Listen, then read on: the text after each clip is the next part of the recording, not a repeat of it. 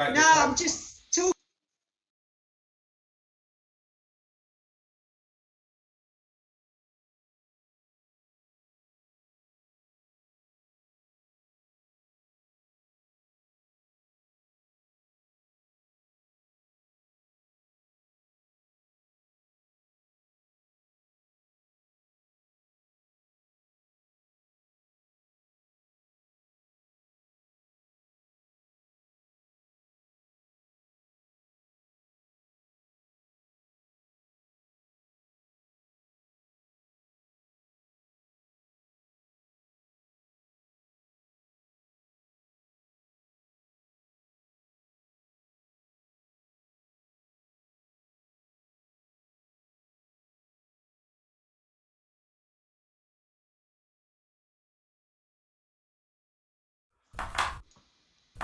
Right, good morning everyone.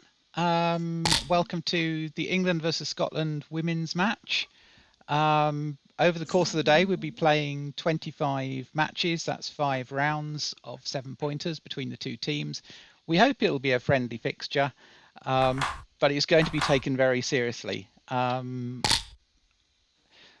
shall now set up the board. Our first match is Sarah Jolliffe and Karen Slawek, and away we go. Geoff Hall will be in the commentary box with me.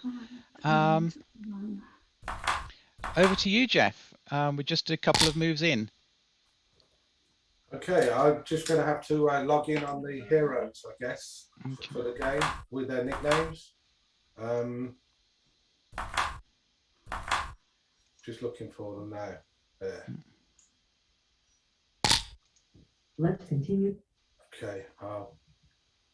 Okay, I've got them on, and looking forward to this match. Should be an interesting contest. So we've got on my screen. I don't know. I've got Karen at the bottom playing in white. Would that be right? We've got Karen at the bottom playing black. It's strange the way Heroes works, but Karen is definitely at the bottom. Could I alter my colour scheme so that I can maybe match up? If you start talking, I'll alter my colour scheme. Okay. Your opponent doubles. Okay, well, we've got a double already. Your opponent takes. Okay. So Sarah's taken a 2 cube here. My partner hasn't joined. Karen is 21 pips ahead, so that was a good double. She's going to get hit here. The question is what you do with the 4 now, because you can't cover your 5-point.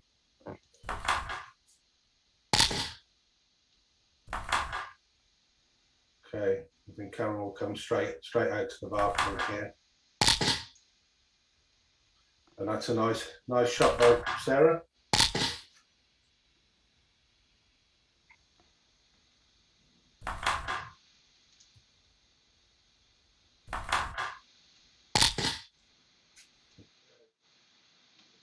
One shot, but gets away with it. So keeping up the trying to keep that attack that single block back, I would be hitting with the 2 here, and then looking for a 5, and that's the only sensible 5 really. Very unlucky. Very unlucky. Okay, fan there. I'm going to turn my sounds off because you might be picking those up. How do I do that? Settings. Sound settings.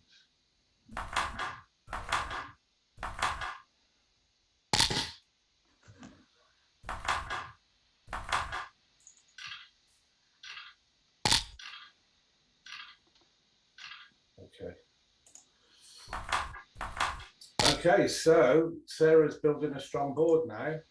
Karen's still got that back checker to get out.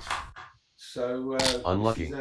This is a close game now, and that's a tremendous roll. Amazingly lucky. And I think we're getting too good now to even cube. So Sarah's just going to play on now, try and win a gammon here. With 3 men back, That's already about 75% chance of a gammon. And then Karen's got 6 checkers outside on top of that. So you're very high Lucky. odds of getting a gammon here. Although she has anchored now, that's going to help tremendously. But still strong gammon chances here with 3 men to get round, very, very high.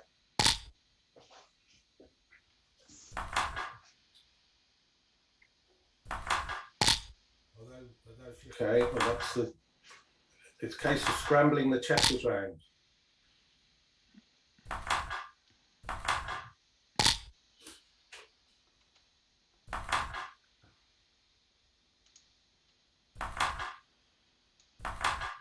Can you pick up those tapping sounds, Julia? Is that off-putting off my screen? I'm getting a little bit, yes. If you could just mute your PC, perhaps that will get rid of the noise. On another screen, that's all. I don't know if I can. Yeah. Let me settings. Let me just mute. Pause settings. Sound settings. Here we go. All sounds off. Right. That should help. Okay. Yes.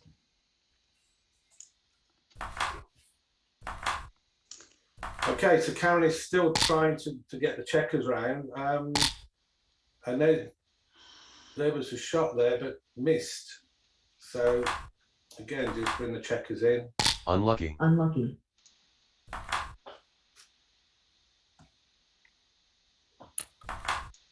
And it's looking odds on to be a gammon here.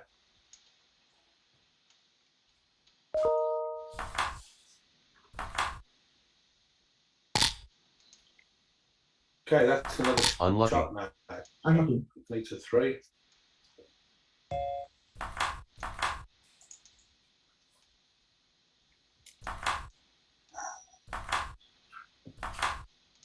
Very unlucky. Very unlucky. Lucky. Lucky. Okay, that's going to help with bringing the checkers round. Obviously, Karen will be hoping for a 1. Lucky. Lucky. And now just come out and save the backgammon. New game. Okay, so 4-0. So a good start as the map's up to 7. Okay, 5-2. I think that just come down and split. 3-2 makes the advanced anchor. Or you could double hit if you wanted to be aggressive. Okay, that just comes in. And that's a nice roll. That can point on both. Make a 3-point ball. Very lucky. Very strong Very lucky. position.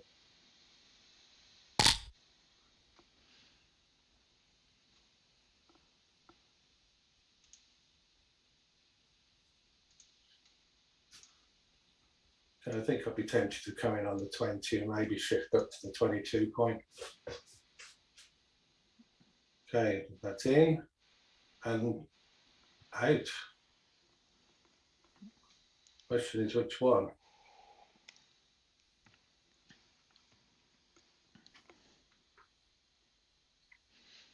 Okay, Sarah's going to take the high anchor, the 20-point anchor. Good idea. That will anchor on the 15 point. So we've got a sort of a, that run.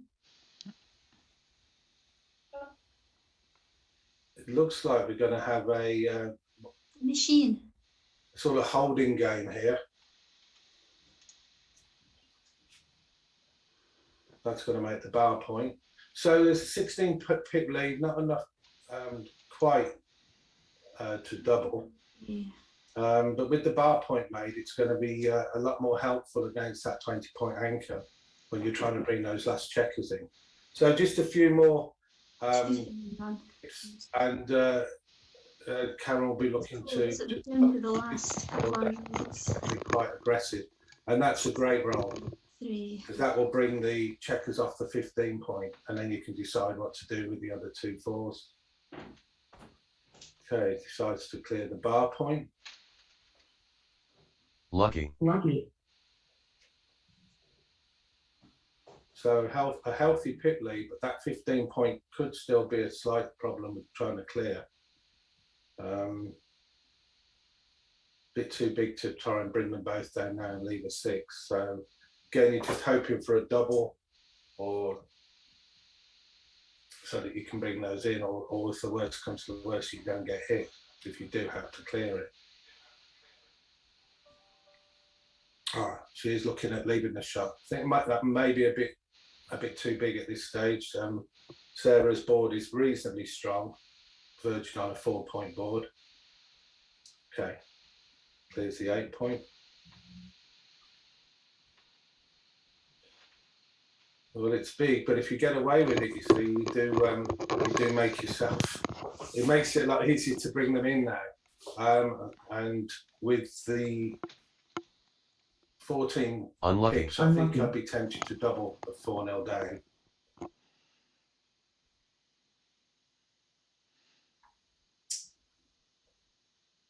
Okay.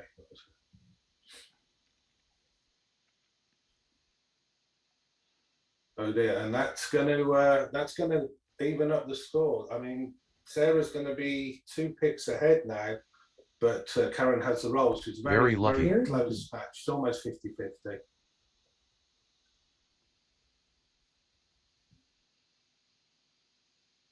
And again, now they're going to be equal on pips. So it's too close to be doubling at this stage now.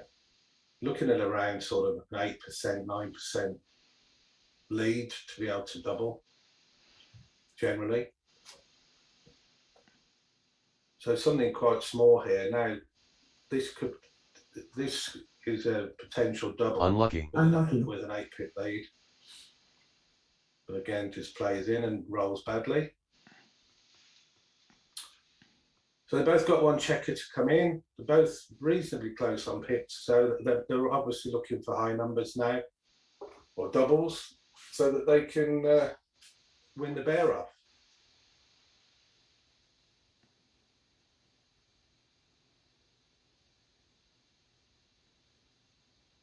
That's not a good roll. Probably want to take one off the 6, that's right. Okay, 2 off there.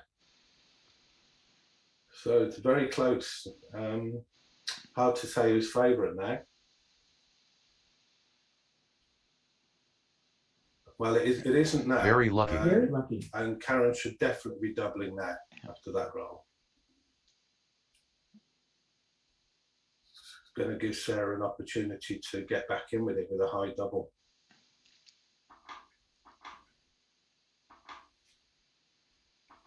Maybe just needs to just check now and have a look at the situation. See that she's a long way ahead on both pick counts, checkers off. It's got a reasonable distribution of checkers, so she should be pushing the cube over. Your now. opponent doubles. And Sarah should New have game. New game. Yeah. So we got 4-1, 3 away, 6 away. Always got to be careful at 3 away, not to throw the cube over too quickly. It's one of those scores where you don't like to double unless you know, you're in a fairly secure position, especially if there's gammons around. So I'm sure Sarah's got that in mind. Whereas Karen can be a little bit more frisky with the cube, and again, especially in gammonish positions. It's not your turn yet. It is not your turn yet.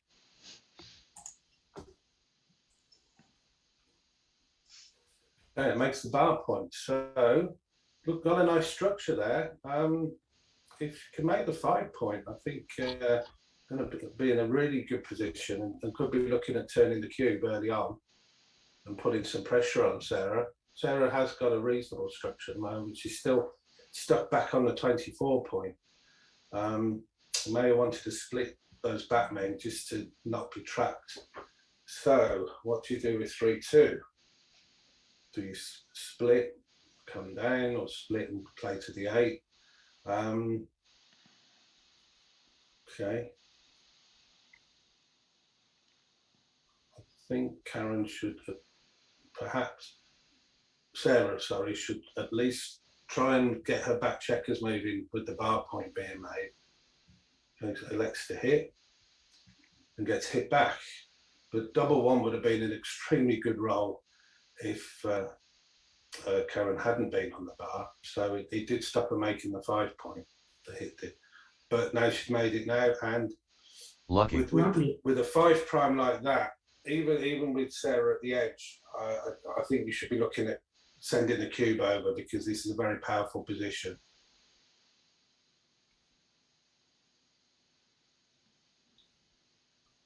So I think that will run to the midpoint.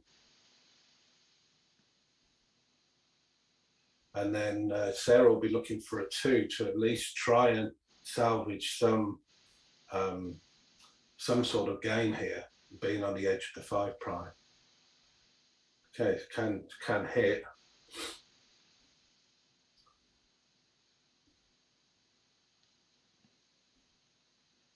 Okay.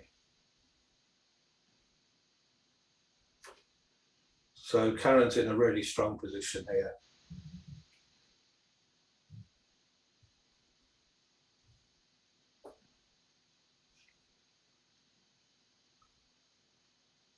And that makes the 6 prime if she wants.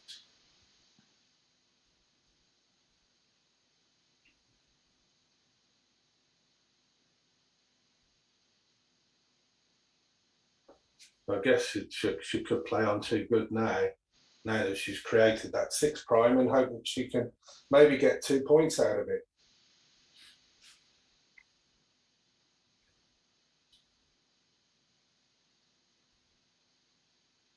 your opponent doubles. Your opponent doubles.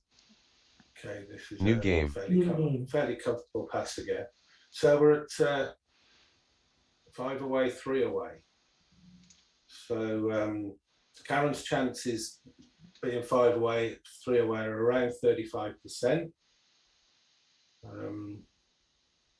So she's certainly in this match, having suffered a 4-0 loss in the first game. She's pulled herself back quite nicely. So Sarah will be trying to stop the run and see if she can win a game here. Okay, so that's a hit, and carry on to the midpoint. And so already Sarah's got 4 checkers back. Although that's a great roll, that's going to hit and make the. I think I would hit and make the 5 point. She's seen it, yeah, good. So sorry, Karen's got 4 checkers back. I'm getting mixed up. So Sarah's now coming in and trying to escape this back checker. Another nice roll. At least that can could opt to make the 4 point, but opts to make the double anchor instead. Okay, I think I'd be tempted to bring them both down from the midpoint here, because if you're going to get hit, you're going to get hit off the midpoint, and so that's going to strip that completely. Although double 4 is a nice roll, Karen has now lost her midpoint, and it's going to be difficult with 4 back men. There's no linkage there, so okay, that keeps some connectivity. I think that's a good move. I think the hit is mandatory. And then I think I would be tempted to come out, which is what she was considering doing. Lucky. Okay, strengthens the board. So Sarah just needs to get that back check around, because she's got a healthy pit lead, and then she can perhaps throw the cube over at some point. And Karen's going to do what she can to stop that back checker from escaping. But there's not much she can do here.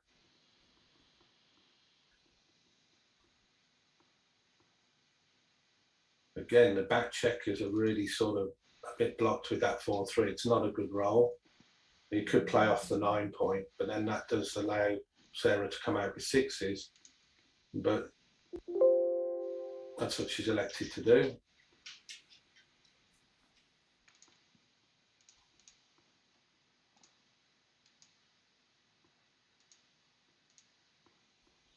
Well, they say attack a block, so okay, she's decided to make the point instead, strengthen the board, and Sarah is stuck there with a 4-1.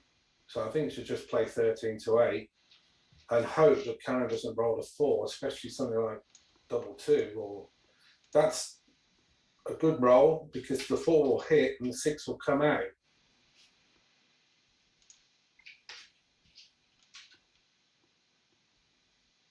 And she's decided that that back check is still going to stay there.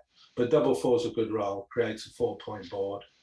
And so Karen is in a bit of trouble now.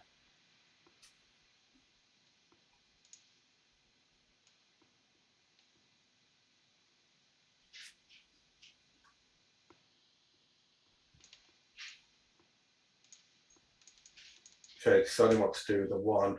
There isn't a good one there, really.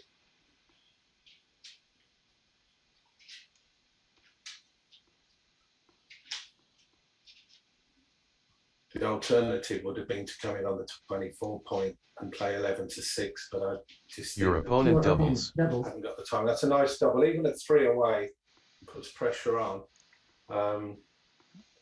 Be interesting to see what Karen does here. She has got the 20-point anchor. She hasn't been here, so it's probably a take because she wasn't on the bar, although it looks scary. It's when somebody doubles you at 3 away, then their gammons aren't quite as effective as normal because they're not getting the full points for it. It was still a little bit of an open position, but it did look scary. So I don't blame Karen for passing. But at 3 away, I may have been tempted to take that and take my chances. I'd probably be ruining it if they rolled a 6 and I stayed out, but I would have at least had a go. Okay, so we are at 2 away, 5 away. Karen is now around 25% match winning chances. So Sarah's looking quite good here to take this match if she can carry on. Right, that can make the bar point or the 4 point. So 6-2, which one do you decide? She decided on the 4 point. I think, I don't know how close it would have been. I can actually look, I've just seen that. I can see the analysis. So making the 4 point was around about 0.04 compared with making the bar point, but that was a difficult choice to make because they were both good points to make. Okay, 5-3. Well, with the 2 blocks now, I think Sarah can openly hit on the 5 point now, and that's an awful roll, very bad roll. Okay, 3 is going to make the 5 point now and bring a builder down, and it's looking very strong here for Sarah. Okay, that's if you hit, this is the thing, when you leave the 2 blocks in your home board now, you're a bit scared to hit because it's so easy to get hit back. But this hit and got hit back, a double hit. So this is looking, if Sarah can bring a few more builders into play here, this is looking quite ominous. So do you hit or cover the 1 point? That's probably what Sarah's thinking. Do I put another checker on the bar or do I cover the 1 point? I'm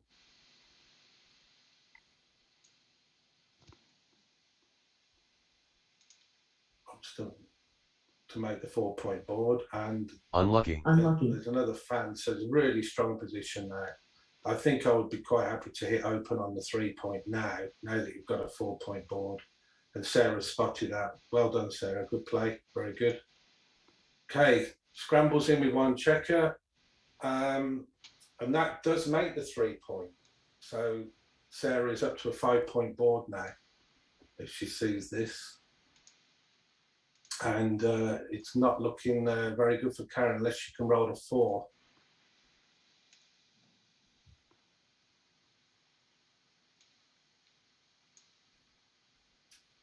Okay. So we need to get those back checkers around. So Sarah's doing that. Good. Well played. Okay. Unlucky. That puts another checker on the bar.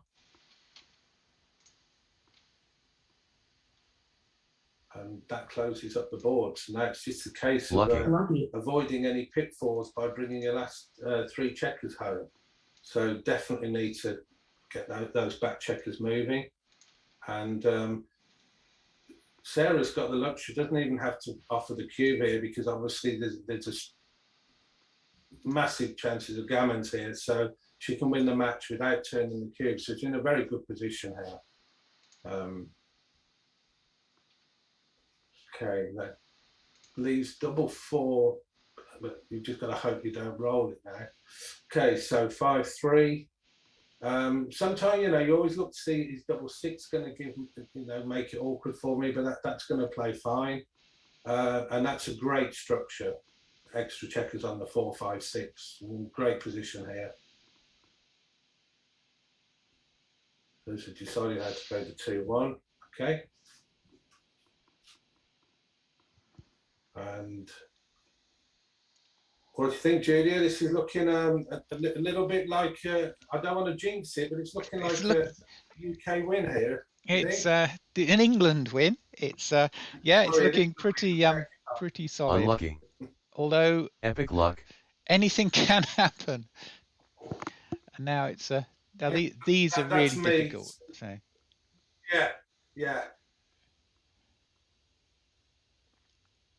yeah, trying to escape this, you know, get this back check around now, and trying to contain it is so difficult. XG has got continued for almost every time if you don't make the most use of bringing your checkers around. So this obviously Sarah's still a very strong favourite, but it makes it more interesting, I guess. With she's got 8 checkers off, so even if Karen somehow managed to completely close the board, Sarah would be about a 50-50 anyway. And as you can see, Karen's a long way from that. But you know, there's never say never in this game. So that's going to hit. And if she can close that 5 point, it's going to start. Okay. Just keep hitting. Gotta get it. That's it. And that's a nice builders now for that 5 point, although that's a good roll. You've just got to waste it by hitting. Perhaps bring in another build around.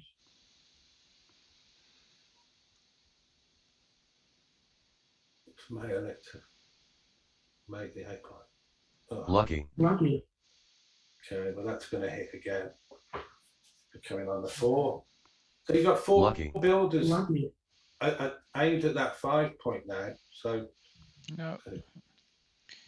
I think this is wrong. You really want to be blocking that man rather than keeping it on the bar.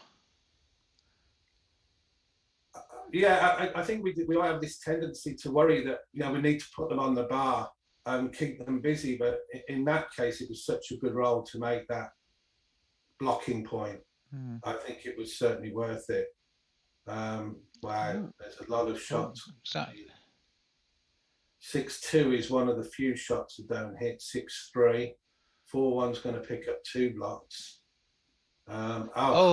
Very unlucky. Unlucky. Oh, epic luck. Right. Unlucky.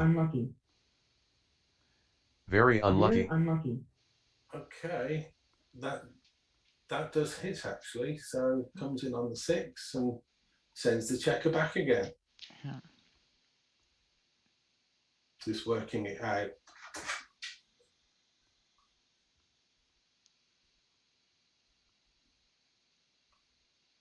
Okay, Lucky. well done.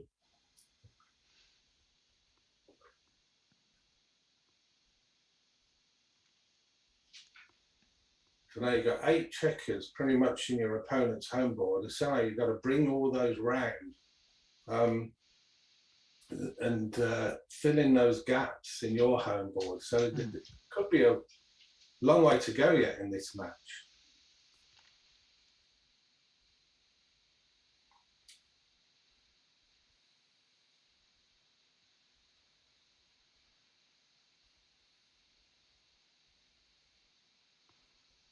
So you can sort of think, what's in, do I block a double 5 here, for example, which you could do if you make the 15 point. But I do know that XG sometimes likes you bringing them round. I might be tempted to block something that on the double 5. Oh, Julia, Karen's just asked if we can pause. Okay, that's fine. I mean, they've both got bags of time on their clock, so but I see the clocks have stopped. So yeah, we'll give us a couple of moments if there's any positions you want to review at all. Yeah, I think it's interesting. I would find that when it's a bit nervy when you first, this is the first match, it is a friendly at the end of the day, but there is a certain amount of pressure on when you've got someone commentating and other people viewing it. And I think that from what I've read about Karen, because I don't know Karen that well, she's recently joined the club and is a very keen regular player. But sometimes, I find that the thing I struggled with most when I first started playing again was getting my cubing right. And when you're, I did notice that 4-0 down, Karen had some quite strong positions. And maybe when she looks back on the game, she'll realise that sometimes if you lock up the game too much before you give the cube, then the opponent will just pass. Yeah. And I don't know. With the game where she ended up with the full prime, the analysis on Heroes did say it was too good at that point. So there were clearly quite a few points along the way where she could have cubed. One of the things I found that really changed my game was approaching every position with, is there, can I find a reason to cube? So instead of it being a weapon just to close off a game that's past saving, it's sort of wanting to get rid of it at the first opportunity. I think it's a good point. I think sometimes, when perhaps your rolls aren't going so well, you can sometimes look at the downside and say, well, if I cube here and I roll a 4-3, that's such a bad roll for me. And but rather than looking at the whole picture, there are 36 rolls or 21 distinct rolls. And if John O'Hagan came out with a strong one, which is if you've got 9 market losers, as he calls them, really strong rolls, then you should be looking at turning the cube over. And also at 3 away, if your opponent's 3 away, if you give them the cube, then they can't really give it you back very easily. It's hard to get redoubled out of it because they only need the 3 points. Okay, so it looks like they've started. They're back again, yeah. And okay, there's a nice blockade there, and obviously you're going to hit, trying to close this 5 point, and this is a good opportunity now. That closes the 5, and that's a big step forward. Yes, that is massive. Oh, that was not hit. But so it's hard to get past that block. So that's going to be multiple shots. Oh dear. You'd struggle to find a missing roll there, but yeah. I think you want to be making that 19 just to just block that 6. or 18. Unlucky. Unlucky. Unlucky. Well, Unlucky. But you still back in again. no. I think Karen's going to realise. Very lucky. Very lucky. Now, the thing that could swing this, Julia, is that we're getting to the stage where Karen's got a serious. I was just going to say, she might be looking at trying to get Sarah to leave that blot on the 2 point, but that's gone now with the double 1. It's obviously with 2 checkers back, then it puts Karen in a much stronger position. So now she can make the bar, or she can hit. Hitting is definitely what you need to be doing now.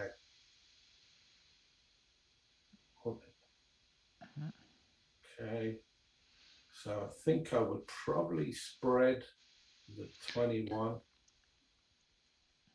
I just stop double six anyway. So.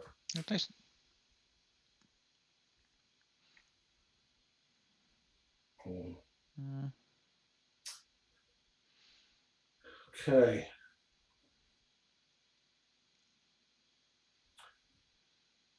I don't know if Again, I could yeah. come in out offering a shot, direct shot. You can use these ones when you've missed. Use them as the time to get something ready to build a stronger board. Yes, yes. And that's another miss. That's awkward. That's an awkward play. I think I'd come off to 22. I wouldn't probably move the back. Oh no, don't lose your 6 point, because you'll almost never make it again. Awfully unlucky. Oh, okay. Awfully unlucky. The dice really are putting her through on the rack at the moment. They're making it so that they want to keep this game Lucky. a double hit here. It's still going to be really. That's another miss. This. Okay. So how do you play this? Do you make the 18 and run out with the 19? I think I want to slot the 6 actually, Very because unlucky. You can't win without it. Epic luck. That's put it beyond saving now. Yeah, and the gammon's there. There's no way you can save the gammon. So that's the first match to England. Yeah. But I think under the circumstances, I think Sarah certainly she was holding it together well, playing well, made some really good moves. We have a winner. SEJ64. I think that was a nice game to watch for spectators at the end. Some interesting moves at the end. Right, so how are we doing in the other matches? Do you know? We have one other result so far. So Scotland, CJ, Jenny has just beaten CJ 7-3. I will mark that up. Okay. This was 7-2. So we're currently 1-1.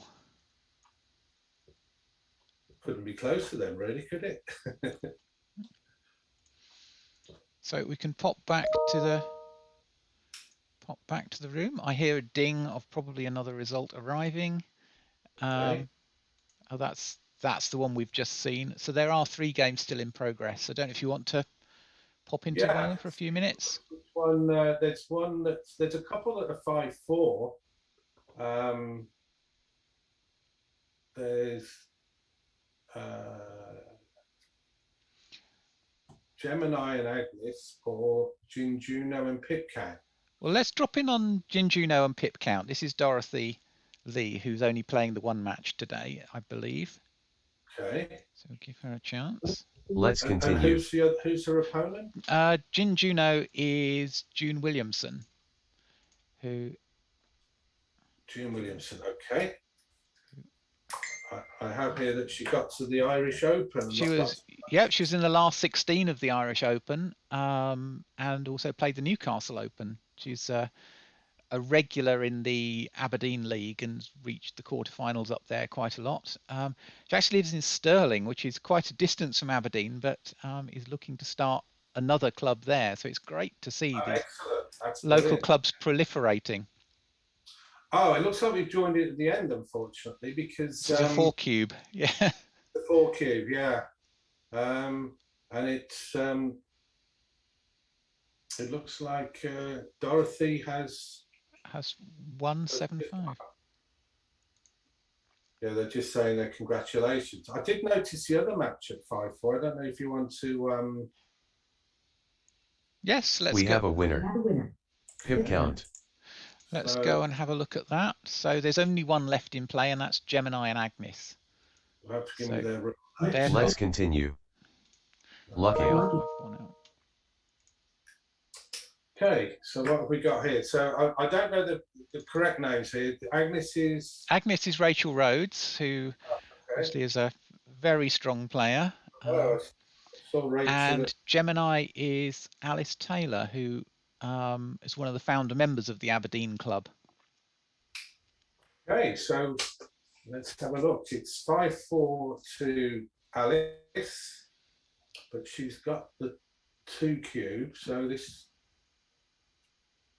and it looks as though, okay, Rachel has got a 5 prime. I see it's just hit again. Okay, so Rachel just needs to bring this round before Alice. Ah, that's a good shot. Just, didn't.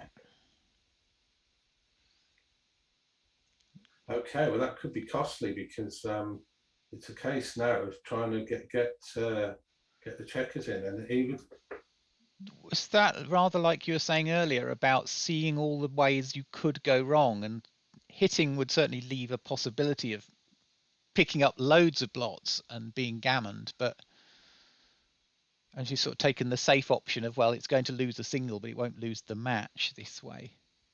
Yeah, it's a risk reward. I think it was certainly worth it there, because you were basically handing over the game by not hitting. But it's funny, sometimes we've all done it, I'm sure. You're desperate to roll the 5 and you roll it and you say, right, just get out of there, and you sometimes overlook some other moves that you can. But it's going to make it interesting because it's going to be 6-5 or 2 away, 1 away. So Alice is going to be around about a 32% to win the match, being the 2 away.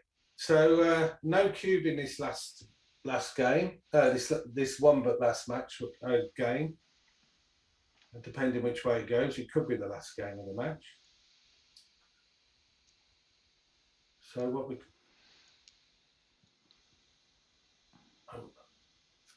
I'm sure Rachel will be trying hard to make sure she doesn't lose a gammon this game, because that's the only way she can lose the match in the one game.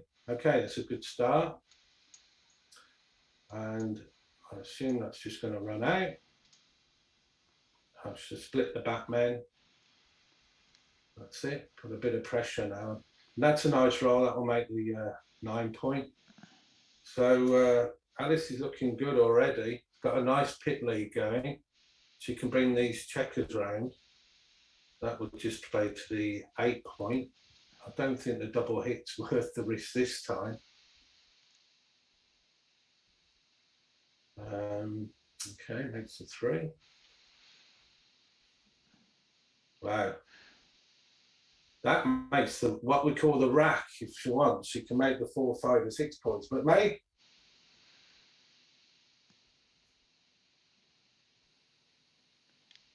yeah, looking pretty strong.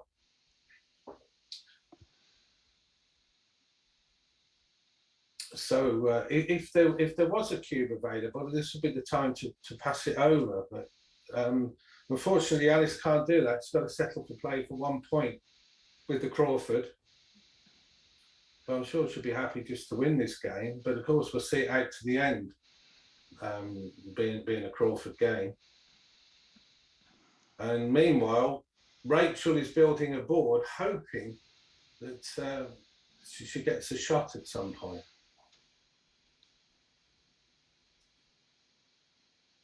Okay.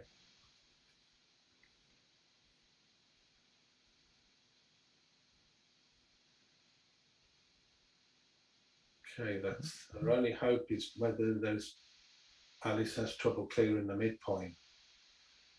But it looks like Rachel will be clearing her midpoint after this. Could probably leave.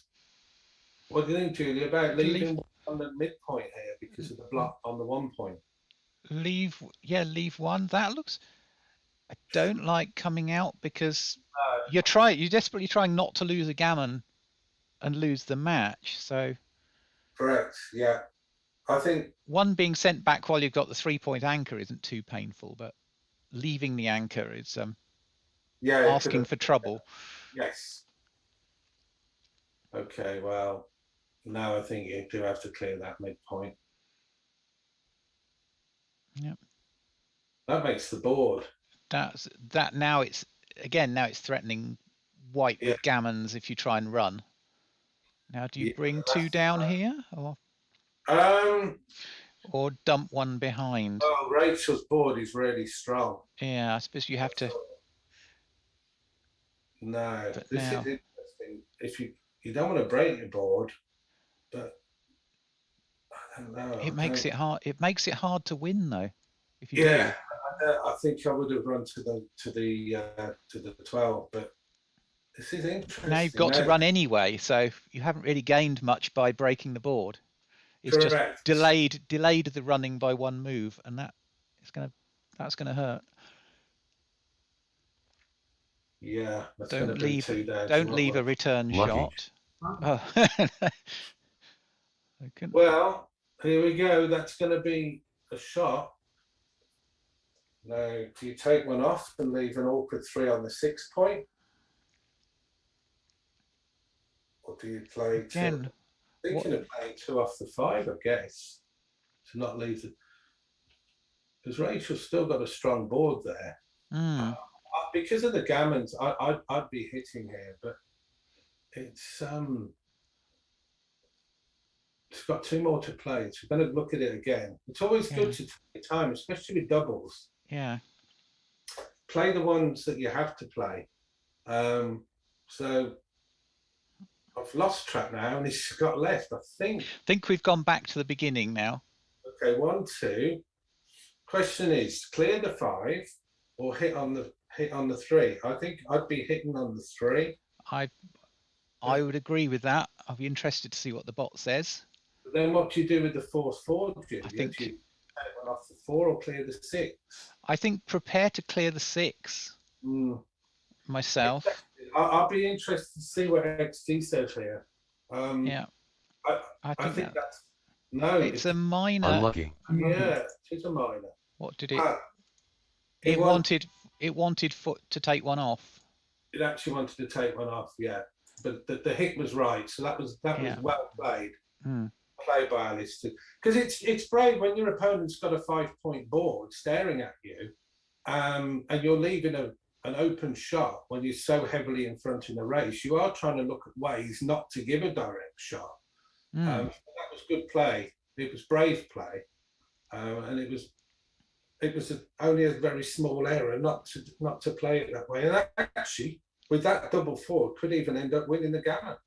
That's yeah. Wow. We need. Okay. I think I would have played the last ones like as 5-4, but it won't make a lot of difference. What he did on that roll slightly. But you got double 5 for a. Oh, no, okay. Never mind. So that's the MP. Well, this will be exciting now. They're both playing. I was really impressed with Alice's hit there. New game. I think a lot of people always, like I said before, they assume the worst is going to happen and they're going to get hit back and face a 5-point board. But that was definitely the right move, and well done for that.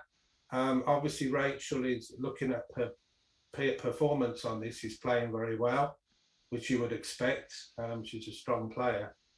So this is a good match, and it's made it even more interesting now going to DMP. So 3-2.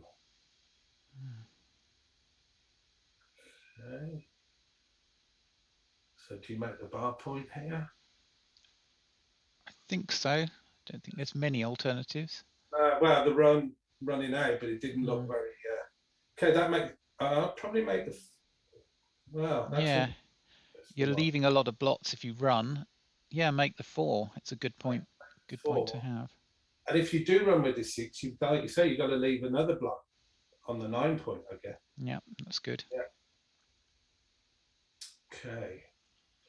So making the 5 point might be a bit big here because you're leaving a 4, and that's a nice blocker. So, yeah. I think There's not much you can do really, apart from 13 to 8, I think. 13-8, just get another builder. You always think you're being creative enough, but sometimes the simple moves. So do you point here? I think you do. I think you do, yeah. And get hit back. That's a nice return there. So 2 more to play. Do you break on midpoint? I guess you haven't got 2 good 3s otherwise. Right. Now, if Rachel can make that 5 point, that is going to be so strong. But before she gets a chance, got hit. Lucky. But hits back. This is could go either way, Julia. Good.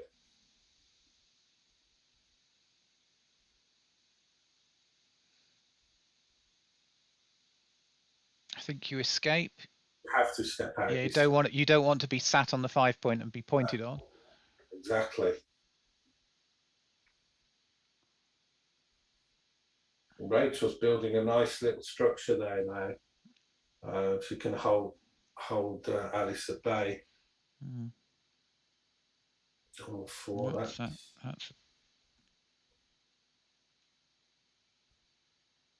strong, and then could go all the way. Good. Okay. Oh my gosh, that's a hit. Unlucky. Oh, Unlucky. Oh, yes. very unfortunate on the bar there. And now hit again. Yeah, I hope this game can turn literally. Yeah. So, look at that. I mean, three rolls ago, Rachel was looking to a really strong favourite, and that's absolutely flipped. Yeah.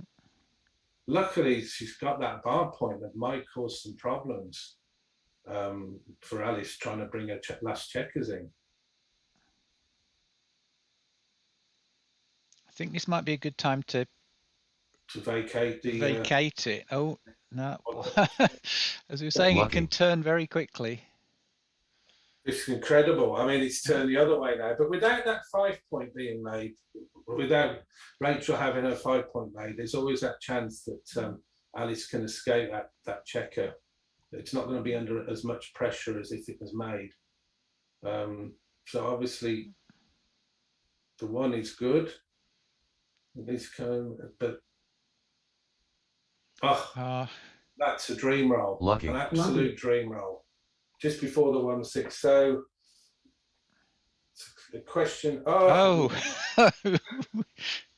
Unbelievable. So do you hit on the 2?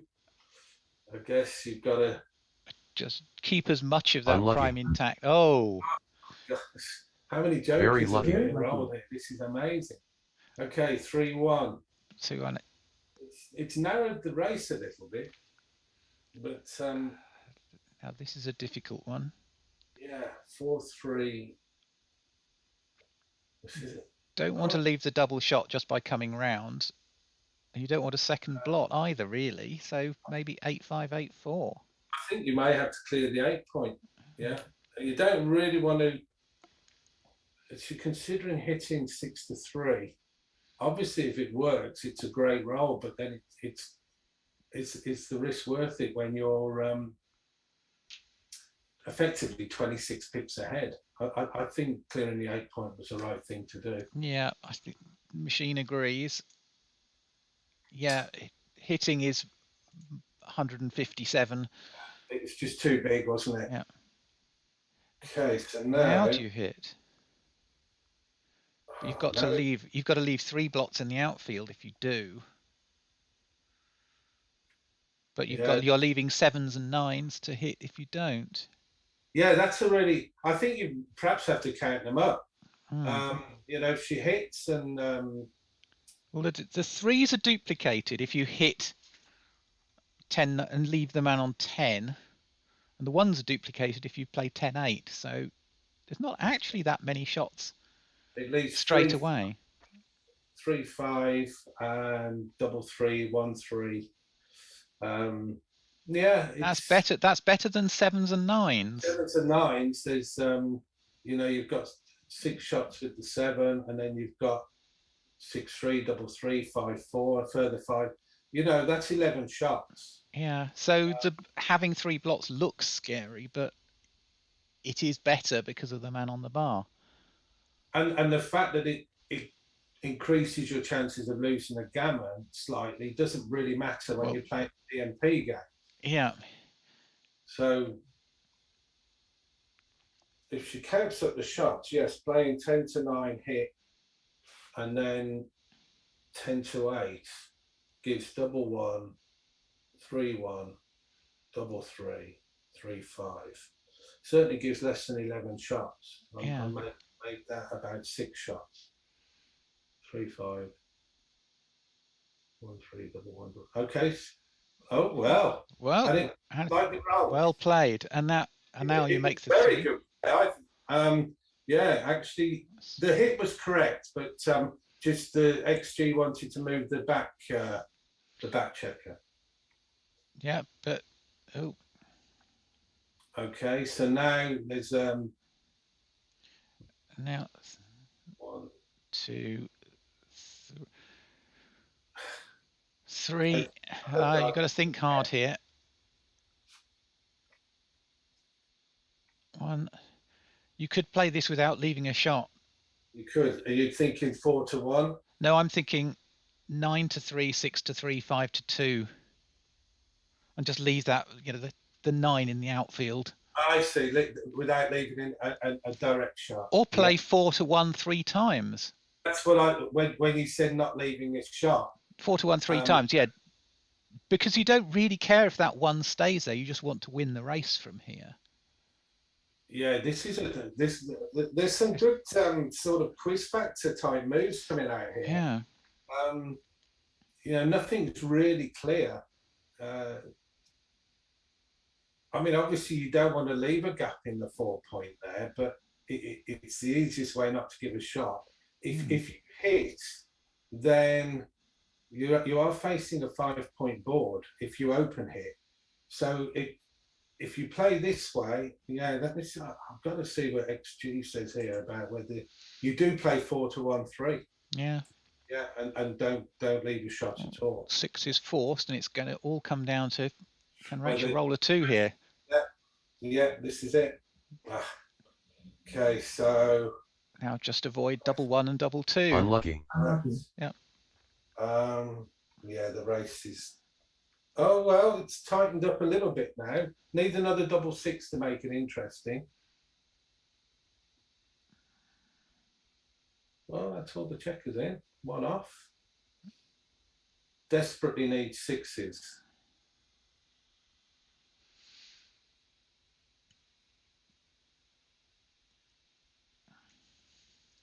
And the way this game's gone, I feel a 6, a 6 or a 6-5, something just to make this a bit more. So it hasn't quite finished yet. The way it's gone.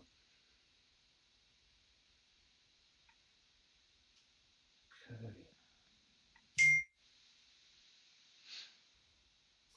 Got to mute my phone so I don't ping everyone.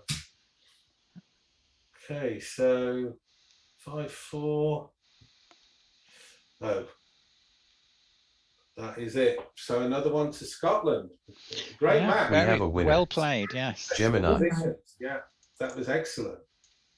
A lot of difficult positions in there as well. So yeah, that 4-1 3 times not to give a shot at all was it looks so ugly, but sometimes it's not a beauty contest, as they say, backgammon. It's making the right move. Okay, so we finished round 1. England lead 3-2, and I guess we'll take a couple of minutes break and be back for round 2 at 11 o'clock, where we will see more of Alice. Excellent. Are we going to go straight to Alice at 11? Are we? Yep. I shall just take a couple of minutes, and then I will see you back here. Time for coffee. See you shortly. Time for a Jim. very quick one. See you soon. Okay, see you.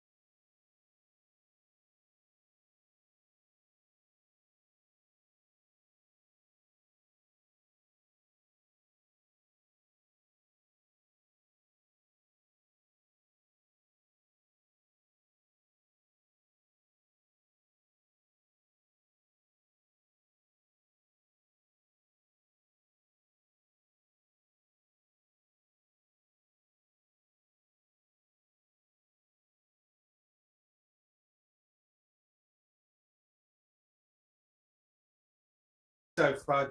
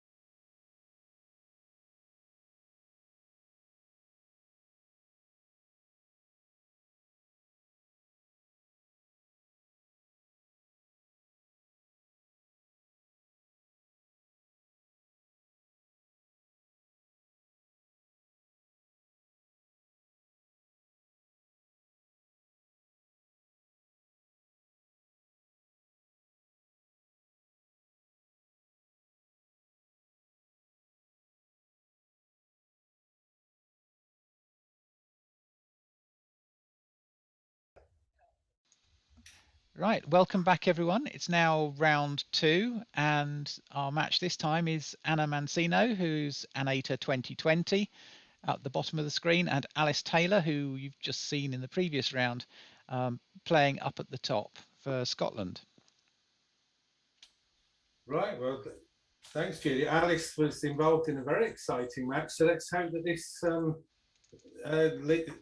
gets up to the same expectations, because that was really good to watch the last match. I've not seen Anna play before, so I'm quite interested to see how this pans out. So join it at the start, and Lucky. Lucky. okay, so I'm just getting my bearings here. So Anna is playing black for me, coming round. It's got a 4 prime now, keeping that back checker on the 24 point. That's going to hit and point. So a nice roll there for Alice. And Unlucky. Unlucky. the 2-point fan, that's so annoying. It happens so often, or seems to. Okay, forced to come in on the 23 point. And 14 pip lead. Okay, how do you play this? Probably come down to the 11 and play 15 to 14. Because you haven't got a safe one. That's it. Good. Unlucky. Well played. Unlucky. Very good. That will make the 4 point. You'd like to step up to that 20. That looks like it might be the right. It looks quite dangerous. There's a few, but Unlucky. Unlucky. I think it was the right move. Although it's going to get pointed on.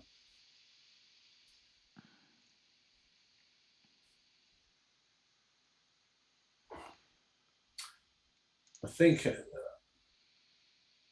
I mean, Alice is probably considering. Look, you know, I'm ahead. I can play safe. 14 to 8, 13 to 11, or I can play 11 to 5, 7 to 5. Is it worth it with what we talked about before, Julia? Is it risk of the return shots? Yeah. So The 5 point though does give you long-term safety. It's going to be useful for you as you bring your men in, as well as sort of the immediate attacking options. correct. At least 3, 4, 2, 4, 1, 4, 2, 5, and 1, 6. There were quite a lot of shots in return. So, but would you like to be black with 5 blots? Horribly unlucky. Unlucky. 5 blots in this situation. Which is fortunate to get out of that hole. Yes, very. So now, I think you've got to cover, yeah. Very unlucky. Very unlucky. And that's going to hit. Very lucky. Very lucky. So need the return shot, and that's Very unlucky. Very unlucky. no. I'm not sure if Alice is, which would be correct, was playing on the 2 good. Then I'm not really sure about some of the cubing. Now the fact that Anna's got 2 points, it's a poorly timed back game at best. It's horribly timed. It's going to break any minute, or you could end up with a crushed board. So, do you think Alice is thinking of doubling here? And I'm wondering whether I'm sure she's thinking of doubling. It's whether the decision is, does she think she may be too good or not good enough? So I think she's possibly too good, and there's nothing that can really hurt you this time. So you might as well take a roll and see what happens. Yeah, you can always see how it goes. I mean, if Anna was to roll something like 5 or something, it would completely destroy her timing. It's already bad enough.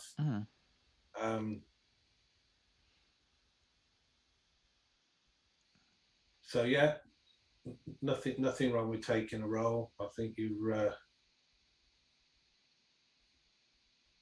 I'm assuming that Anna would pass now if she was doubled.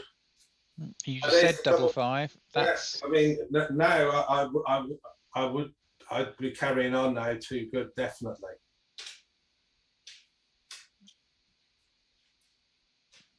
I wish I could call the shot like that when I play the game. Well, that changes it a bit. Yeah. A lot of the gammon chances happen when one man has to run with a 6, and then you attack the one that's left behind. But if they both go, yeah, I've just got this service. You've got, you know, at the end of the day, Anna's got a very strong board there, but I guess Alice is still feeling it's too good. But the gammons are really reduced now with just the two backmen on the 1 point. And there are some rolls that can slip up now into 6-1, Yes. for example. 6-5 isn't going to do you any favours. So take your That's 6-4 okay. plays okay. But I think Take your time and think about the cube Yeah. here. I agree. I think I'd be trying to wrap up the 1 point here. The board isn't quite broken enough. Again, that was a bad roll. The double three. That's awkward. That's going to leave. So that's going that's to leave what a happened. shot.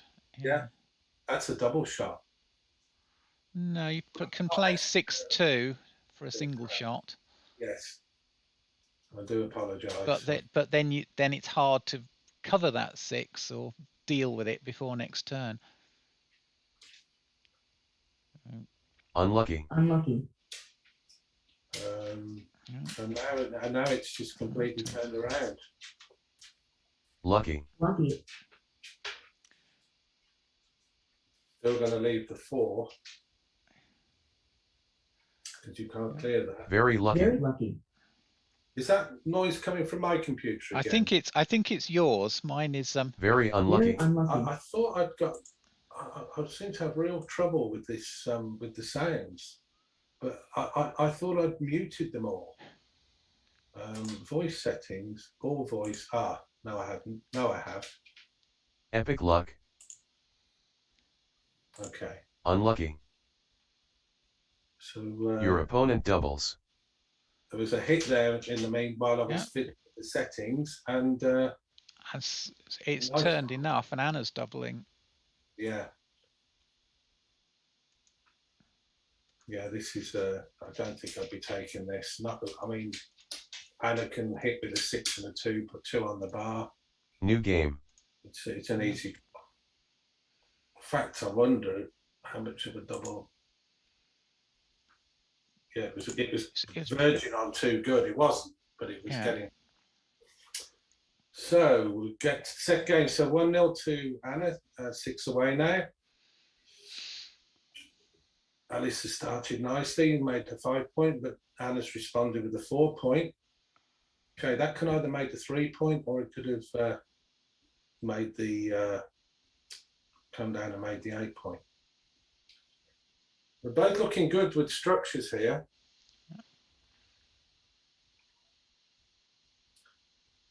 Just playing to the 5. Okay. Well, you can't move your back checkers, so you haven't got a lot of choice there. And same applies with Alice. Can't move the back checkers. So I guess the 13 to 10 is your 3. Too big to slot.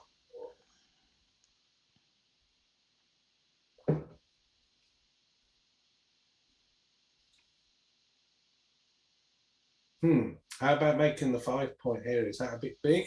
Now it looks big, leaving the 6 shot because white 6s aren't good. You don't want to create a good 6 out of nowhere. Well, that's that's changed it. Yeah. Okay, 4-3 makes the 3 point, and they've both got strong. Oh, horribly unlucky. That's the timing gone now. Yeah. Yeah, it's one of these prime versus prime type games. They're always difficult to judge. I'd now be thinking of cubing as in Anna's position. White's just run out of time completely now. That's going to help. I think you've got to split that.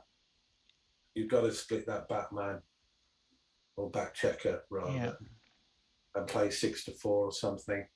And then hope that black doesn't roll a 6. Your opponent doubles. Okay, you're right. Anna has decided this is the time to double. It's a good double. These prime versus prime are so difficult to work out as well. I wonder how much that hole on the Anna's 5 point costs her though. Yeah, because it's a route out for those 2 back men. Yeah, I've been looking at the numbers here that don't play so well.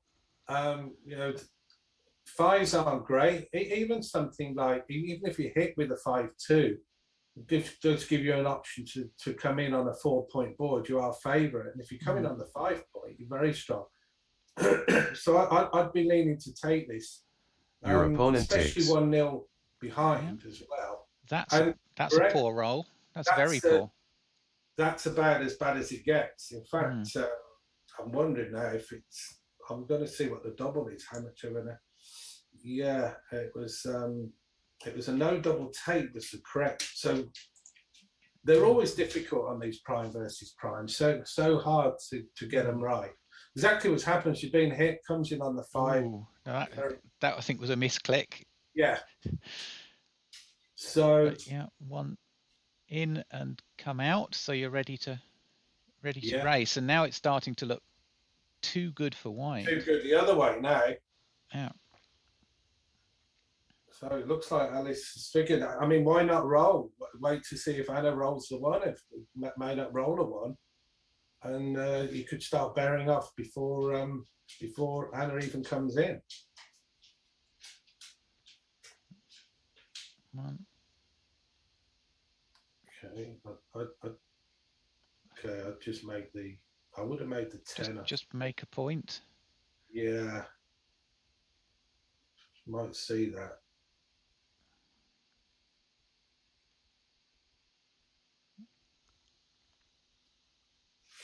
Well, white's home, and okay, they're on. It's going to go for the gammon, so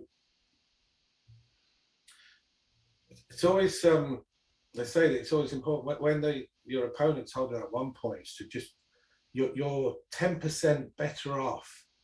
You increase your winning chances by clearing the 6 point as soon as you can. Yeah. So I think that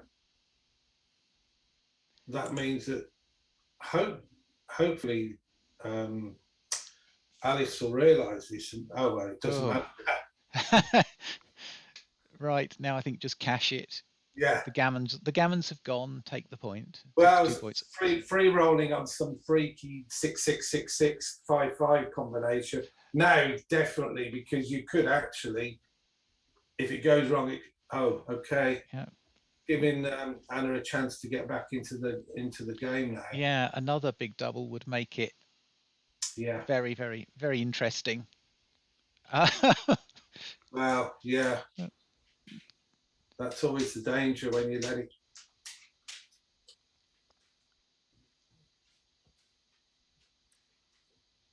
But still a big favourite to win this. But why not just be 100% favourite and send the cue? But maybe Alice, as I say, I don't know how experienced she is. Maybe she just needs to sort of just assess the situation and say, look, why should I give them an opportunity to come back into the game? Throw the cube over and get them to pass. But it may be something that I've noticed on a couple of games or matches that I've seen with Alice. But her checker play is very good. She seems to have a good understanding of the game. So perhaps just needs a little bit of just a bit of help on some of the cube plays. Again, I think it's just remembering that the cube is there on every move, just keeping it in your awareness. Correct, you're right. Sometimes it's like, oh, I was doubled, wasn't I, earlier that game? Okay, so the decision here is, do you hit on the 5 point? Okay, decided to.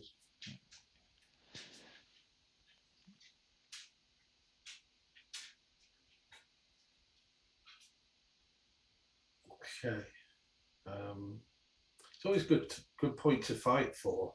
You sometimes have to draw the line when your opponent's got a strong board, but that seals that one. That's the 5 point over. What? I thought she was going to make the 5 point then. No, she was hit, so you only couldn't make it that time. Right. Okay. So we've got this fighting for this 5 point.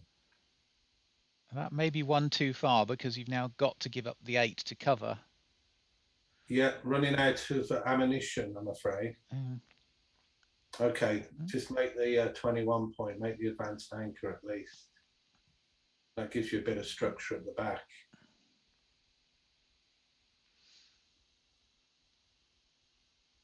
Okay.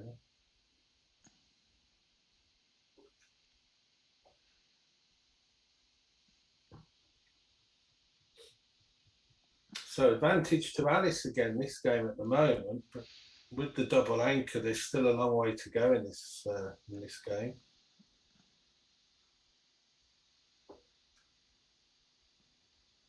So Anna's 5-4 is a little bit awkward because where is the 4?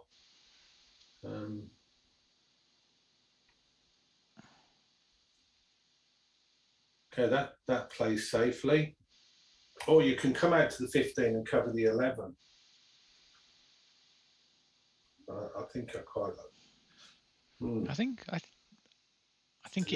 the machine likes making the 11. Actually, the machine liked to hit on the 4.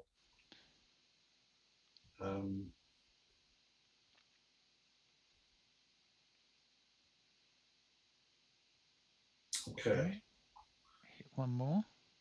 So Now 6 to 5, I think. Yeah, it gives you more flexibility there. If you've seen it. You want to start filling in those points in your own board. 6. Okay, just come out to the bar. That'd be a good point to make. So Your opponent doubles. Okay. So that's it's quite strange actually. Like Alice has been reluctant to send the cube over in some of the other games, and then this one actually sent it over when I didn't expect her to. It's just ever so slightly too early. Yeah, I mean, but I think it's one of those doubles where you might well get a pass out of nowhere. Yeah, I don't think particularly bad. It wasn't a bad. It just surprised me a bit, Julie. Because been a little bit reluctant, but maybe she's realised that and thinking, I need to be a bit more aggressive with the cube, and it was perfectly good because, like you said, some people could pass that with those back checkers the way they are. The timing's not great for black for Anna. Okay, so that wasn't the time to stay on the bar. Now this makes the 2. There's going to be 2 checkers on the bar. So the one thing it does do is improve the timing for your 1-3 back game. Okay, another fan. Might be tempted to bring 2 down here. I think you've got to. You're not going to make the 4 point naturally without men in the outfield. So. Okay. Well, okay. We go. And black isn't in a position really to fight back yet. Yeah, and I think now I would start fighting for the home board points here. 6-4. Absolutely. I mean, black's down to 1 anchor now. If and white has got a 3-point board. Yeah. Well, that was XG didn't like that hit, or it didn't like something about the play. It wanted to hit on the 3 rather than the 4. Okay. A bit more safety in return for a slightly worse point. Yeah, and also if there is some sort of back game salvaging, then it's better not to have your opponent on the 1 and 3 points in a back game. We'd rather have them on the 1 and 4, I guess. Okay, well that hits.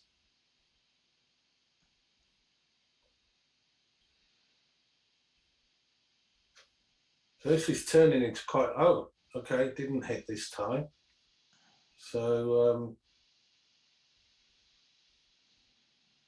now you can.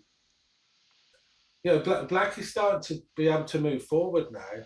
I think you can make the 17 point here, and has a bit of forward structure now.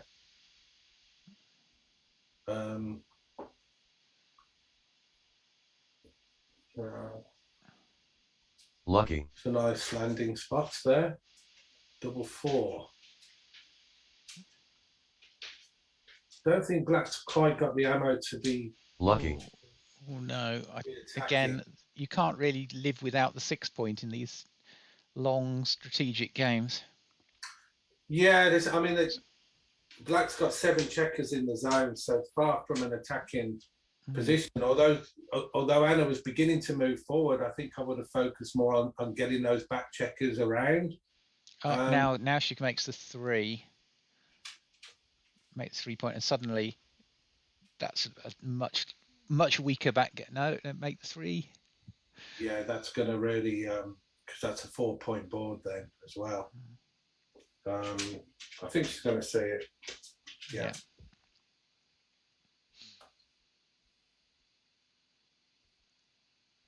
Okay, continuing the attack with the 6 checker attack. At that time, it was more a case of just the tempo hit, really. Stop anything out. There wasn't much else better to do.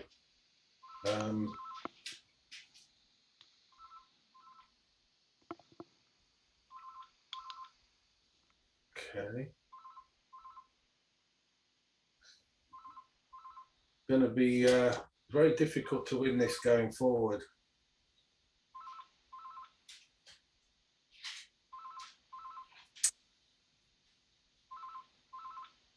The white's got a slightly stronger board. Oh, that's a nice roll, though. Double 3. I don't think I'd be double hitting, and I mean, I know it takes the roll away from Alice, but she's definitely going to be coming in before you can get those checkers around. Unlucky. Okay, well, that can make the 4 point. So now Anna's up to a 4 point board as well. Just needs to bring these checkers around. So this is evening out this game.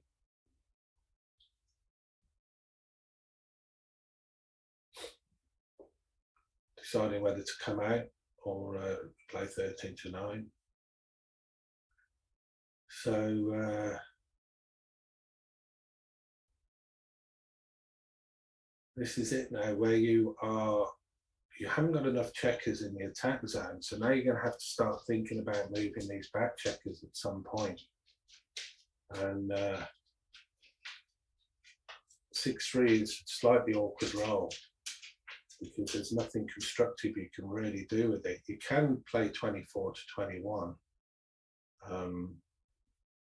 Okay, there's sort of blocks around now, which managed to be missed. Anna wanted a 2, a 5, or a 6, Julia. Managed to roll a 3. Sorry, Alice wanted 2, 5, or 6. Managed to roll around that with the 3, 4. So the question is, how do you play it? I think 20 up to. I wouldn't. Unlucky. No, I wouldn't play You behind. need to keep your checkers active. Yeah. So.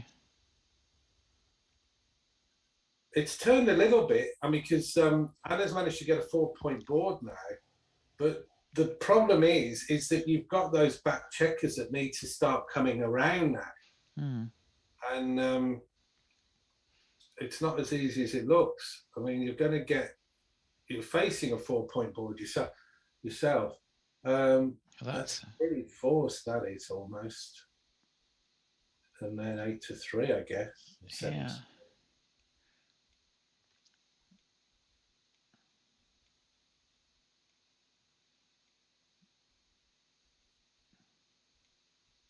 The one thing that works in Anna's favour here is she has got access to the, she has got the queue. So she can't get queued out any further. And if things did turn, she's always got the option to turn it around or to throw it back at Alice. So 5-3.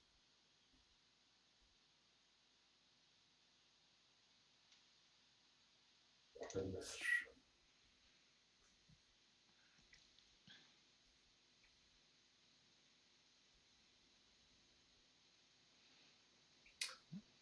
yeah, that's going to waste another. I mean, everything just looks so big. you know, splitting 24 to 21 is risky, but I don't see a good three. Hmm. Looking for suggestions, Julia? Would you go 24-21 here? And That looks very big. 6 blocks all the way around.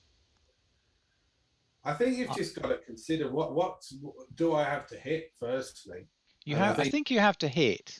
A hit is something you've got to do. So there's your 5. So now what 3 do you want?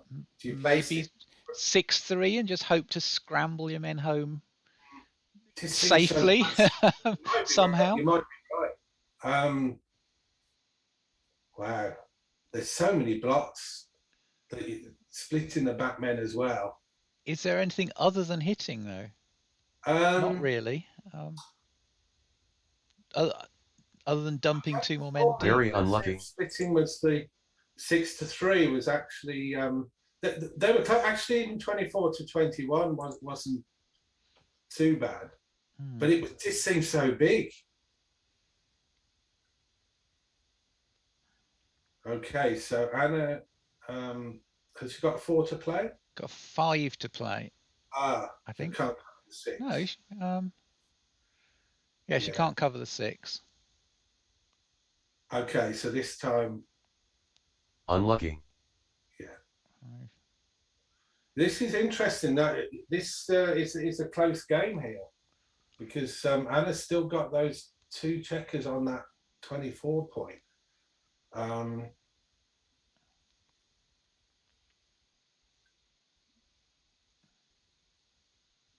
Yeah, you can't play the 5 there, can you? So it really is. The trouble with that is you are stuck now with those 2 checkers back. How do you get those around safely? So I'd say advantage to Alice at the moment in this game now.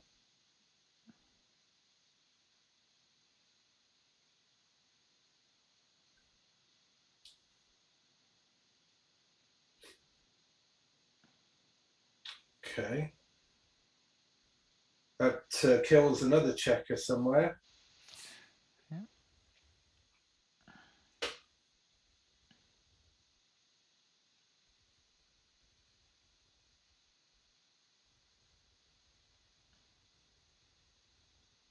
Wow. I think this may be another checker killed. Yeah. I mean, I'm looking at, can you come out to the 18 and duke the 1s without destroying your board? But it just, it's asking to get hit. And I'm just wondering how Anna's going to, without a double 3 or a double 6, how Anna's going to get those back. Well, not even a double 3 now. So I'm afraid this is looking a bit glum, especially with the 2 cube here.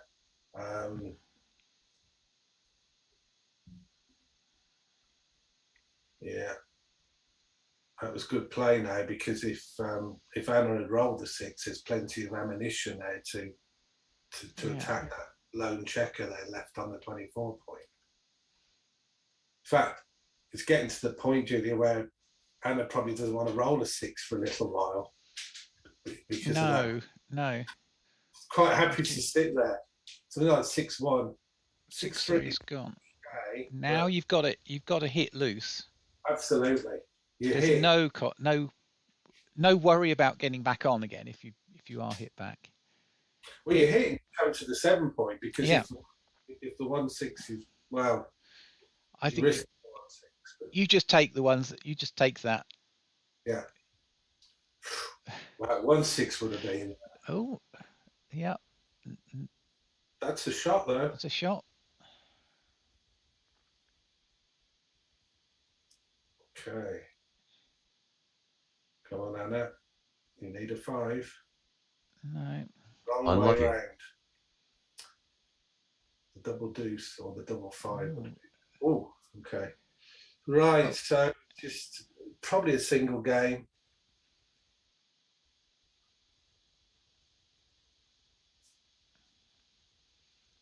And with 9 checkers to come off, yeah, it's going to be a single game. So the score is likely to be, barring any major upsets, it's going to be 4-1. So 3 away, 6 away. And now I wouldn't blame Alice if she was fairly cautious with the cube now on this next game.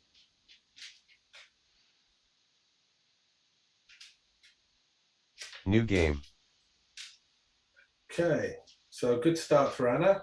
Needs to try and get that cube over a bit earlier this time if you can get the opportunity. So attack. That's it. Hit on the 5. Good play. Well done. Going to get hit back, but you've got ammo to hit again, or you can make the 21 point. Okay. So wants to keep the attack going. I'm not keen on keeping the attack going and losing the 8 point Lucky. as well. Yeah. I don't know how much the 4-3 would have been making. I think because she's 4-1 down. Lucky. She wanted it. She's looking for volatile positions to create gammons from. Absolutely, and it's it is volatile, but unfortunately, a bit against the volatility isn't looking very favourable for Anna. No, but she's got 2 anchors there, and as we saw before, anything can happen when you're trying to bear in against these anchors. So there's, I think making the 10 point is nice. I don't know what Alice is considering. Yeah, it looked like didn't want that. Didn't want the. I suspect the bot wants to hit something. Yeah, hit on the 3 because it. The one thing it does is it will mess up Anna's timing if she hits back. So again, I think 11-3 will probably be the move that the bot would like. Yeah. Just 11-3 because again it messes with the timing. At the moment, Anna is behind a 4 prime, and if she gets unless you can start getting some of those back checkers out, the 8 checkers that she's got in play are going to crunch very quickly. So again, I think 10-3 could have been but it's so difficult to play these. You know, XG will completely punish you against these back games, and they are so difficult to play against. It's a good way to mess your PR up. You don't want these games in PR tournaments, certainly. In a BMAB event and your opponent playing back games against you all the time, trying to keep your PR in single figures is not going to be. Now, I think here you give up the 7 and take the 3. Well, it's either that or make the 9 point. But I think that's an interesting one actually, because you can have the 6 prime, which is going to break very quickly. The 7 point, but in fact, making the 3 was a considerable big difference actually. And Anna's looking, her timing's pretty reasonable here. Got a triple back game anchor. I think she's quite comfortable here. That's good. Don't have to worry about being cool. Just play pure. I mean, you don't even care if you're hit here.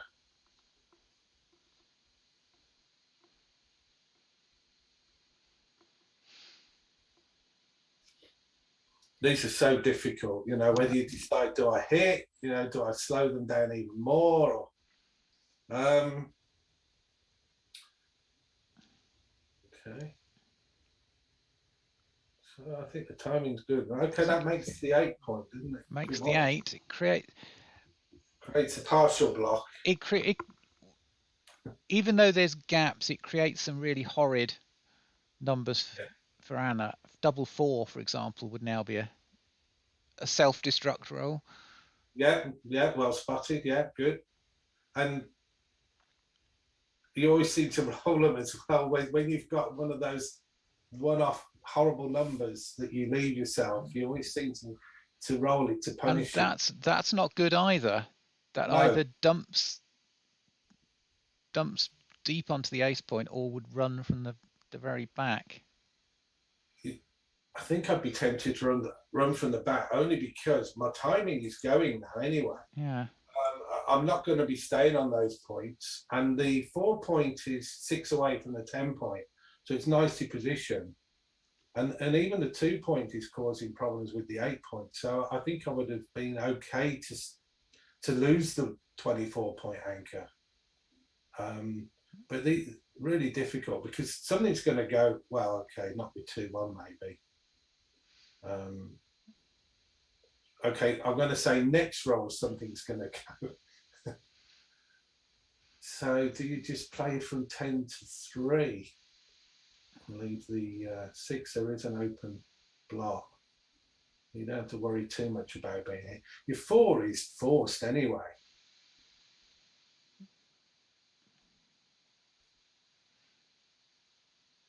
So that's Okay, now things start cracking up for Anna. yeah.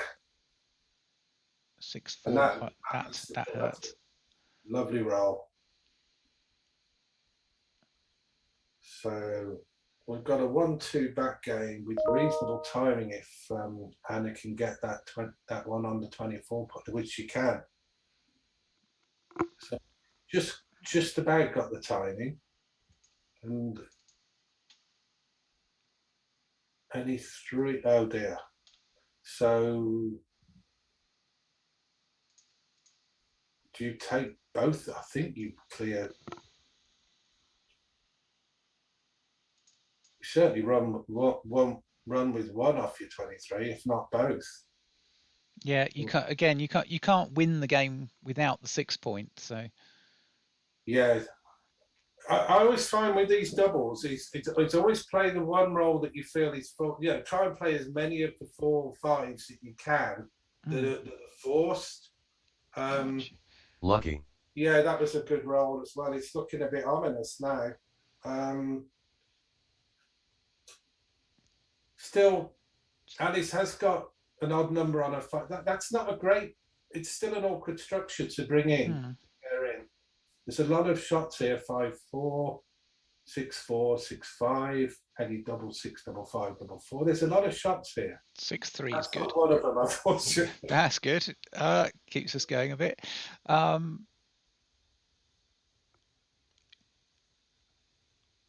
Okay, so 4s are bad.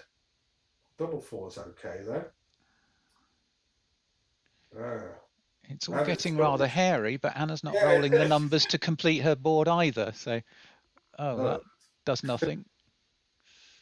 Okay, but 1's definitely coming out. Oh, that makes the board completely. That's so oh yeah, you can see it. Now we want to see the 4, Lucky. I guess. If you're only you're saying, but not 2. Very lucky. Wow. That's, 3 double 4s in a row. Gosh.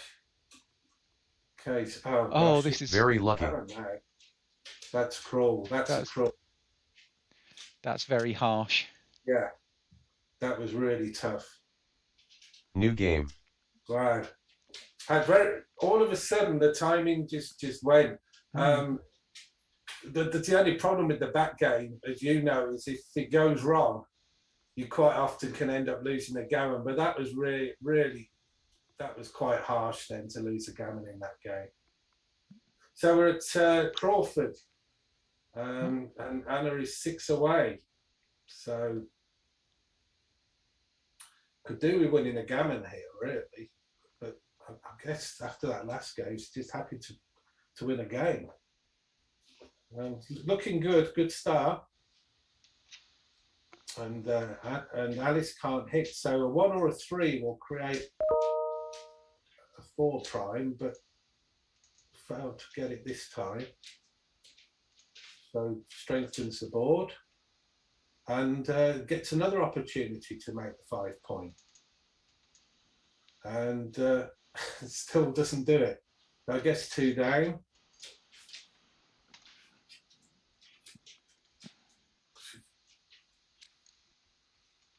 I hope that there's no 4, which there isn't. So there's still hope. Any 2 or 3 will cover. Give Anna a very strong position.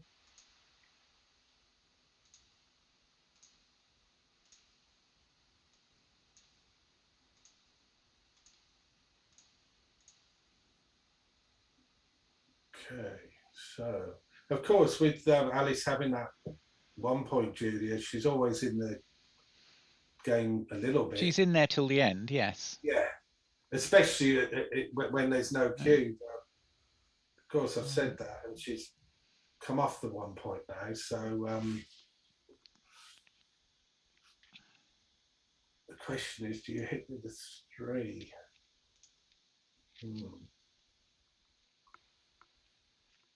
Okay, so Anna just needs to bring those checkers up off around from the bar point, which is going to be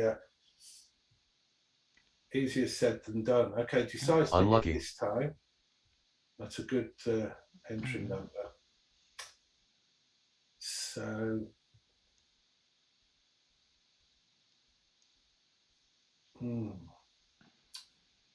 and this is the found herself in a position now without clearing that bar point. And that makes the 5. Okay. I think I'll make the 5. Oh no, but then you're not. Yeah, I see what you're thinking. Maybe slot the 5. I don't know.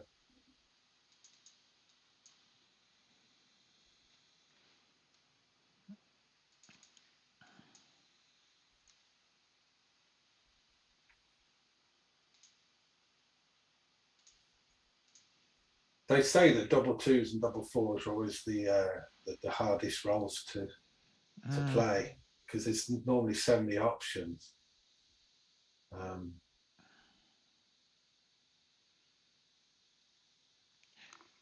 So you do want to stay back a bit.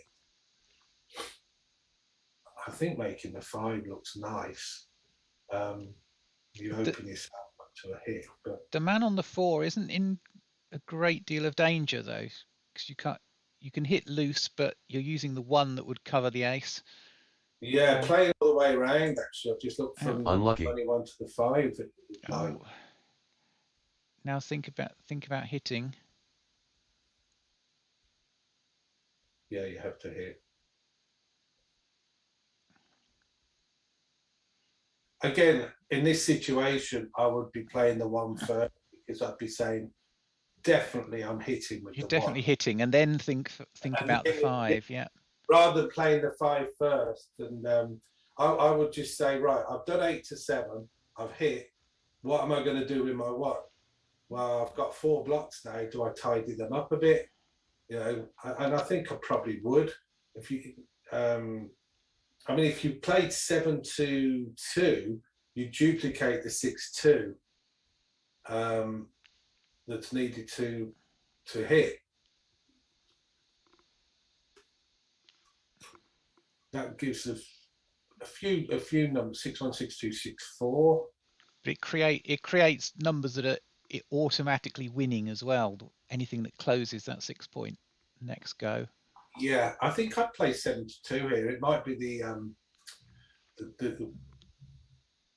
the timid way to play it, but I don't need a gammon. I just don't want to get hit. Unlucky. And playing to the 2. Playing to the 2 was right and if second choice was playing 8-3, so putting a man safe. Yeah, because 8-3 will give 6-1 and 6-2, but if you play to the 2, it only gives a 6-2.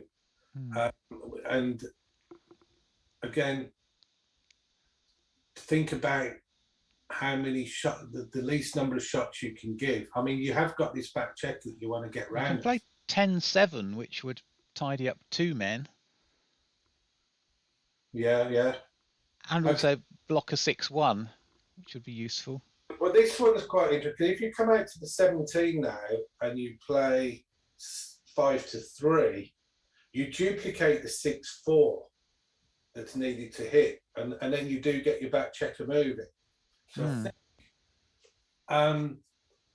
probably see if you play 10-4, it looks very safe. The problem is you still got that back checker to get round, and it's then got a long way to go through enemy territory to get there. Oh, that was close. I would have probably just left it there and played 5-3, 21-17, 5-3. but now you can pick up the second one and Okay, it's probably all a bit nearly home. Okay, well that's Going not to get good. one more indirect shot here. 6. That's it. Just bear off safely. Well, okay. Well, should be safe from here, but stranger things have happened. yeah, true. Any double, for example. Oh, big double net. I know. Make sure you're safe. I must say, from what I've seen, Alice's checker play, I'm really, she does give it some good thought, and she's done well really with a lot of some very difficult decisions. And Anna was faced with that difficult back game, which is always difficult in the last game, and she was unfortunate in this game. But yeah, well done to Alice. She played well. She doubled well in the game before. I think you said it was a little bit early, but it was just a tad, 0.02 or something. Okay, so excellent. We have a winner. Just done well. Gemini. Well, so that's right. So that's all the other games have actually finished, I believe. So let's head back. They have, and looking at the scoreboard, we're now that round was 3-2 to England as well. So it's 6-4 in total. Yeah, England are ahead, but it's not a big lead, and there's all to play for after lunch. I think Alice will be asking us to watch her matches because she seems to do well when we watch them. she'll be asking us to watch her after lunch, I think. So what's the timing now then? Are we starting again? What time? So round 3 starts at 1 o'clock. So we've got an hour for lunch. And it will be Rachel Rhodes and June Williamson on the stream first. Great. Well, I look forward to it. Well, thanks very much. Thank you. To all those out there listening in YouTube land, say we will be back at 1 o'clock. So enjoy the break, and we will see you very soon. Thank you. All right. Bye for now.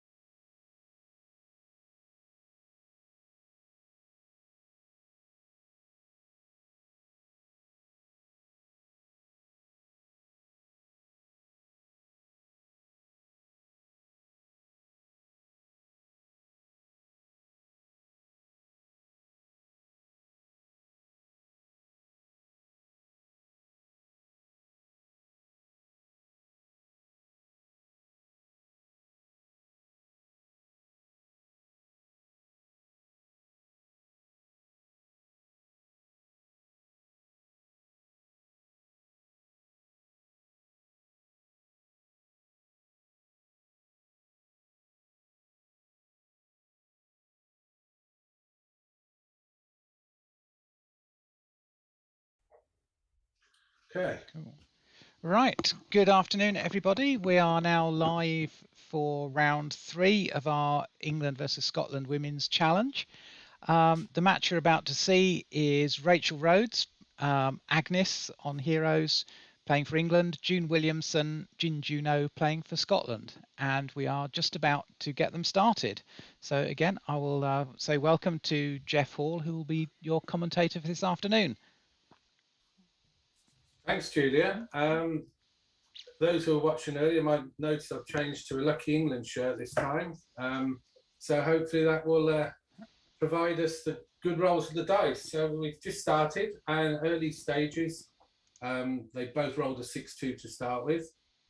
And now Agnes has got a very nice 5-4 to play, which she's made the 20-point anchor. And June can make 2 points there. The bar on the 11. Okay. So the question here is to slot on the 5 or slot on the bar. And slotting on the bar seems XG like that play.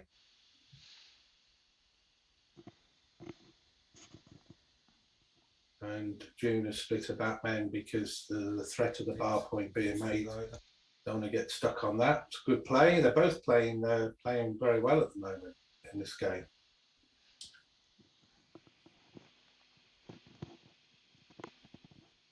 Well, the 4 makes the bar point, or it can hit. And Rachel decided to do a more aggressive option. And she has got an anchor to fall back on if she does get hit. So you can sometimes tend to play more aggressively because you've got that safety net of being able to land on the 20 point if you do get hit. As it happens, it's worked out reasonably well because she hasn't been hit. She gets a good roll here, which that can hit and make the 4 point or make the 5 point and leave the 4 point block. I believe that making the 4 points probably slightly better, but this is pretty reasonable. It's a better point to make, but you do pay the penalty of leaving a block. I prefer this play. I'm not saying I'm right. I think I would rather not leave blocks. You're in front in the race. Why not keep it that way? Is it worth the risk? Probably not quite. Although again, it's worked out very well. And this is closing in on a cue. What do you think, Julia? Do you think this is getting close to a cue? The awkward 5 makes it very much so. You know, the cube's getting warm. You've got plenty of numbers that will increase that already Very unlucky. nice looking board. But Yeah, now you've got 6 shots as well. So yeah, that 5 was nasty as well to play the 5. You didn't help, did it? So would Your you opponent doubles. you've got a stronger board. You've got a race lead. You've Your got opponent immediate takes. threats to hit another man. So yeah, I think it's got all the ingredients for good double. I agree, and I think what a great role to follow it up as well. An instant 5 point prime. So excellent double, a good take under the circumstance. They're both playing well. It's a clear take, but some people would pass that.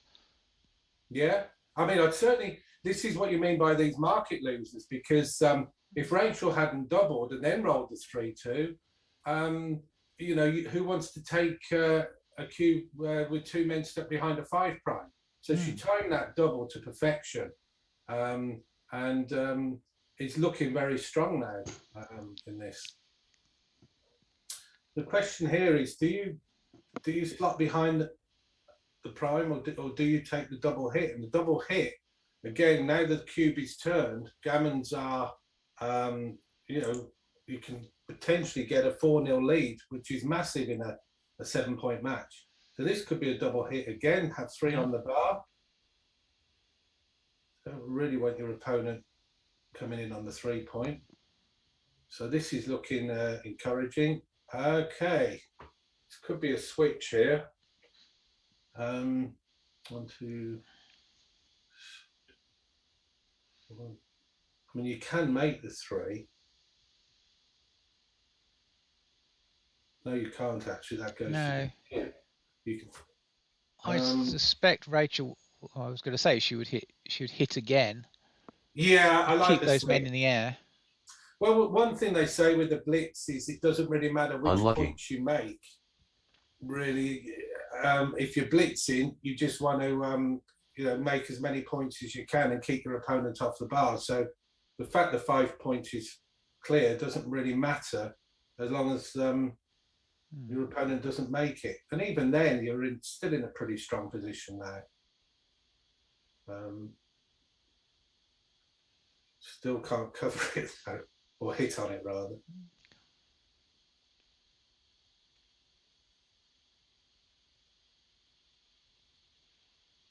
Okay, this I think I'd be tempted to pick and pass now because I think the risk of leaving it there, I don't think it's worth it.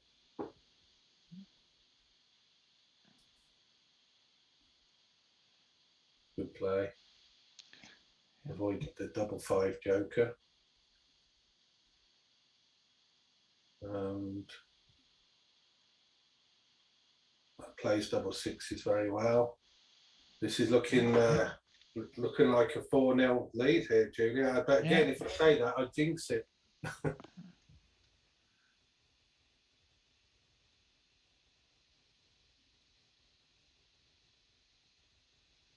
So I guess Rachel's wondering about playing safe. This is There. so unfortunate. 5-1 or 6-1 only. Right. Well, there's Very still gonna be unlucky. hit. Oh my gosh. I'm not going to say anything more again because I just don't want to jinx. Unbelievable luck. turn of events. Okay.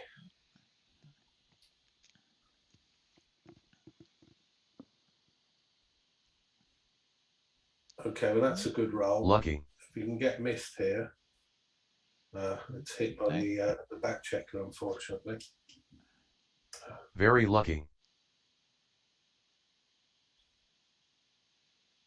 And with just one checker off, it's really about the case of trying to time when you redouble. And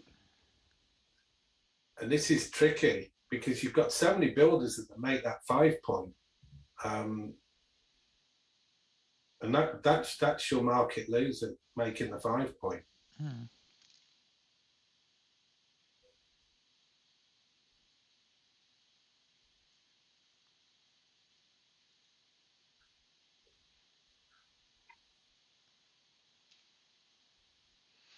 So I think just go ahead, Julia. You need to be getting these men into positions where they're aiming at that 5 point, and that's going to be the critical thing. And that doesn't feel right. You're making it harder to make the 5. Yeah, because Unlucky. of fear of that the 4-6 to absolutely anti-joker.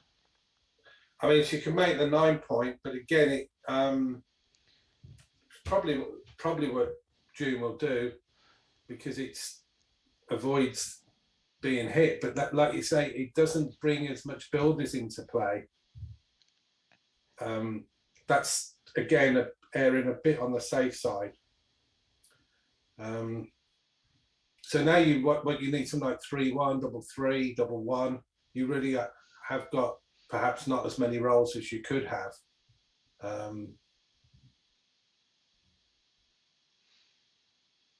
So this position, I think maybe slot the 5 now, because that's good. Yeah. Because if Rachel gets the 4, then she's looking good in the race just to win from here. It's a very good point. You're not hurt by being hit, the slotted man being Unlucky. hit. So you can hit on the 1 point here. Of course, you run the risk of Rachel getting the 5, but the alternative isn't really. You run the risk of Rachel getting the 4.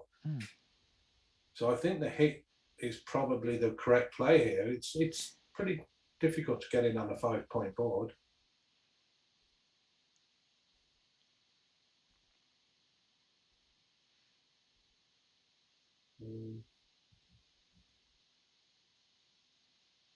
Yeah, I'm pretty sure the hit would have been. Yeah. 2.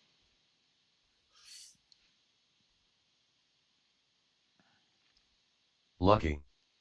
Okay. Very lucky. So the game is still alive with one checker off. Of course, we ignore the pip count at this stage because it looks like Rachel's Unlucky. a massive favourite, and she is a favourite, but probably not as much as the pip count suggests.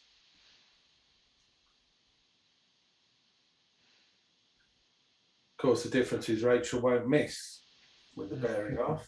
So, and that Lucky. certainly helps.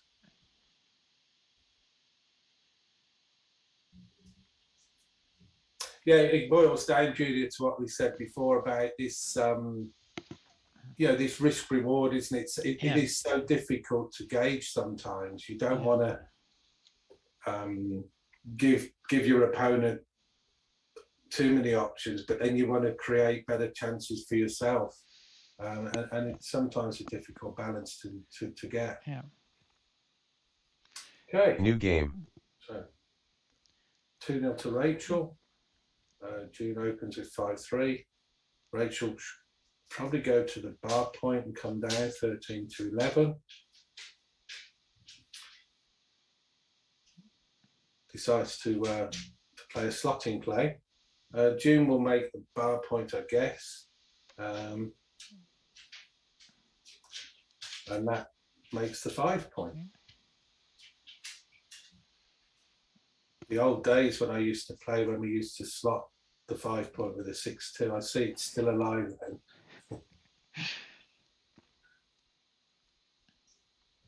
Okay, how do you play come out all the way?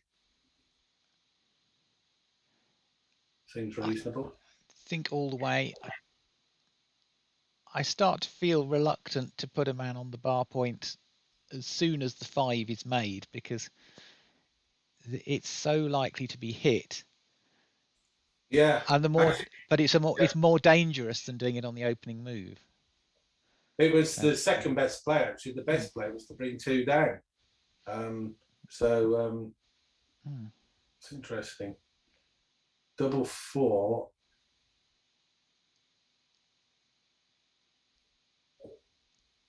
Okay. That still leaves a direct shot. Lucky. I think hitting on the 2 On the 2 would be. Yeah. Because you're exposed to a 6 and a 3. And Rachel's board is reasonable. Okay, that makes the 4 point, I guess. Yeah. Got away with that one a bit. So a 5 or a 7 to cover. Oh, hang on. Rachel's got 2 options here. There's making the 8 as well. It's worth a look. It is. Yeah. Which do you prefer? I think I prefer making the 4, because it increases the threat level against the 2 blots that June has. Yeah, good call. Right. I'm not sure how much. It's 13-8 is quite a significant error. But the players have quite a lot of time, so it's always worth having a look if there are multiple options, just to get a feel for them. Yeah, I think we're all guilty of that sometimes, when you see a move and you think, that's just what I wanted, and sometimes it's got alternate moves, and you're absolutely right. You've got a lot of time in this match where that you don't get penalised for taking a little bit longer to just look at the second option and even move the checkers there to see how they look as well. So June is attacking 6-2. But the 2's nice to step up, but then you don't want to leave a direct shot. So I think the 2 to step up and the 6 to hit would have been a good option, because it sort of takes half the roll away from your opponent. So Rachel could slot behind the 4 prime here and play 6 to 5. Could tidy up 24 to 23. Yeah, there are a lot of checkers there bearing down on you. I think and the fact the 8 points not made, I think I would play 13 to 8, 24, 23, but I'm not. Yeah. Oh, okay.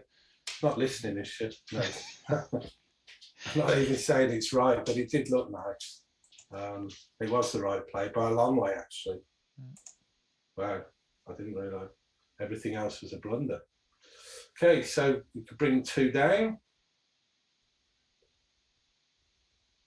Again, there's not a lot of choice about.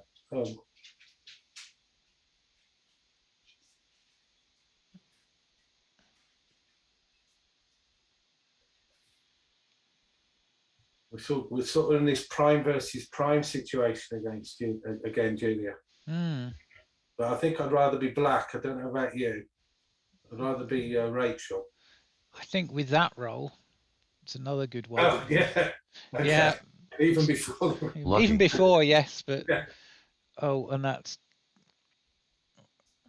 the one thing you don't want when you're in a prime versus prime is you don't want a high double. Very unlucky. If you can't escape with it. Yeah. Yeah. Now, is this worth carrying on? I mean, the fact that June can come out with a 1-6, albeit lucky, is this too good? Your opponent doubles. We will find out. XG will let us know. I'm assuming that June is going to struggle to take this, I think, behind a 5 prime, not even at the edge. She is quite a bit in front in the race, but you couldn't really take it. It wasn't too good, was it? It was close, though. It wasn't far off. It was a 9.67 according to XG, so zooming into too good territory. Okay, so we've got 3-0 lead. Nice score to be if you're Rachel 4 away. You can still be reasonably active with the cube, even though you're in the lead, because gammons can win you the match. So Rachel will be looking to, to perhaps try and get a strong position, and shouldn't be afraid of turning the cube if that does happen. Okay. I think probably make it 22, yeah. So they both got anchors. Rachel's slightly better, come down to the 11 point, and that's a nice spares there to make that 5 point if things work out.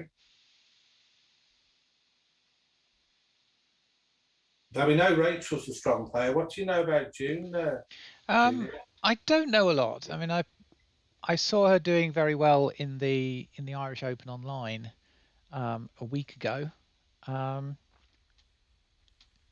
But other than that, I haven't seen much of her. I mean, she hasn't been playing nearly as long as many of us. Say she's based in Stirling but plays in Aberdeen. Yeah, she was the last 16 of the Irish Open, which is a pretty strong performance.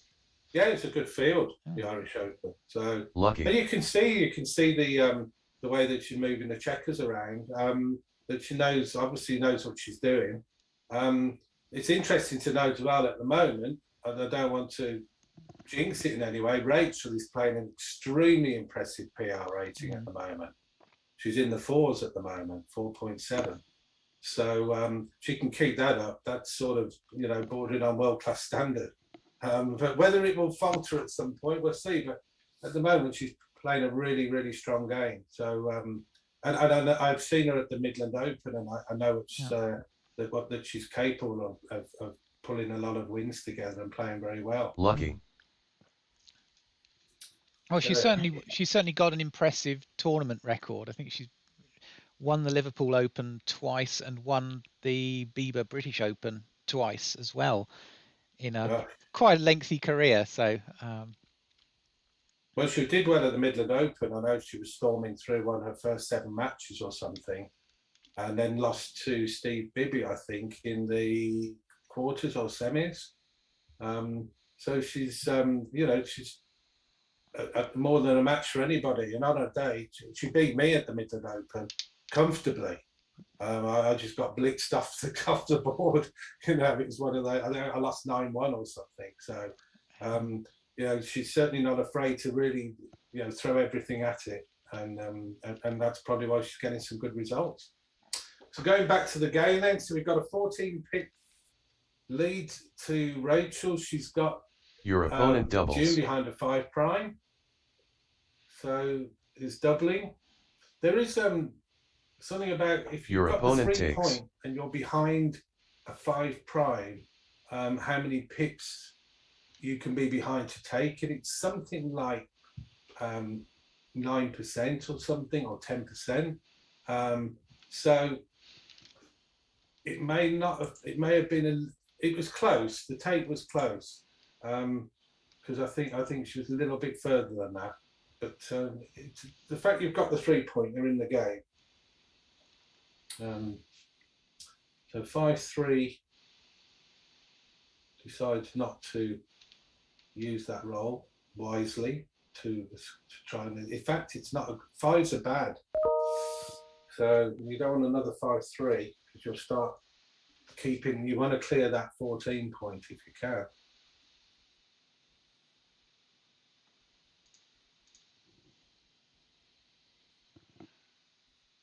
The other consideration as well is that at 4 away, if June passed, then Rachel would go to 3 away, which isn't great. It's not particularly much better than being 4 away.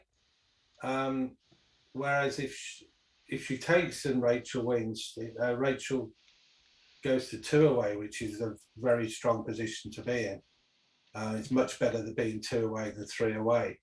So that can also bear some, you know, the match score can bear some relevance into the take as well. And that's so difficult to decide sometimes. But this was a good example actually where it turned a take in some situations to being a small pass in this situation. Okay, so that was a good roll. Now I've got a 17 pip lead. Just need to bring these in safely. That's good and bad. Great for the race, but it does lose your flexibility a bit. Now we've got some. Okay.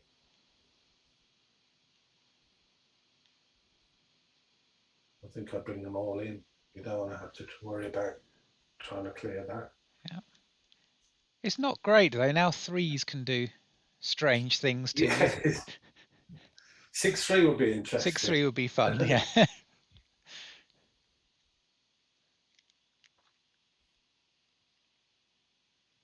I think just for that very reason, I think I'd be playing 2 off the 6 point here.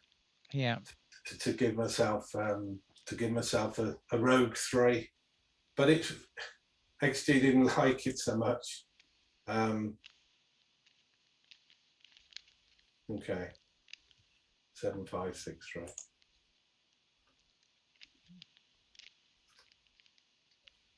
Well, there's the 6-3, but it's the wrong player. That's what June wants Rachel to roll.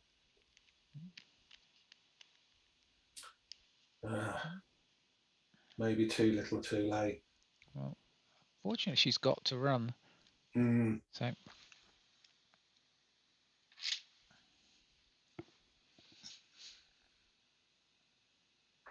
Rolling some pretty nice numbers, but I think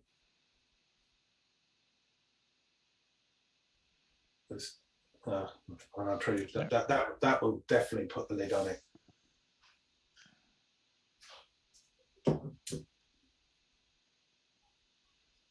So we're going to be 2 away, 7 away, and 2 away, 7 away is I'm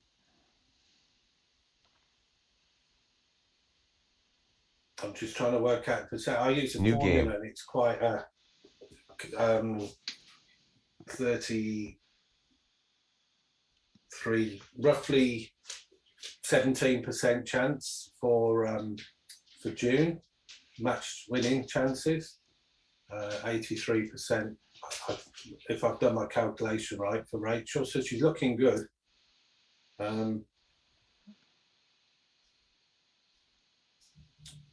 Okay, considering how to play this, I think I would have made the 4 and the 11 points. Don't think you have to play that safe at the moment. And that just makes a 3 point.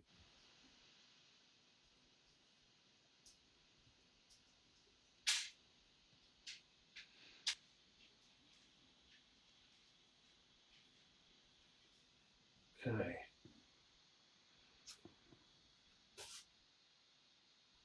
So Rachel's structure is very good.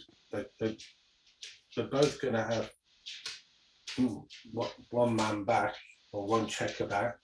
Wow, Very unlucky. That hit on the 1 point worked out. Didn't think it was. I thought it may not have been correct, but if you know your opponent's going to roll 6-3, then it's a good play. So I think you probably made. Would you make the 1 point here? I think you. Particularly as there doesn't look like there's an obvious alternative. The trouble is, by doing that's too big. Yeah, unless you know it's going to roll 6-3 again, I think that is. No. Yeah, you're not going to. That was asking a bit too much.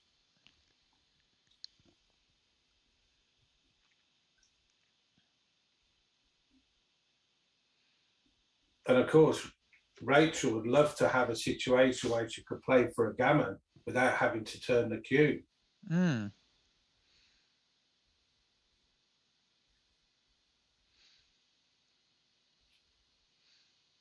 It's starting to edge towards that. Sorry. It's already sort of panning out with sort of looking gammony. A couple more good rolls.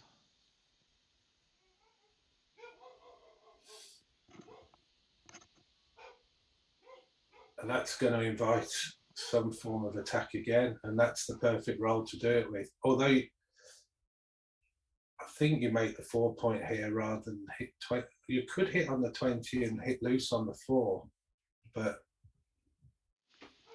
I think I like making the 4 point board. It's pretty strong. It's good. Now you can hit loose. Yeah.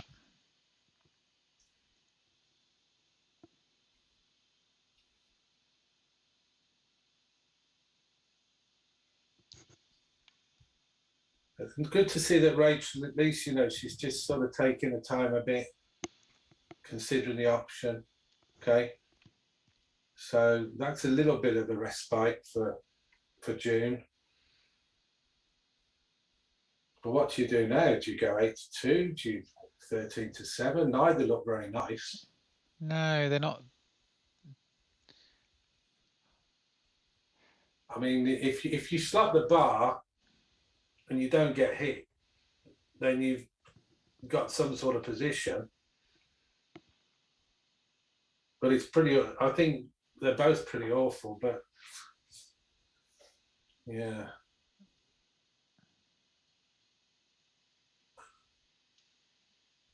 Oh, this is unlucky. Okay. Seems to know that's coming. Oh, that check! Suddenly everything's going to turn around now because you can make hop the bar straight past that impressive prime, but there's nothing you can do about the 2 shots. No, you're still leaving the double. You're still leaving the the 20, 21, 23 shots at least. Or but you might not want to leave the security of that anchor, but you really have to, because otherwise you're going to end up dumping so many men deep into your board. Yeah, there isn't a way to get back from that position. You've only got 5s to come out, and that they're not going to be around all the time. And if you were fortunate enough, and Rachel did miss, not that she had, then you would have been in a great position. Even now with the bar point being hit, you've got that connection, that little bit of a lifeline. But it's difficult to see how you can survive now. Obviously, you're in it to the end, keeping the 2 point, but I think by then your board could be in a pretty poor position, because I'm looking at the timing and what June hasn't got many checkers to move around before her board starts crunching, unless you can roll a 5 and get out with that one. So 6-2. Okay, there's a 5. We've got to come out with that.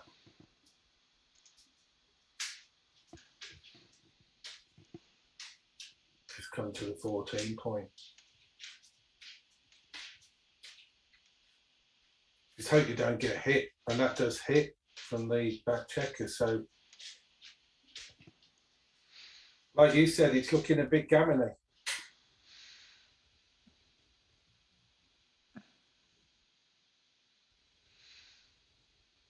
It's looking more gammony now.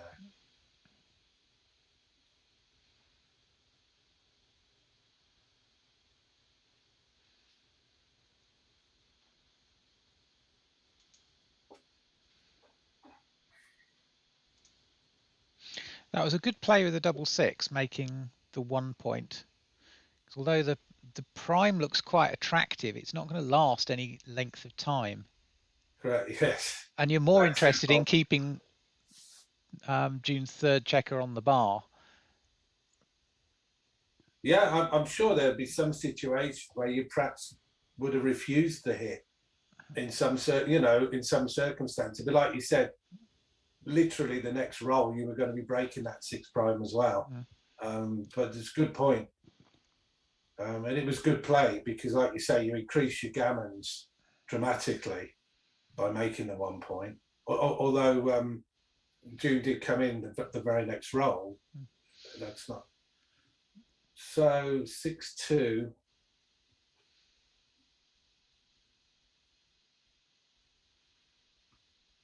I think probably want to. Okay, that's awkward. That's just gonna. I thought it was awkward because for some reason I was thinking the 6 didn't play, which was 7 away. Perfect distance away from an anchor.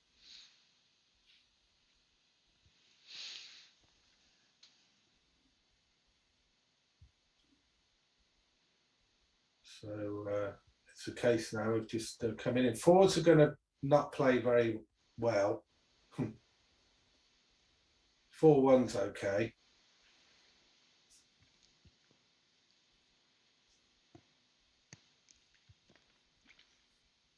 But something like 5-4, they play safe, but they just leave your position very inflexible. 6-4, 4-3. So you don't really want. That's a nice number though. Now, do you take all 3 off, or do you? Yeah, that's a good point. I think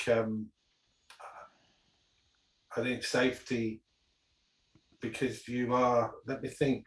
There is you count the crossovers, don't you, to see what the chances are for gammons. So white still has to get, even now has got 1, 2, 3, 4, 5, 7 crossovers. Unlucky. Oh, I forget the crossovers. White will be trying to keep black on the bar now. So Rachel needs Epic a one luck. desperately. And with 4 checkers off,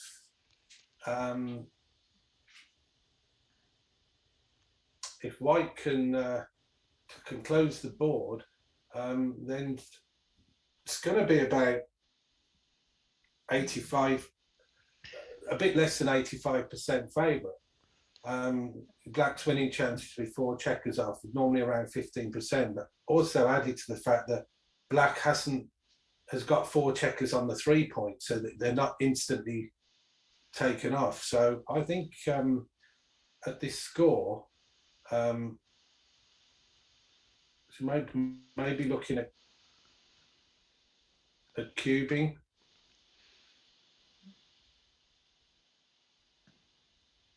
And let Rachel have the tough tough decision as to whether she feels that 15% is enough. But I would certainly be cubing that. Yeah, I think it's a pretty clear pass for Rachel if the cube does come. Well, she can take her take points reasonably low at this score, I believe. She, she needs 2 points to win the match, but then you're absolutely right. You can't be ultra low where you're going to just give 2 points away. So yeah, June could take advantage of this. Her structure, it's not the best spare checker distribution. And that's the problem, you see. She had to break a ball quite early on. Must be thinking of the cube. Your opponent doubles. Okay, it's probably too late. I think Rachel will pass.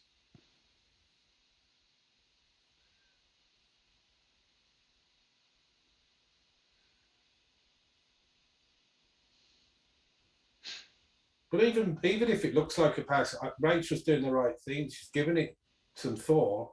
She's looking, counting up the checkers, looking at her position. Awkward with those 4 checkers on the 3 point, and hopefully she'll add it all together and make the right decision. But at least she's given it some thought. I think it was Mochi said that even if it's looks so obvious, you've got 12 seconds before the clock even starts ticking. Yeah. So why not use it? Okay, she's she's having a go. Yeah. Well. Amazingly lucky.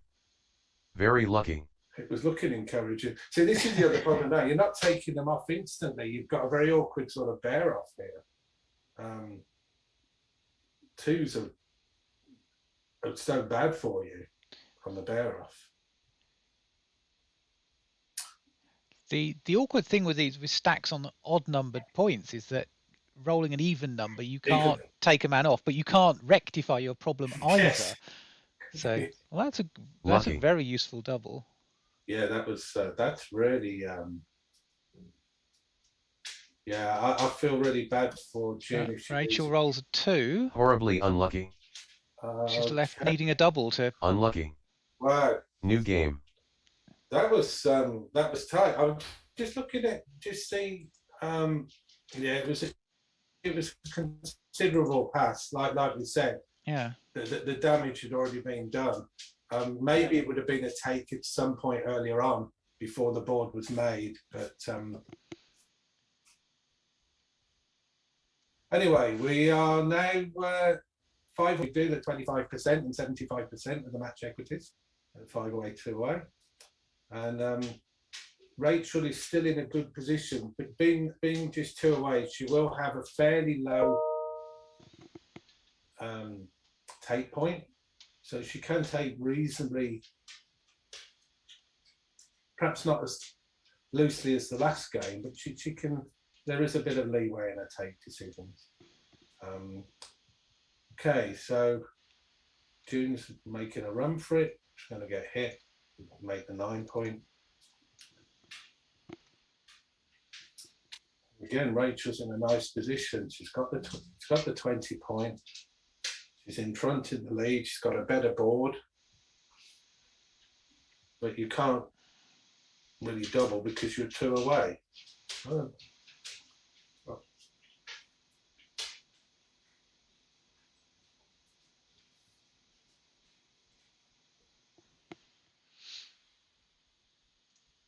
Okay, that's a good response. So I assume the 20 will go around to the 10 point.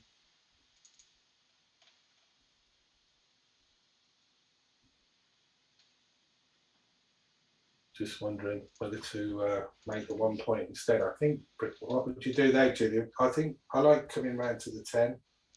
Yeah, I like that. Epic luck.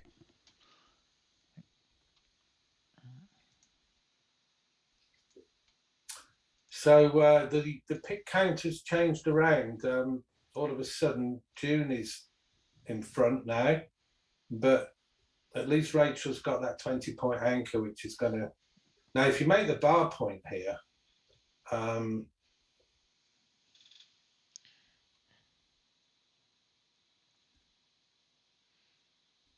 that really gives you some good landing spots.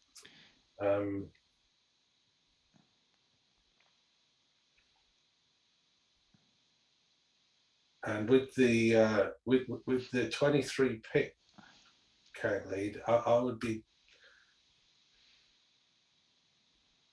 getting the cube warmed up here, I think.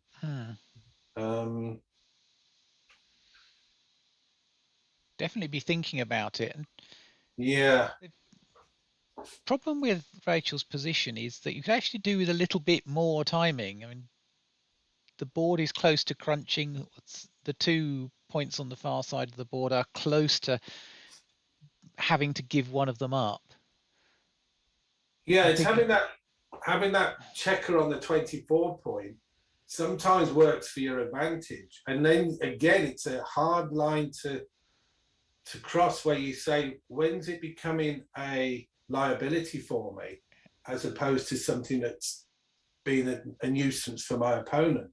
And of course, like you said, it does affect the timing because you've got one less checker to play around with to make your board up and that's hanging back. And yet the pick count is reasonably close. So now I guess, this is June's move. 5-4 is tricky because 5s don't play particularly well. Well, not with the 4 at least.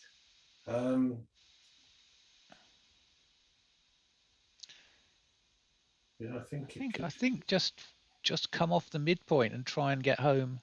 I think it's 2 down. Normally, yeah. I mean, this is creating danger, and you still have the midpoint to clear in the future. Yeah, you just leave the 11 shots with the 4 and a 3-5. So you leave 13 shots if you clear the midpoint, but you have then at least cleared your tricky cleared point. The worst point, and then you've got plenty of men aiming at the 4 for next time. And it also, I don't know if it's at all helpful, but it duplicates the 4 for hitting and stepping the goalkeeper up a bit. Correct. No, I mean, you're going to have to leave the shot anyway. I would, like you say, take that leaves the least number of shots.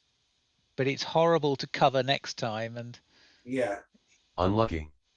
Let's see if if the midpoint, the midpoint clearance was the correct play. So now, like you say, you've got to now try and cover that 23-point blot. And that's the next. Just getting, that would be very, very big, very optimistic hitting there. I think you got to clear the 10-point. Arguably, you could bring one down from the mid, and keep the But clearing the 10 makes covering 2 next time a lot easier. Yeah, that's unlucky. No, I think you might have been. Your instincts were right, Julia. Clear the mid. Keep the 4 prime because it causes problems, I guess, for Rachel to get out if she does hit. Sometimes your initial gut feeling is the one. You could spend sometimes a couple of minutes on a roll and talk yourself. It's strange how often you can talk yourself out of the right move simply because you think there must be something else to do.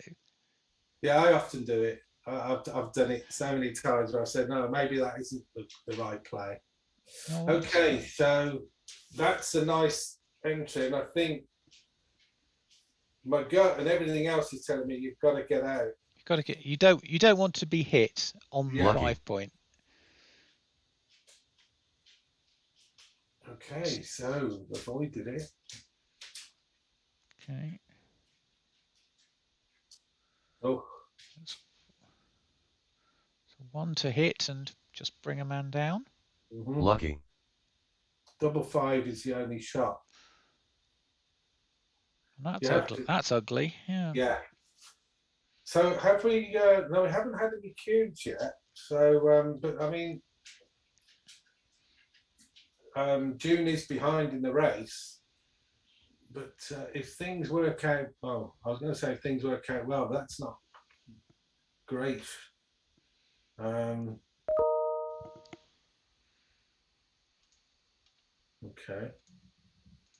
That leaves 4, 5, 3, 6, 2. And that leaves 6, 4 and 5, 5. Okay. Oh.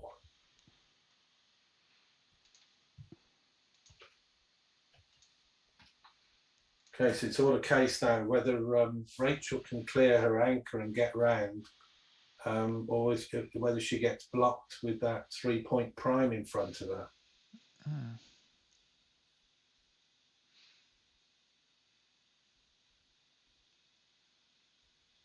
Okay, so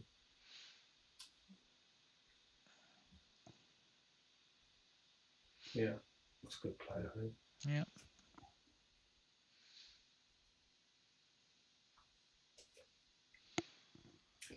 So if you run with the 1, which is really, you do obviously take the risk getting hit, but that's not bad when you've got a 5-point board to scare your opponent from loose hitting you. But I think you've got to hit here. You're behind in the race. You're too far behind to try and. Now, would you hit here and go to the 5, or would you? It doesn't really matter now. It doesn't matter. I would hit and leave it on the 5. Yeah, correct. Again, right. if you've moved it to the 1, then a 5 is still a bad roll for you. Correct. Yeah, good, very good point. I mean, sometimes you just have to play big. Your opponent doubles. It's knowing when to do it, and okay. So unfortunately, this could be interesting at the score. Whether June should just take it. New game. Yeah, I'd have to back. Oh, sorry. I think. Oh yes, that's right. It's now 6-2.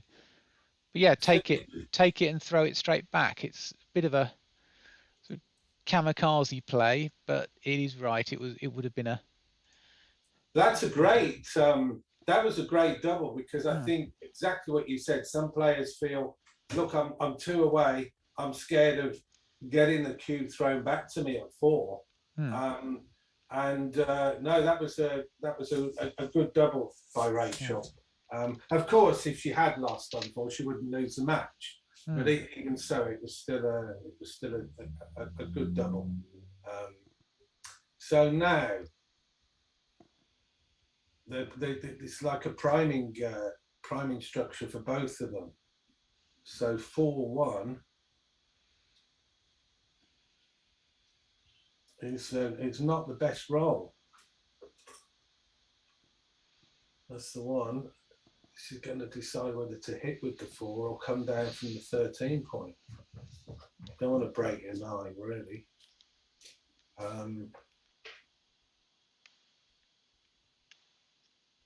Yeah. That's so bad if you get hit, though. So what? I think I might be tempted. Okay, that could be the. Okay, there was a few ways to play that role there, and that was one of the correct ways that June found.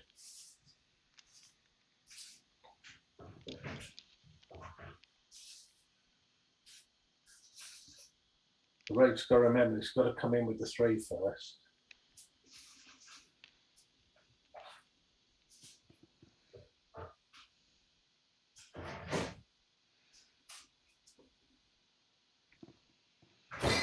Got a bit of background noise going on, so I'm just going to close my door.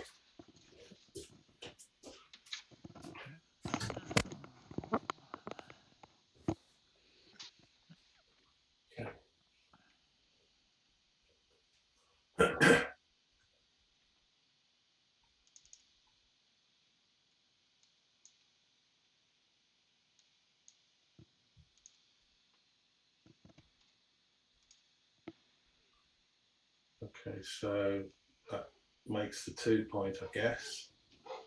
Oops. Speaking of background.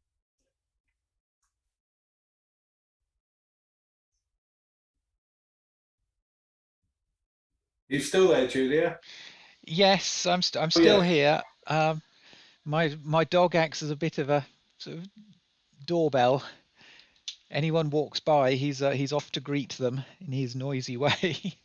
Yeah, my dog does the same. He patters around outside, and so I thought it was best to close the door. So, okay, we've got a very close. Well, it's not a race yet, but I mean the pick counts are quite equal. Okay, that's really useful if you can escape one of those checkers. Yeah. So that's going to be big advantage to June now. So the question is, oh, it's a Crawford game anyway, so there's no cube decision to have to make.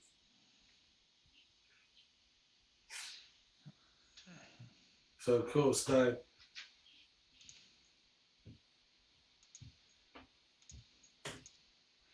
Okay, it's just going to keep it safe. And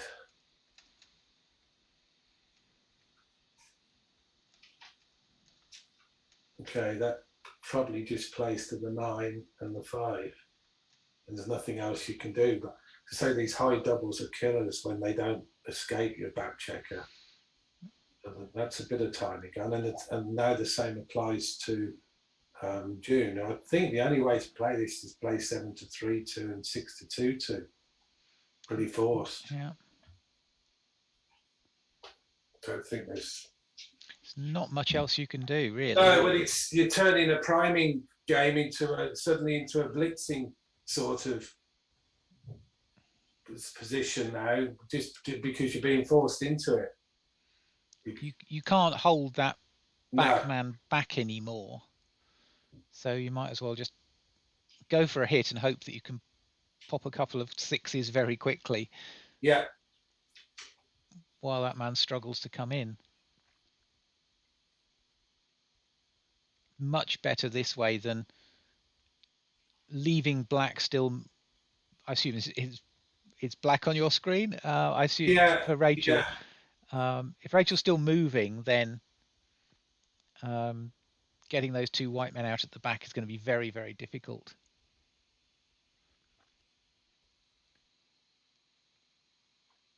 I mean, you just haven't got with that double 4. You just have not got a prime structure anymore. Yeah. It's just not strong enough. The only thing you can do is turn it into a blitz. It's not ideal because the 6 point's open, but it's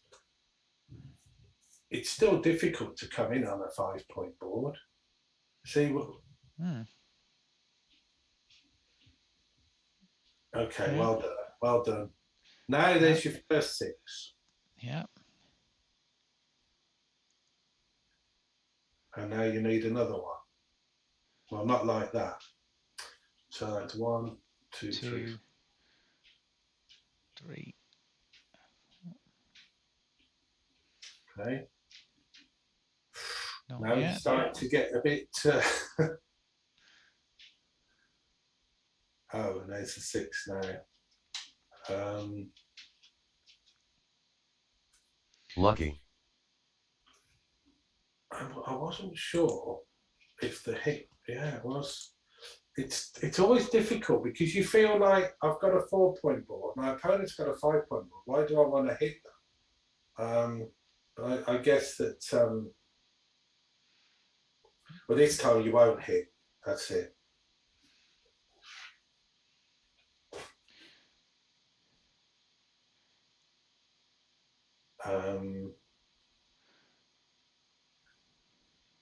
Yeah, I'm not sure that you. Oh God, this is a really tricky move.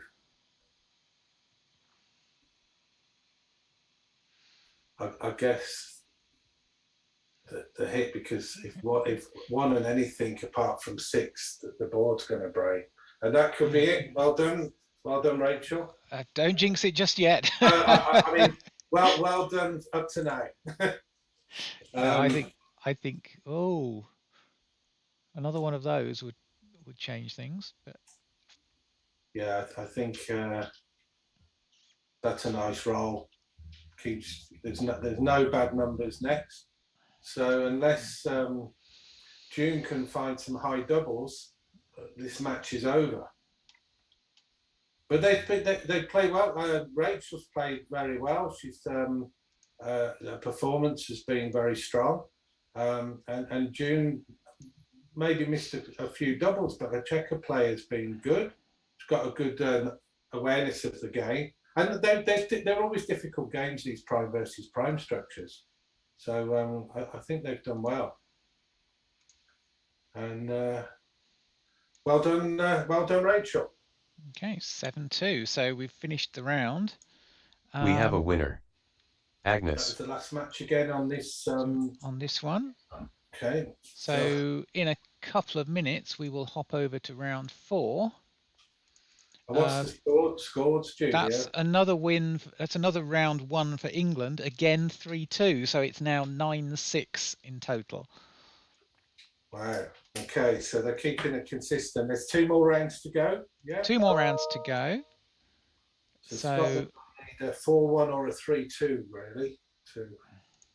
they need something significant this round to start pulling things back, really. So who are we due to watch now? We are then? going to pick up next CJ and Kirsty Mason. I think. What's Kirsty's? Kirsty is Tiz. Okay. Or Tiz 36. Oh, that's right. She's in Turkey or something. She's based in Turkey at the moment, yes. So obviously plays a lot with the other Scottish players online rather than face to face. Of course, the Turkish players are known for being pretty decent backgammon players as well. Yes. Yes.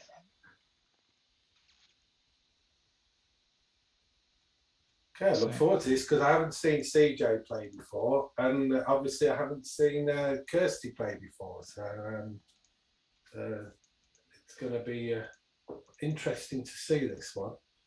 Can you tell them when you're ready to start? We are ready pretty much when they are. I will just pull up the board. Let's continue. Okay, I'm ready to roll. They're just about to start, so if you're ready, they will. So yeah, we are ready. Off you go. Yeah, here we go. So, do you want to explain who's who here, Julia? You do it better than So I'm just about to change a picture on the board for CJ. So CJ is Cougar CJ at the bottom playing black, and I will change the picture in a second. Kirsty is Tiz 36 playing white at the top, obviously with a little Turkish flag up there. And yep, excellent. Thank you. So they're off. CJ opened with a 6-4. The what used to be frowned upon back in the 80s, which is to make the 2-point. Very unlucky. The correct move, and then Tiz responded with a 6-4, but didn't make the 2-point and played it the old-fashioned Unlucky. way. And now has got a checker on the bar as a result. So advantage CJ at the moment at the start, but the double threes are normally a good roll. Just trying to think. It's tempted to make the 3-point here, but it's also nice to block the anchor. But it's difficult to block a 20-point anchor. I think I'd probably make the 3-point. I don't like putting checkers behind an anchor particularly, but that's so stacked, that 6-point. I think it just needed to come down and make a 3-point and release some of those checkers. Okay, 6-1. Normally that's good for making a bar point, but when you haven't got an 8-point to combine it with, then the running seems to be a reasonable option. You're reasonably in front, although the computer didn't like it.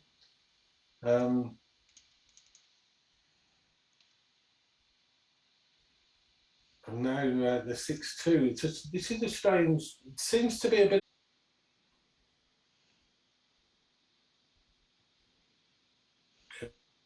Okay. There's a bit of a hit going on there. Hit fest. Yeah, that's the right one. And that's going to be hit again.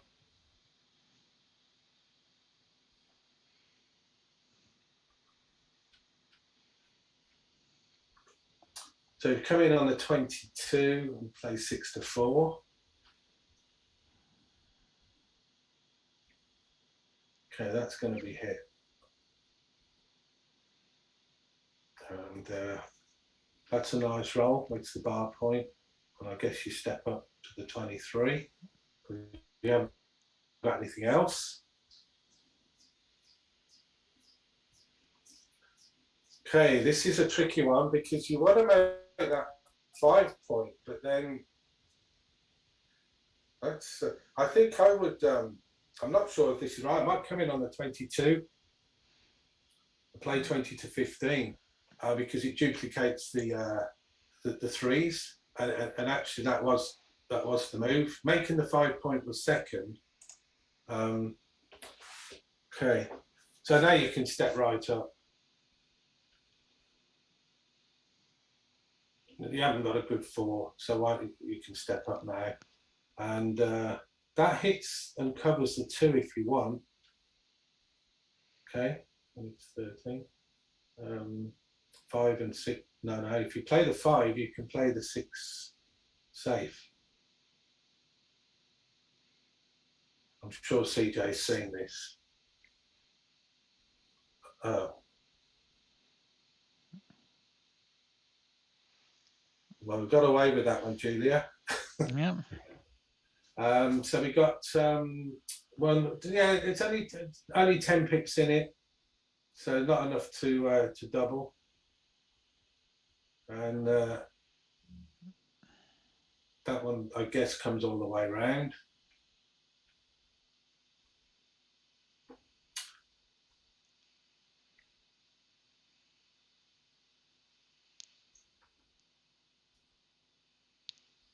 I think it was one of the well-known Grandmaster Mark Olsen who, where I read about when you've got this type of situation where you're trying to clear the midpoint and your opponent's got the 20 point, and you should really only sort of think about doubling, according to his book, when you're down to 4 checkers or less on your midpoint. I'm sure you may well know that yourself. I'm pretty sure I've read the same book at some point in my life. I'm just doing it for the viewers, you know. Yeah. And of course, if you've got to clear something like the 15 as well as the midpoint, it's an awful lot harder. Yeah, that doesn't that doesn't help. Yeah. See, now you would have cleared the midpoint nicely, and you to consider that. But you're still in nice shape. You've got a little bit of timing with your checkers. You've got a 10. Oh, I thought that was 5-4. It's double 4. You haven't got a 10 pip lead. You're actually you're a 3 pip. Okay. Putting pressure on the 15 point. I think that's. I think I like that. Yeah.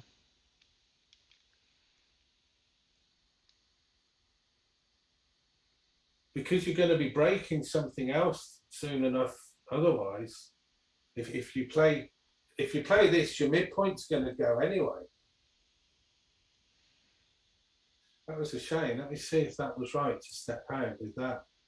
Yeah, 20 to 16 too. That looked good. I thought that Kirsty had worked that out. It looked like she'd done the right thing then, and seemed to talk herself out of it. Hope gets another chance to do it though. Lucky. But played it perhaps a little bit too quick. The computer may have wanted to go all the way. So we got an even race with the advantage being on the person on roll. And now we've got... Your opponent doubles. Okay. Some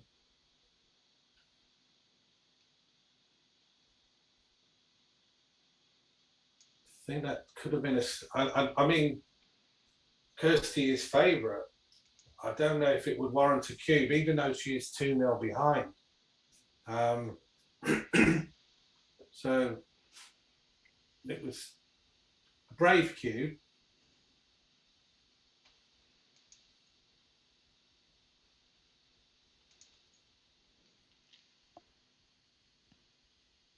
And now, of course, Kirsty was one who put those checkers in 6 away to be a nuisance, and they could be a nuisance to her.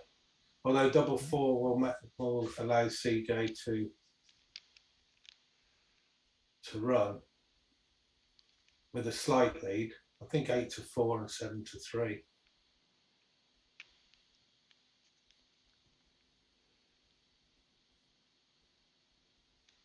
Yeah, it's pretty even. Okay, that's not a good roll.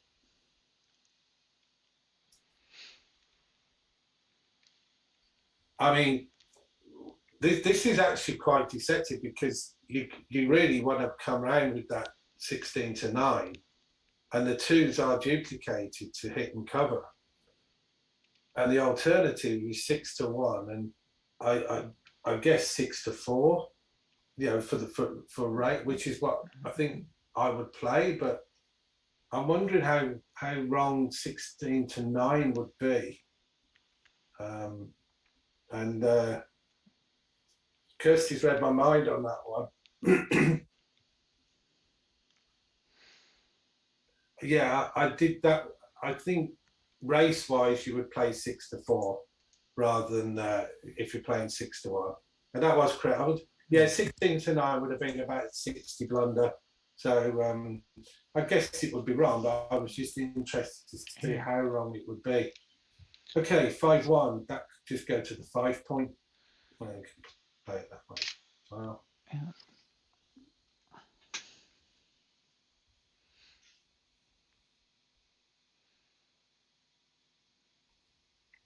Do you use rations? Sorry? Or do you just use pick counts? Do you use any Unlucky. race formulas yourself in these sort of situations, or do you just go with pick count? Unless the distributions are getting really weird, I tend to go with Keith count. Okay. So I can remember it easily.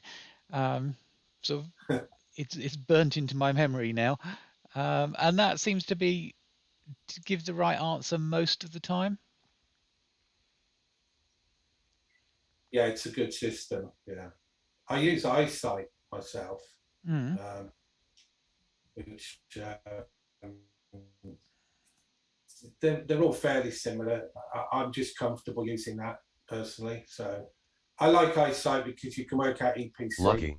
And also your percentage winning chances, gives you an approximation on that. So it's quite useful for that. So we're looking at Amazingly lucky.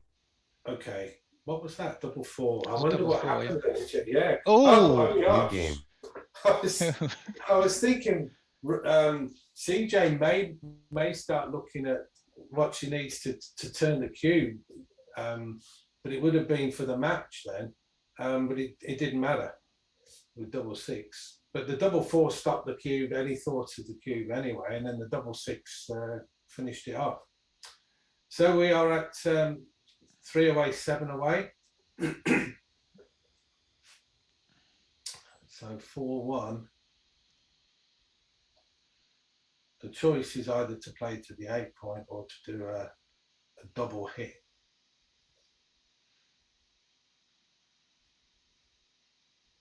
So I think if I'm going to run, I would have run all the way from the 23 point. Okay.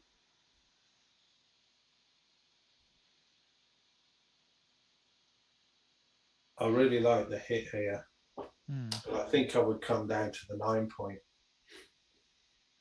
to give myself an extra builder. 4-2 is not good.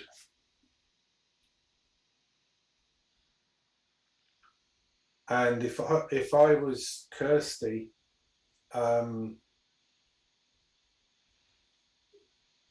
I would be starting to edge towards the cube at the score. Unlucky.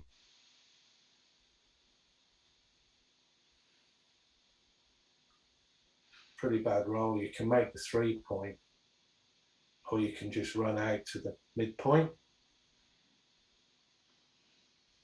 or you can play Unlucky. that. I'm interested to know what 15, 13, 11. Okay, so it's CJ's tidied up a board nicely now, and it's turning things around, and that's Awfully unlucky. a bad miss, and that's a great roll. So all of a sudden, within a few rolls, you know, it looked like Kirsty was starting to get on top of things, and literally 3 rolls later, it's completely turned around.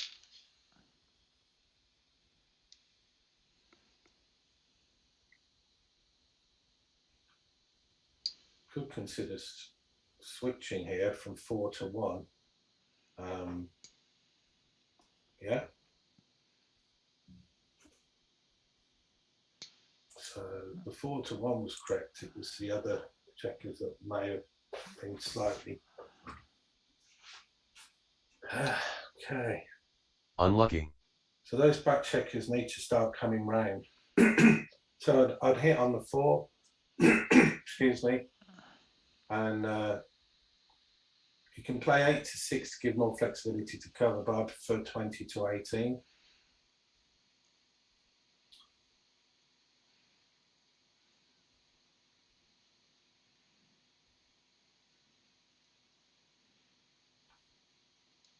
And now you've just got to come out to the 14 point. It's pretty forced. So is the blitz going to work? Unlucky. It would be ideal for CJ to pick up a 2 point win here, because that will take her to Crawford.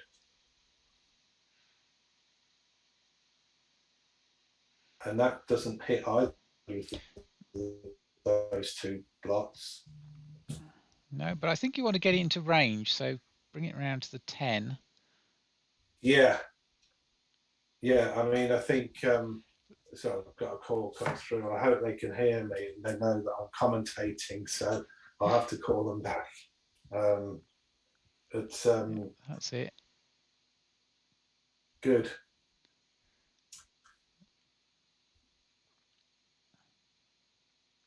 Unlucky. Yeah. Oh, got lucky Unlucky. there. Now you've got to. Oh, that can hit both. Yeah. So back on for the gammon, and that's looking. Wow. 1, 2. Make it and 8 to 6. Yeah. And 16 to 14 is the obvious last one.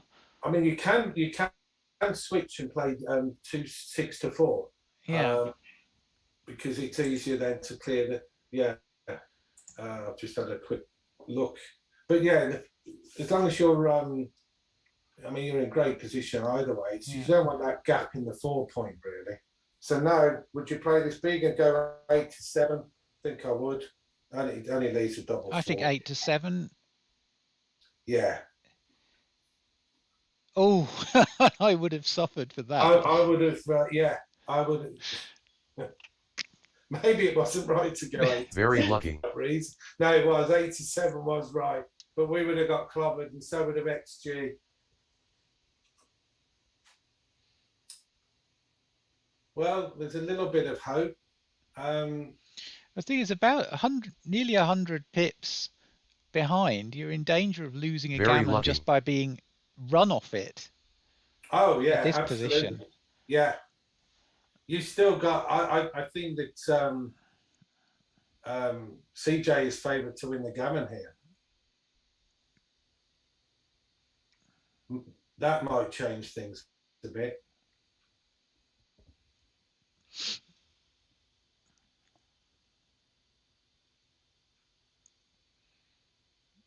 Okay, so what was it? 1, 2, 3, 4, 5, 6, 7. So 1, 2, 3, 4, 5, 6. 1, 2, 3, 4. It's going to be close. Yeah. I think. Oh, Yeah. Lucky. I was just going to say that I think Kirsty's going to save it, and then CJ rolled a double, so that's going to make it really. Yeah, favourite now. Wow, so we're at Crawford. New game.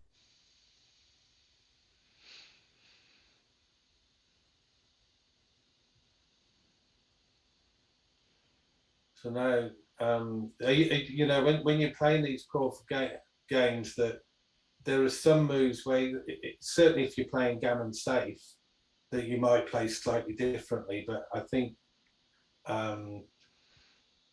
not that you want it, you're not really worried about whether your opponent ends up 6 away or 5 away if they win this game. So you don't want to lose the game, but you don't really mind if you lose a gammon either. I mean, ideally, the best result is you win the game, obviously, but you're not so concerned, so you don't have to play gammon, you know, play really cautiously. So we've got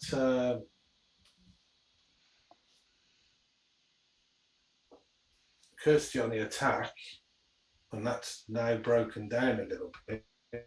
I guess you just play to the midpoint.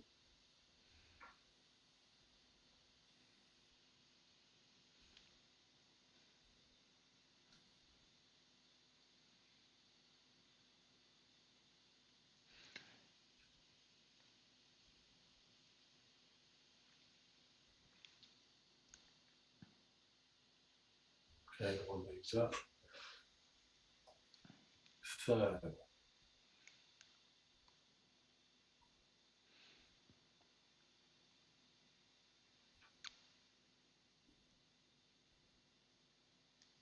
well, this invites just a simple race if it had been missed with the 20 holding point. Question is now, do you hit? I think you do, because you're behind.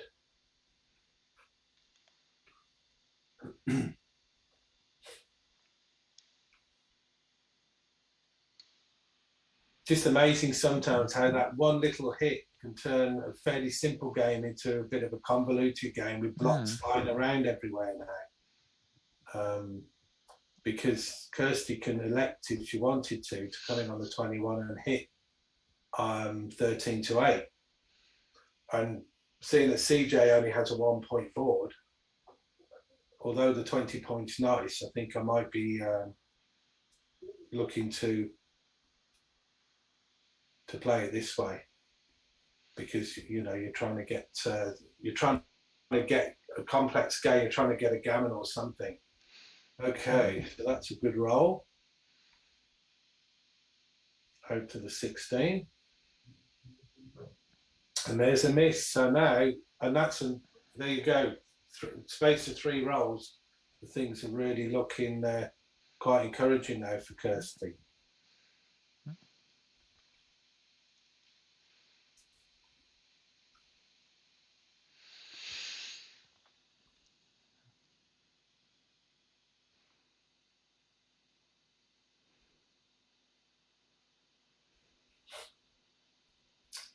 Well, you obviously hit.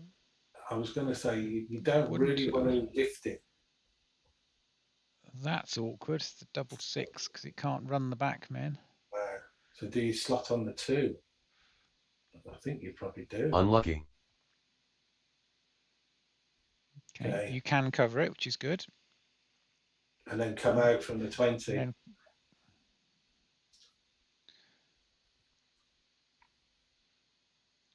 And now come out again from the 20. You. Yeah. Oh, double 6 again. Wow. That's horrible. Right. So, yeah, I mean, it's amazing how these 3-point broken primes can cause you so much Unlucky. problem if you roll the wrong numbers. Desperate. You still can't. play a Still, 6. wow. And that gets hit. Lucky. But CJ's got quite a lot to do. She's currently with a 1 point board. I might have made the bar point there, but I didn't really. Okay, well, that's an easy one. That's Make a 3 point. And still can't play the 6.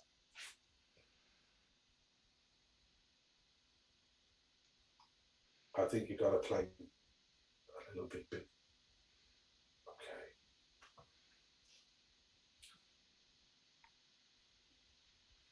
I would have probably come down to 13 to 10 on the previous two, but I might have regretted it.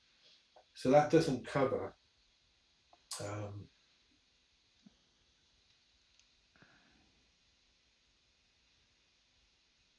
Okay. 6-4 does cover.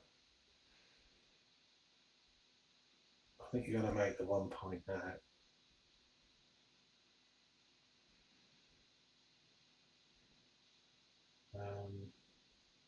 And that's great. That's a great roll. Lucky. So now the 6 does play and gets hit. Lucky. So CJ is Amazingly just about lucky. to say CJ is looking as a big favourite, and then that happened. Okay, I guess 17 to 13. I know you want to keep them back, but you don't really want to lose a gammon in this position. Wow, this is. How many games have we seen where Amazingly these, lucky. like these big jokers of? We must have. Is it just the ones that you've picked out there, Julie? I'm good at selecting them in advance. I Either can't that- believe the turnarounds that we've had in some of these matches. Yeah. Can't cover. No, I think you have to leave it there. Still got a lot of clearing up in the outfield to do. Yeah, the race is No, Unlucky. that covers. and that covers. Yeah. Shall see it. That's it. And 10. just make sure double 6 is good. Yeah. Okay.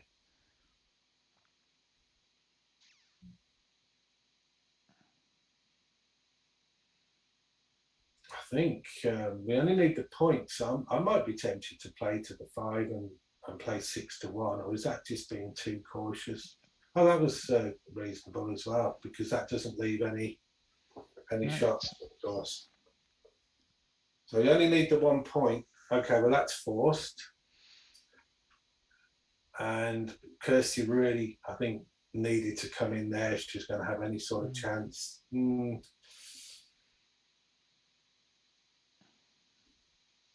So it looks okay. That's it. It looks as though England are going to win this match, but stranger things have happened. 12 checkers to get off, so at least one more double needed. Probably 2. I'd like to see a double because it makes it interesting. Oh, not that way. That I seals it. You can win, but I like to see the game. So, yeah, another win for England. We have a winner. Cook Are we the Archer. last again to finish? No, that was the first this time. Oh, okay. So let's pop over, and now this one's finished. Let's have a look at Jenny Cooper, because she's not going to be playing in the last round. And So we haven't Jenny yet Cooper. She is Wild Thing. Oh, So good. she's Yes, I haven't seen that. Yeah. Let's continue. Sorry, go ahead. So we're at 5-4 to Sarah, but she has three men back behind a prime. Got it. Right. Oh yes. So not looking. So has the cube? So the cube's in the middle. So Yeah. that's something. And you say one thing, her name is She's Jenny Cooper for Scotland. Jenny Cooper. And of course, Right. Sarah Jolliffe we've seen earlier this morning. Yeah, and Sarah actually is playing. Is playing well. She's on very good form. Won all 3 of her matches so far. And a nice performance rating, really. So it's going to be tough to win this one, or at least this game. Wow. Lucky. Let's start getting those back checkers moving. I fear I don't want to witness a backgammon or anything. Okay.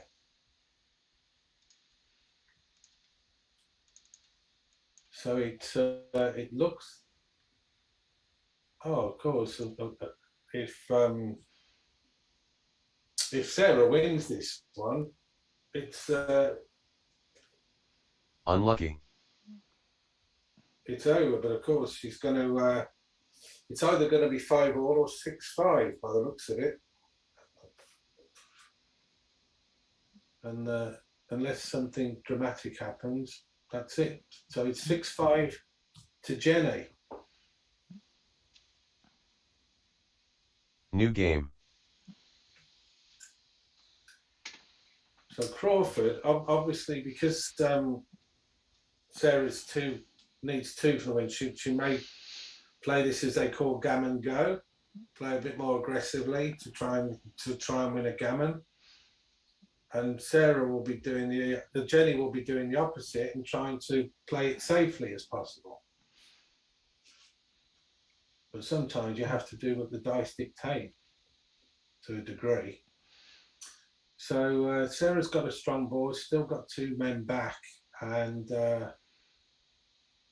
Jenny is escaped both of the back checkers, so he's looking in good shape.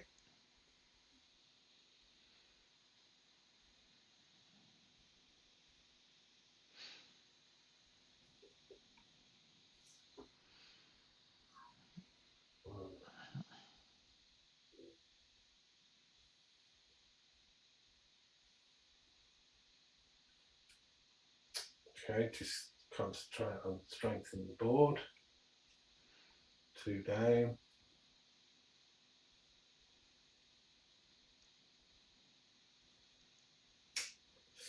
Right.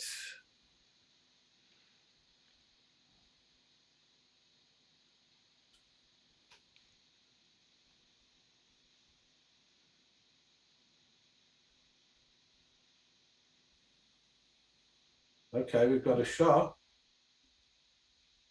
I think 6 Unlucky. to 4. 6 to 4 to get more coverage on. Yeah. I'm going to be annoyed now if she rolls something like 5-2 because she would have been able to Unlucky. cover it. And, although that does cover. 4-3 is okay. Yeah. So unless something Sarah's going to need to hit. She's too far behind otherwise. And that's unfortunately going to break the board a bit.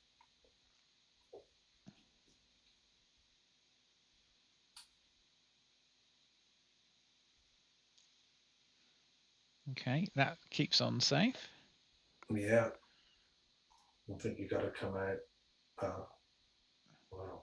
Give it one go just to keep the 5-point board, but it goes this time. Off he is. Yeah.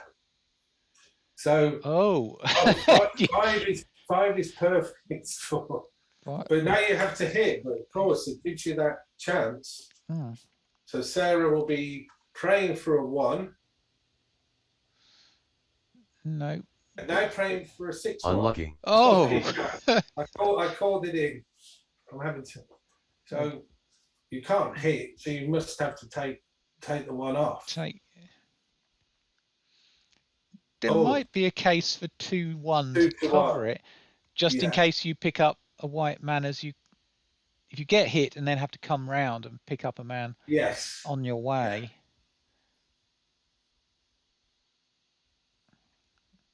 Okay. You're not interested in a gammon at this point as black. That's a good point. And unfortunately, you can't even stay there now because, well, you're going to hope for double one, or Unlucky. I think this could be it. A gallant effort to roll big I think there. that finishes it off, I think. So that's so we've witnessed a win for England and a win for Scotland on this round. Do you know what the current score? If I'm just about to head over to the scoreboard myself. So in this round, England are 2-1 up. Let's just mark that up. So it's 11-7 at the moment. So it looks like Scotland will need to pull something out of the bag. Yeah. Now and in the final round. But this is what we've seen so far has been pretty good play from both of these two. Yeah, I mean, in We have fairness, a winner. Sarah's just Wild thing. recorded a 7.2 there, and that's good. That's strong standard. That's strong play. Good play. Mm. And for Jenny, Jenny's overcome that and won. So we have got to look at. I've gone back into the just having a look at the other two matches. Yeah. And just trying to see. One's at 6-3 and one's at 5-4. So Anne is leading 6-3 against June rather. Yeah, and Rachel is 5-4 up against Karen. Do you want to have a quick look and see how one of them finish off? Or? Yeah, let's have as everyone else is going in there. Let's have a look at Rachel and Karen. Okay. So Kaza and Let's Agnes. continue. So we've got Rachel playing white, I guess. Is that correct? Rachel at the top playing white and Karen at the bottom playing black. Okay. So we are.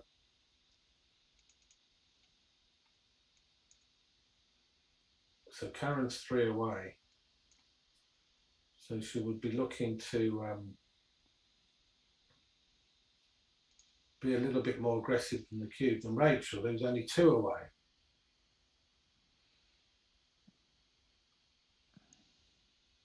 So the choice now is, do you make the 22 point?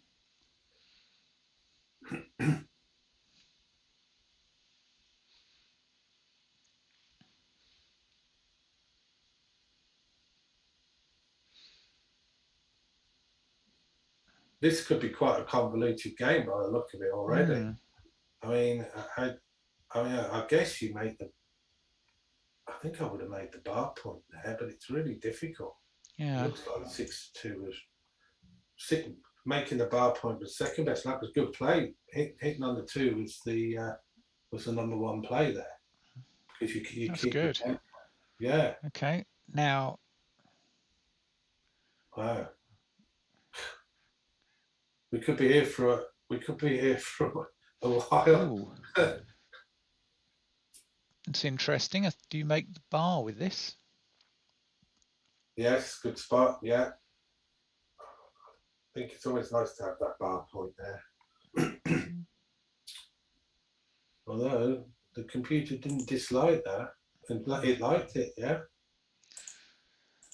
So Karen has pulled out some really good moves in what's quite a Your opponent doubles. tricky game. No, I think that's a great. I mean, I know that Rachel has got a double anchor in that, but Your opponent takes. that's a really good. I think that's a really good double, because if you're going to win this game against the back style game, you're going to win a double game, which will win you the match. It's a very good double, and an excellent take as well. So well done to both players there. That's really, really good play by both. Okay. Now, do you step out here? Yeah, I don't think there's good for. I don't like picking up that block. There was a good reason for it being there. and you're not going to make the 3 point easily now. Absolutely, yeah. I mean, I think the stepping out part was right, but not the lifting of the block, killing that potential builder for the 3 point. So these are always tricky. Have we got 6-3? Okay. I think I like 16 to 10, 16 to 13.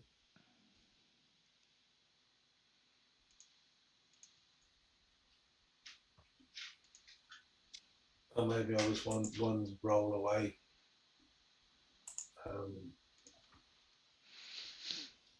Okay, 3-2. That can make the 8 point. Oh no. No. Don't really want to lose your 6 point. Okay.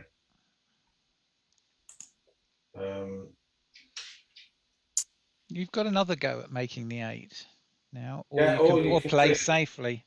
Yeah, clear in the mid's great because you're no longer 6 away from that bar point. Wow. Well, that's that's ugly, but no choice. It is. I mean, this could go. So now all of a sudden you're facing a very strong board if you get hit. And this makes it really interesting now because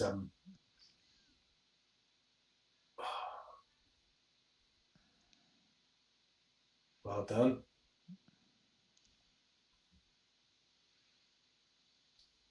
I think you've got to play big here and play to the bar. Give yourself a good cover number. Although the computer liked that one as well, maybe. Oh, mine was up there as well. My suggestion. These are tough though. So,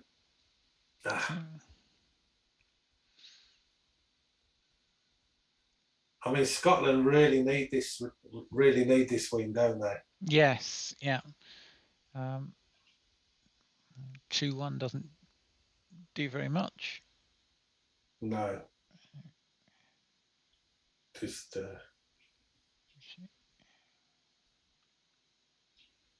okay, spread them out. That doesn't do much either.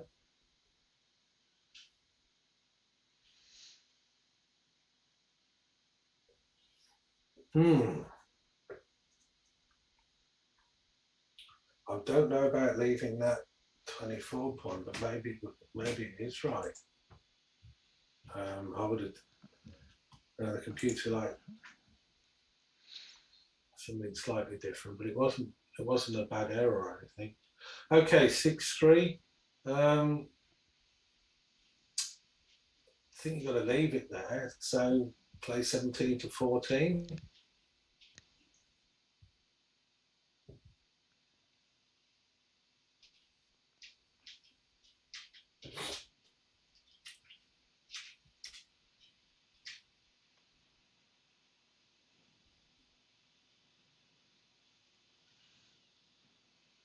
Okay. Well, that makes a 4 point board again. Should be a little bit scary. Means Rachel won't be so keen to hit loose. Although probably still will have to. That doesn't hit at all, unless I think premature to play 3-2, but yeah, banana split could be a little bit big. So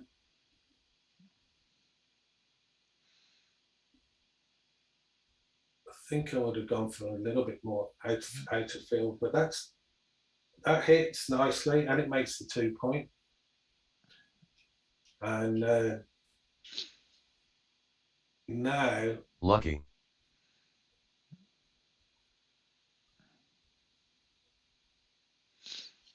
Now, would you switch or loose hit? I'm only interested in a single game, so I think Oh, that's Unlucky. That was just having that 4-point board, you see. yeah. It causes, can cause a problem. But now Rachel is back as a strong favourite again. Again, you've got the option, you can switch, but it's only a 3-point board now, so I'd probably feel a little bit more comfortable about hitting loose. Okay. And I think, Oh, no, don't play don't that way. misclick at this point. That would be dreadful. Okay, so barring any sort of accidents, this could be another England notch. And you say it's 11-7 at the moment.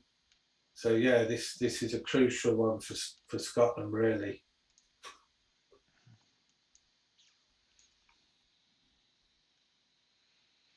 Well, I've just heard the ding of another result arriving. Oh, okay. And that was a win for Anna, which means we are now England 3-1 up in this round. Yeah, that puts and this is going to be 4-1 after this, which I think puts the match beyond doubt. So round 5 is just a chance for the Scots to get some national pride back. Yeah. Well, they've put from what we've seen in the games and the matches, they put up a very good fight up to this point. So.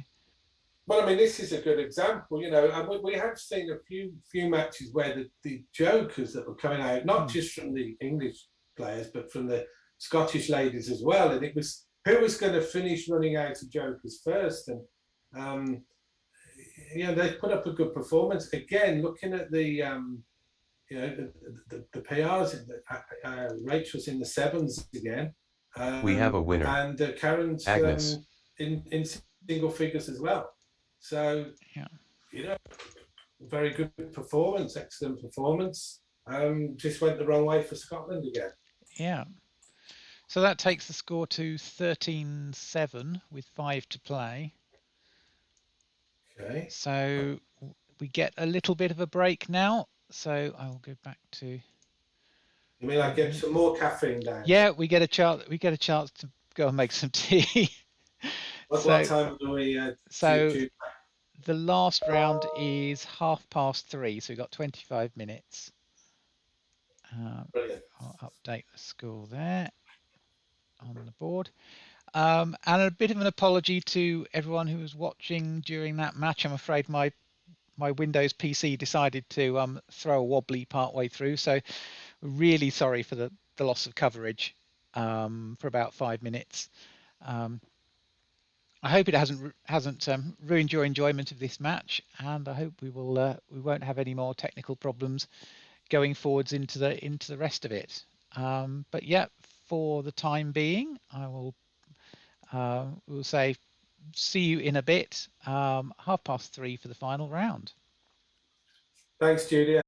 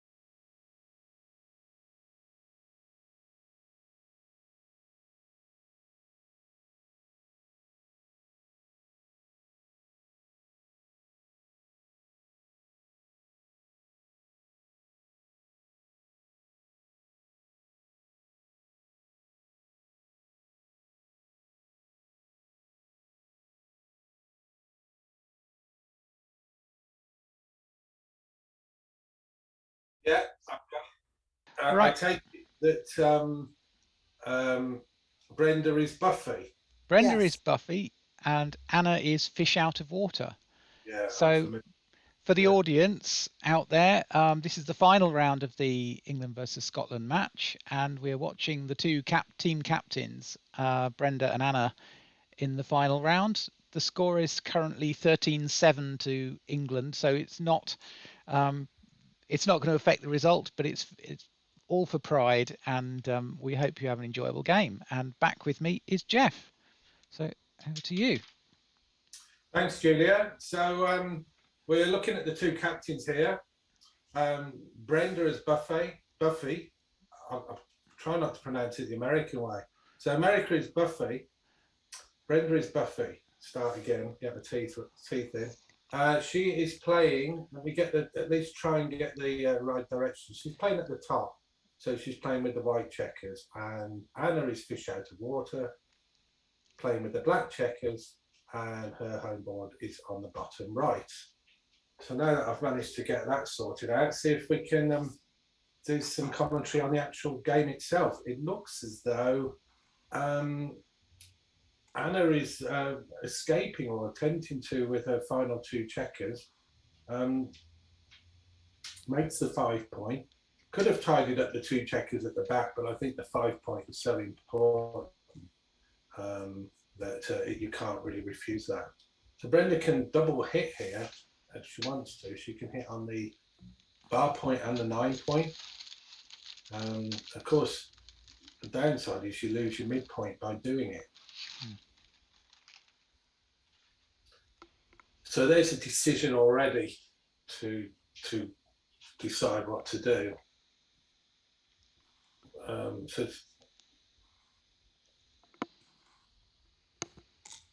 Okay, it looked like the correct thing. So Anna starts back almost like to the start again. Gets hit on the 3 point. So there's no hit there. Anna has to come in on the 20. I think 24 to 21 or 8 to 5 are the choices there. 13 to 10 and 16 to... Yeah. I think that's better than the 8 to 5, but I'm not sure because it strips your 8 point.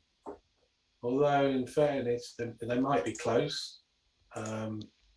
Or actually not close. Anna well done, Anna. You made the correct play 8 to 5 by considerable margin over 13 to 10.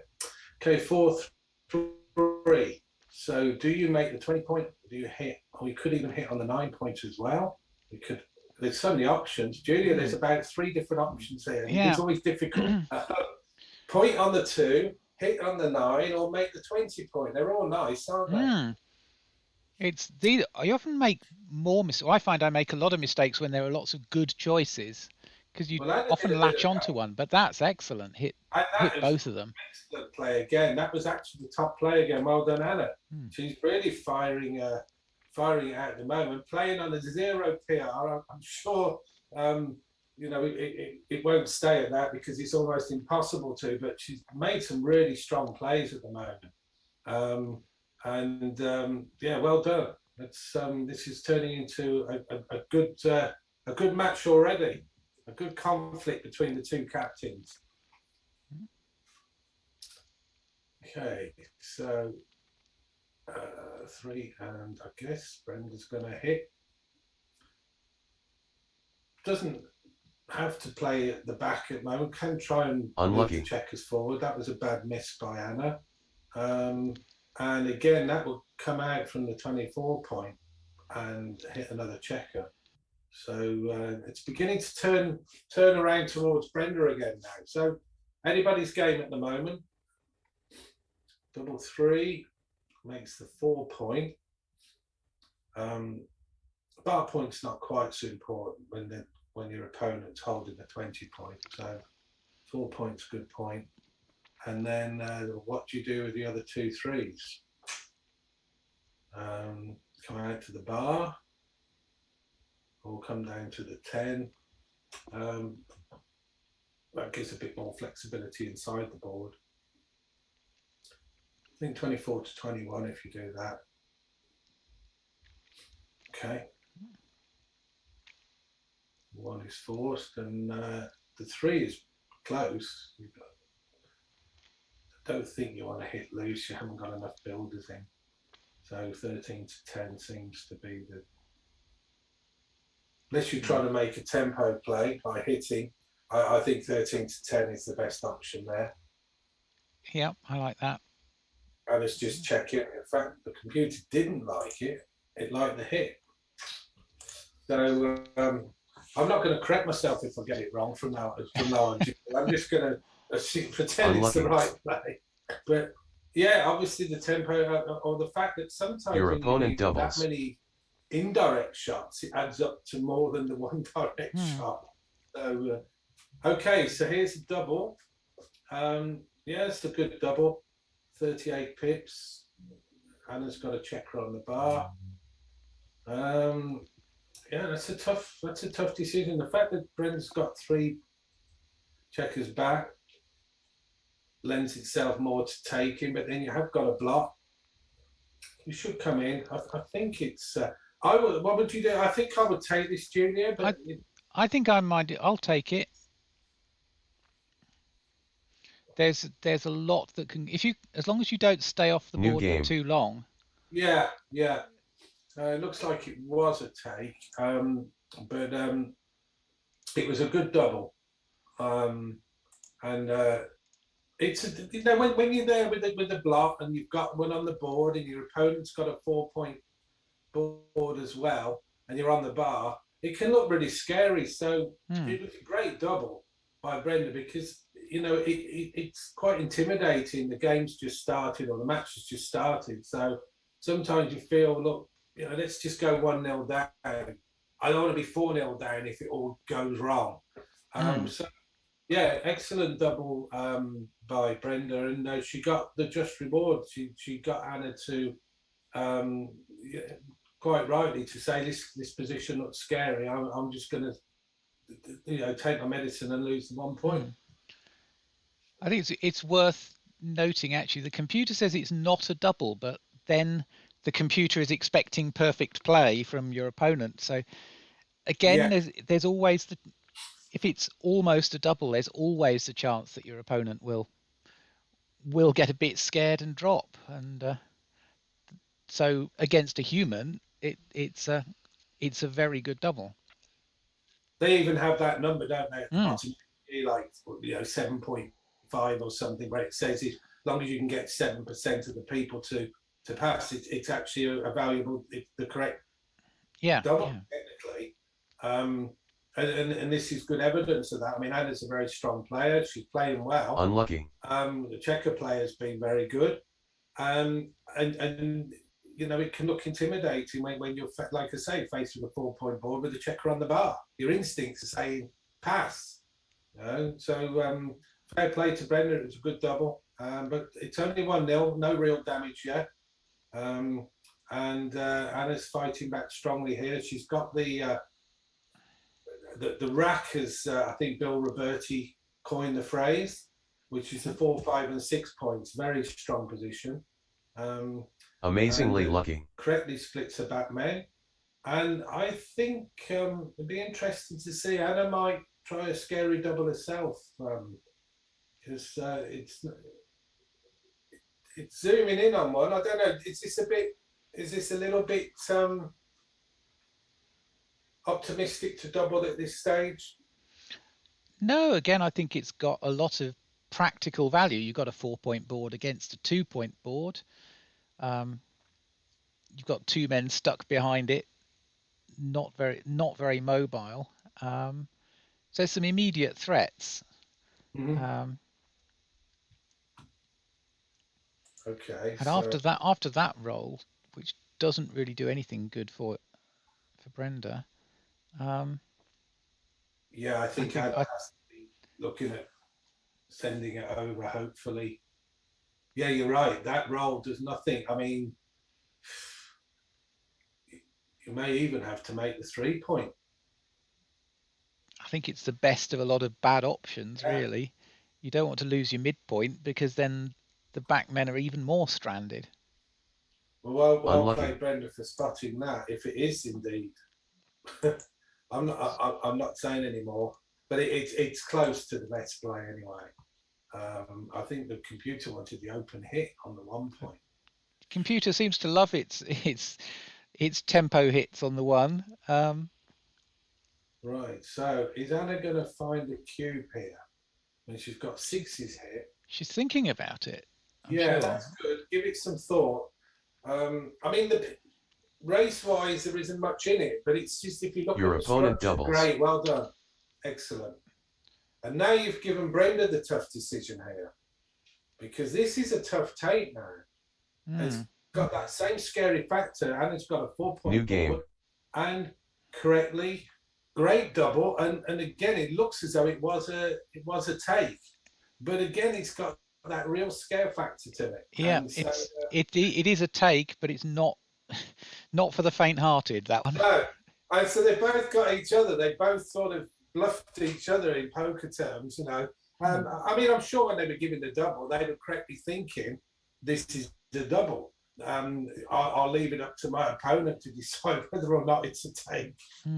But both decisions were quite tricky. So they're one apiece in games, but I think they're also one apiece in upmanship as well in this particular match. So that's happening now. So again, Anna's got 1 checker back. Brenda's got the advanced anchor. Could just bring 2 down here.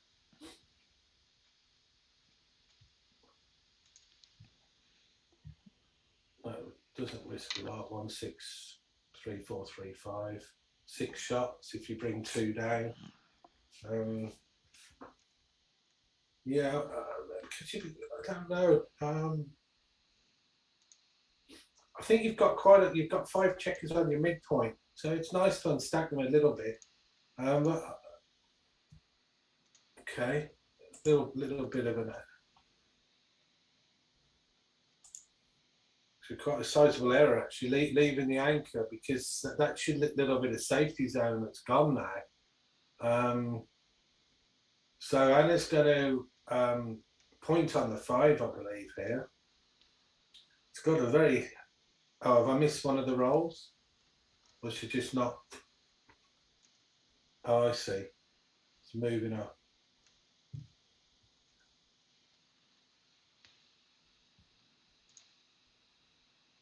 Yeah, I missed the roll there.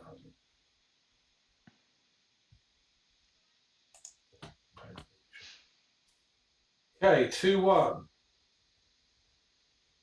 2's easy. What about the 1?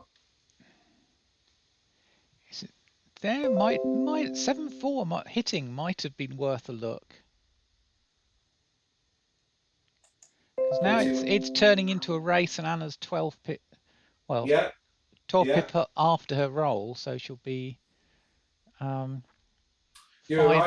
ahead now. Yeah, absolutely. A good call. Well done, Julia. That was, like you say, the race is that close, but it's against you as well. I mean, it's not a big enough lead to be cubing, but it's a comfortable lead. It's a definite advantage. So she's going to be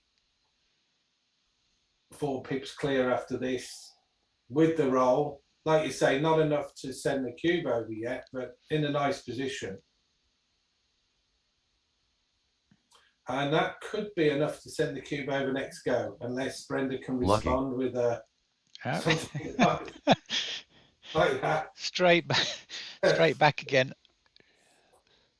Right, tit for tat here then. Lucky. I think you've got to bring one in, at least one in on the 4 point. I think, yeah, fill up the gaps a bit. Okay. So 6-2, you can't even put one on the 4 now.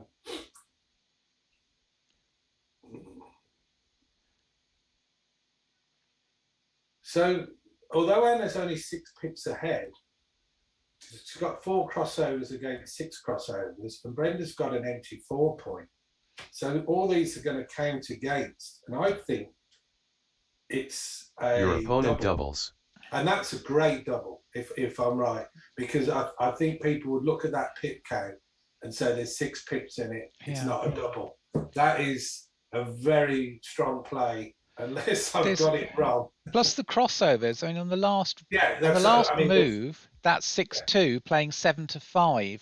New game. Yeah, Brenda, absolutely. suddenly it looks innocuous, but suddenly you haven't got a good 1 to play on the next roll if you get it.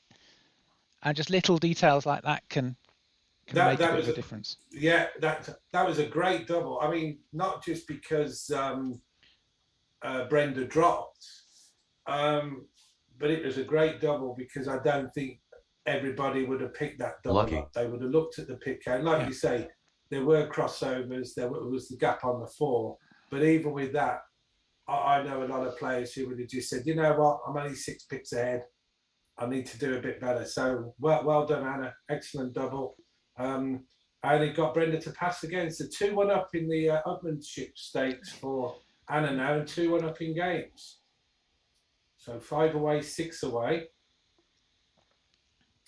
and a 5-4 to play. I'm not sure, because I'm chattering too much, whether Brenda's played a 5 or a 4 yet. So I missed that. That hits. Okay. Okay. Could step up with the 2. There's not much better. No point slotting. I don't. No. You have got 3 men back anyway. So yeah.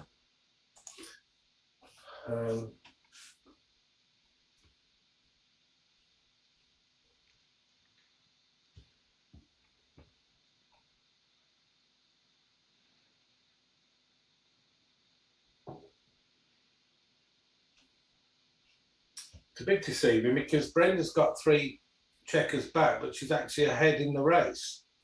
I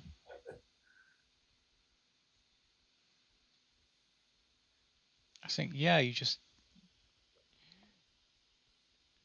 I'm trying to think of any other options, and there aren't really any. No, you can't afford to get a man back behind that. Behind that nice intimidating prime. Yeah. So again, although it looks ugly, I think this is the right play. I can't see anything. The good news for Anna is the race isn't. Oh, I'm not sure if I'd move up, because I think you would be more of a nuisance staying where you were there. Yeah. I guess Brenda will be saying, well, look, you know, I'm ahead. Or rather, I was ahead, because that's going to change things. And very lucky. Again, unless Brenda, and that's a poor roll, unfortunately. I think Anna could well be reaching for the cube here, because she's got the bar point made. Okay. Oh, she missed the hit. No, she didn't. Well done.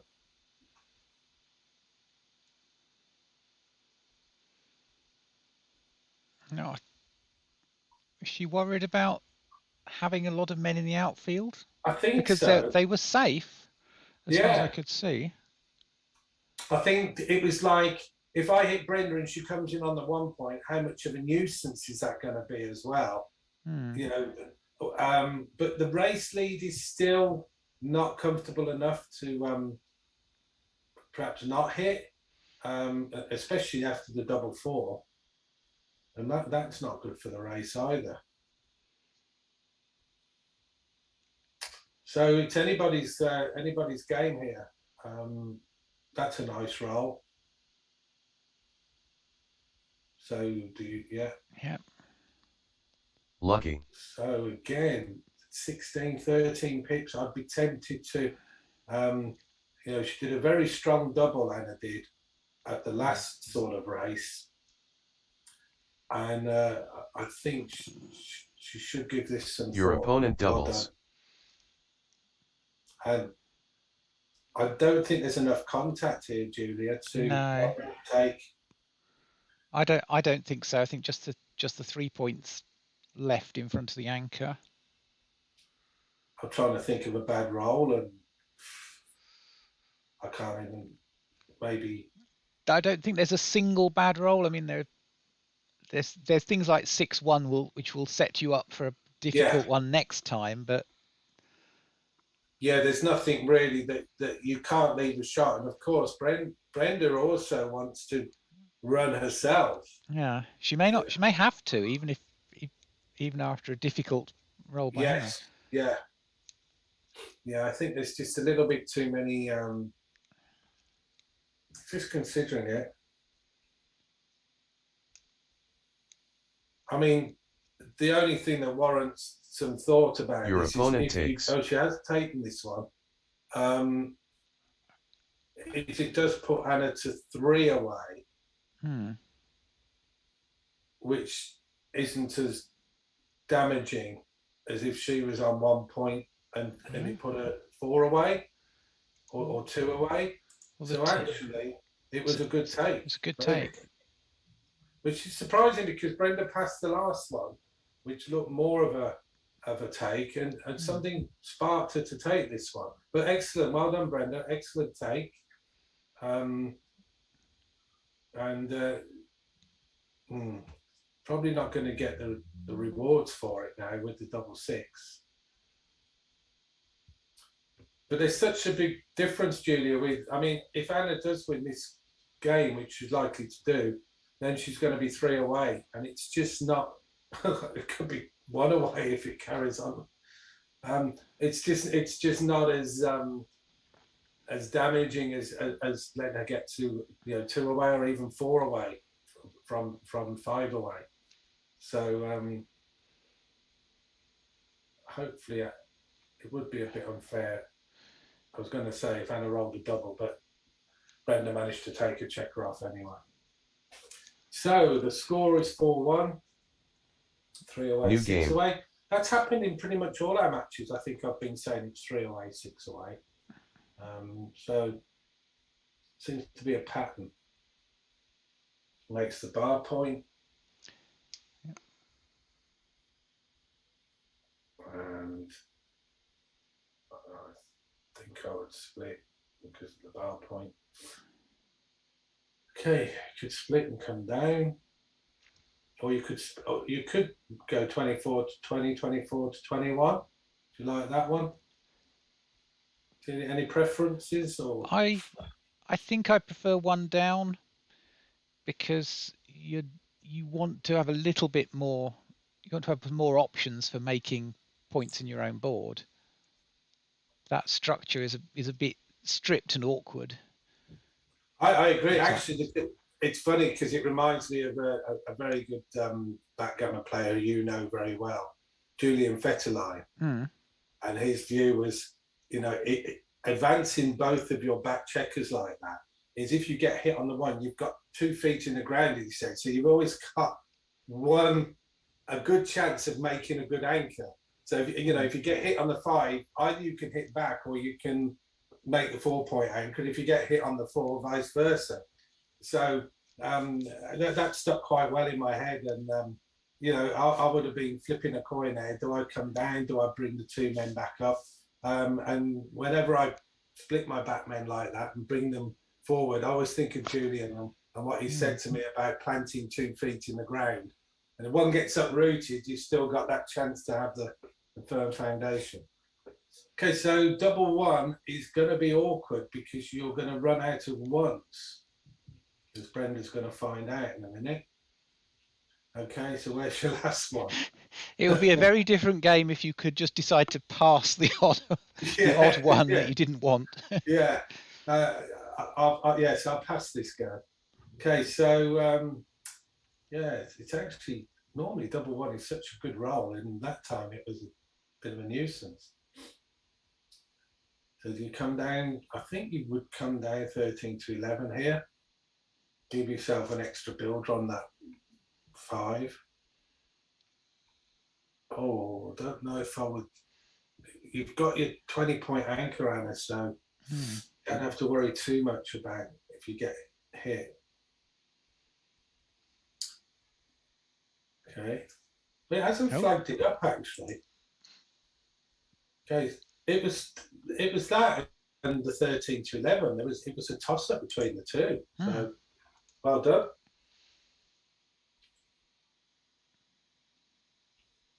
Okay, that comes into the 5 point.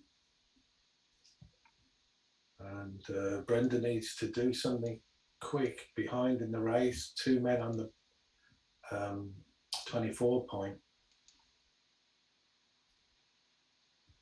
It's always a difficult cube decision when you're 3 away.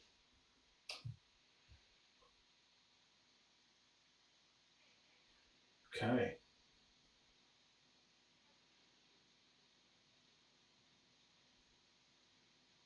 This is time to go. I mean, you don't want to break your 9 point. And I think if you're going to do that, you could play 6 to 4. Yeah, or maybe it was just a. It didn't like coming out at this stage. But Your opponent doubles.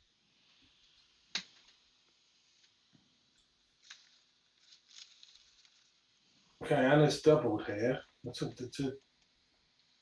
put the pressure on again. Well done. It's always difficult to find a cube at 3 away. So that's New game. But it's done it yet again. It was a slight no double, but again, like you say, Julia, if you think your opponent might pass and it looks scary enough, then throw it over to them. And it's only because you're 3 away. I think in other situations that could have been an easy double instead of a no double. So well done again. The doubling's been pretty strong. They must know each other quite well, Julia, because they seem to be playing on each other's strengths and each other's weaknesses at the same time. Although each time it's been a really scary double. You know, I justify passing every one of those. You know.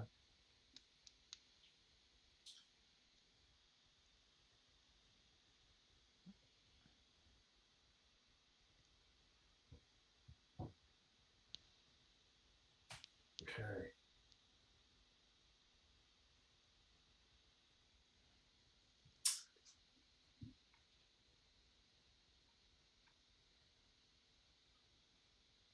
So 5-1. That's just with a strip mid, 2 on the 11, and 2 on the anchor. There isn't much flexibility with Brenda's position. I think I would be looking at, because of the blot in Anna's board and the fact you've got an anchor, some form of slotting. So What's that? 8. She just played 8-3. Just played 8 to 3. I mean, it's safe, but I think 8-3-6-5.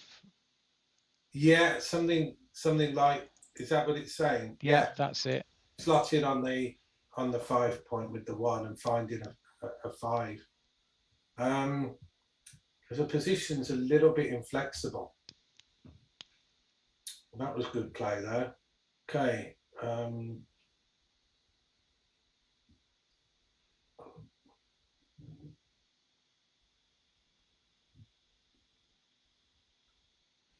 Yeah, I may be tempted to block the come down to the 10 point like that. What a... I think I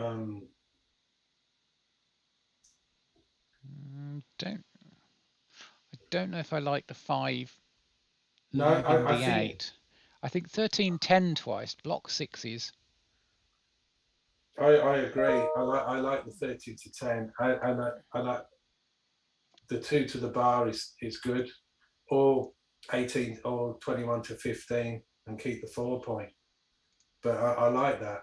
I mean, I think making the 10 point has its advantages to making the 5 point. Although people say when in doubt, make the 5 point. You can't normally go wrong, but it's surprising how you can get blundered when there's a clear alternative. So you make the 10. Where are the other two? Yeah, I don't see that being wrong. Let's have a look. It was make the 10 and make the 5. Okay. And then the 21 to 15, 8 to 5 2, and 21 to 15, 13 to 10 2 were pretty much close for second. But it's still pretty good. It was still up there. It's only a minor difference from the best player that Anna played. So, okay. I guess you got to, it's a shame, but I think you've got to burn a checker. Yeah, to the 4. That goes to the 6 point if you want. Yeah. So the race is close again. And that also plays to the 6 point for want of better moves.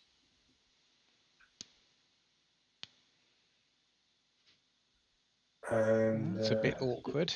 That's pretty much plays itself. Yeah. All your other 4s are blocked. Wow.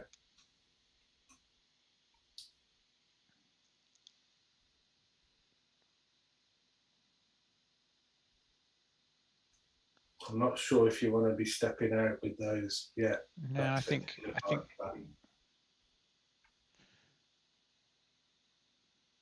Anna's looking to launch those heavy stacks on top of you if you vacate that 22 point, 21 point.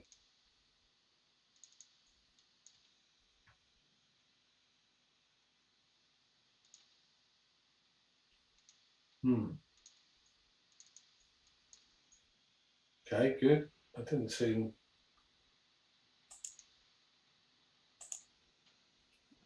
Yeah, that's good. It's getting tricky now because they're both running out of options. You know, Brendan wants to keep her points in front of the bar point that Anna's sitting on, but at the same time doesn't really want to move from the 21 point. So it makes it, you're sort of at a conflict each time. The race is favouring Anna. I don't know. Okay. Yeah, that looks good. And I think you can just slot the 5. Slot the 5 and play 8 to 6. Yeah.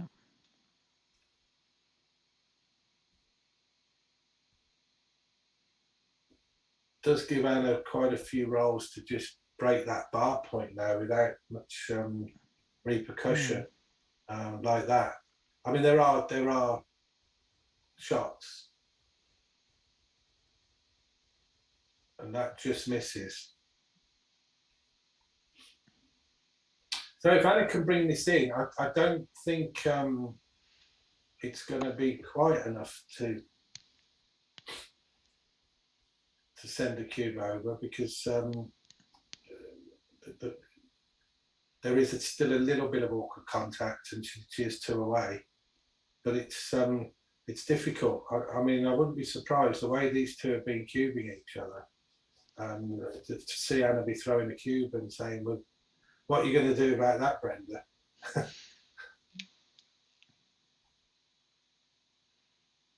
Okay.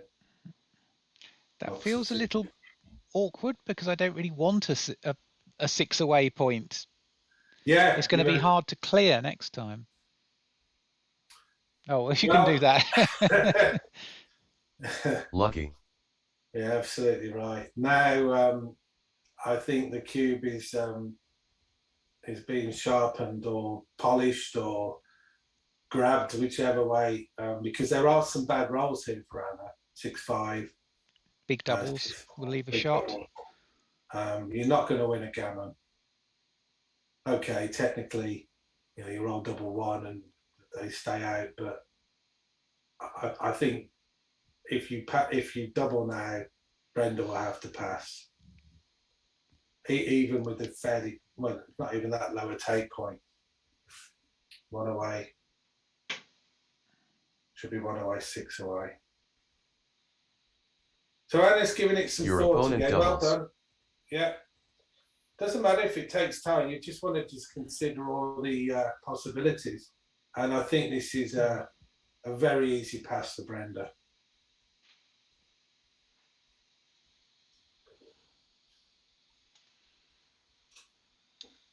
But again, giving it some thought, thinking, well, 6-5, 6-4, double 6, double 5, double 4. New game.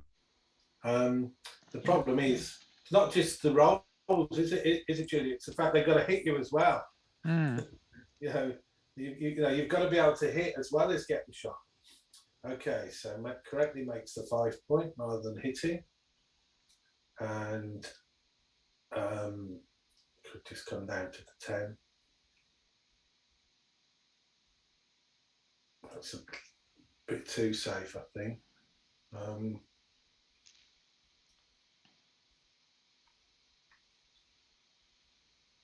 Of course, Anna's quite happy if it turns into some sort of running game with no gammons or anything.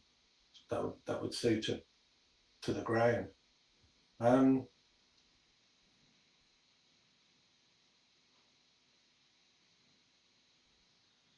Yeah.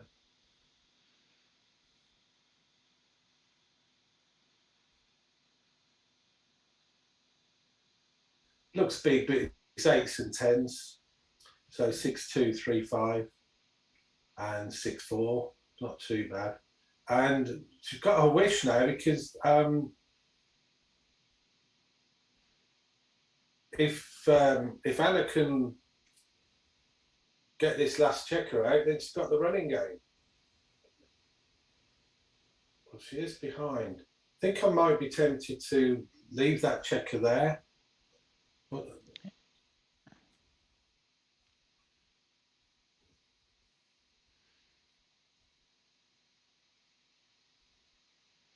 Yeah, I like making the 3. I think yeah, the problem is with running that last one to there. It's basically a race, and if you get hit, you've gone quite a way backwards in the race. yeah. So now, we don't want to be pointed on there, but do you really want to step to the bar where you've got 4 aiming at you? well, and also, you're a bit Well, behind. it's 4 aiming at you on the 4 point as well, so neither option is very good. No, it's not. There isn't. The only difference here is if you get loose hit there, you do get a return shot. Mm. Something like 5-1. Now Brenda's got a decision to make. Make the 5 point and give you a shot, or hit you loose. So that was the better of the 2 options. Of course, this is one of the downsides is you can get pointed on. Okay, stay on the 1. I don't think it's worth coming out. I would slot the 4.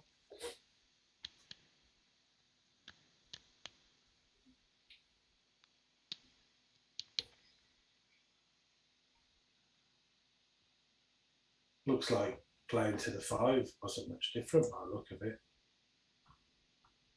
Okay, slotting the bar was actually what the 3-ply thinks was the best move, which is, I'm not going to argue with XG. Okay, 4-2. Do you come down now, clear those? I think it's time, yeah. Yeah. And now you can make the 3 point. You're just so far behind to step out. That makes the 5 point. So now I think if you take your chances with running, I think you probably do actually.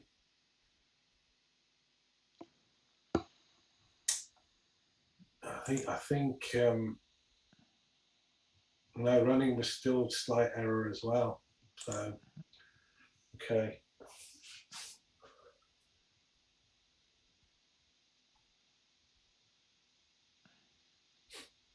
Well, it looks like the match may well continue, at least for another game, Julia. Yeah. Unless something horrible, like a 6-5 and 6-3. Oh gosh! You said it. I tell you, I just they're going to have to start bringing me along as a mascot for the English ladies team. Because whenever I call a bad number for the Scottish ladies, it seems to come up. Wow! I'm not going to say anything further. So which three is? I think 8-5. You've got loads of options to cover if you're missed. I think it has to be, doesn't it? It's. What else do you do? Do you hit on the ace? Well, play big That's or too go big. home. You know? Yeah. That's very big. Yeah, that is a bit big. No, I mean, if Brendan manages not to cover that 2 point, and there's only one Unlucky. number, I'm not going to say it. Which was, I could say it now because, oh no, even double, no, it was 5-5. If she'd have rolled 5-5 there, I would have been very. Okay, so are we going to get a shot? Now, do you?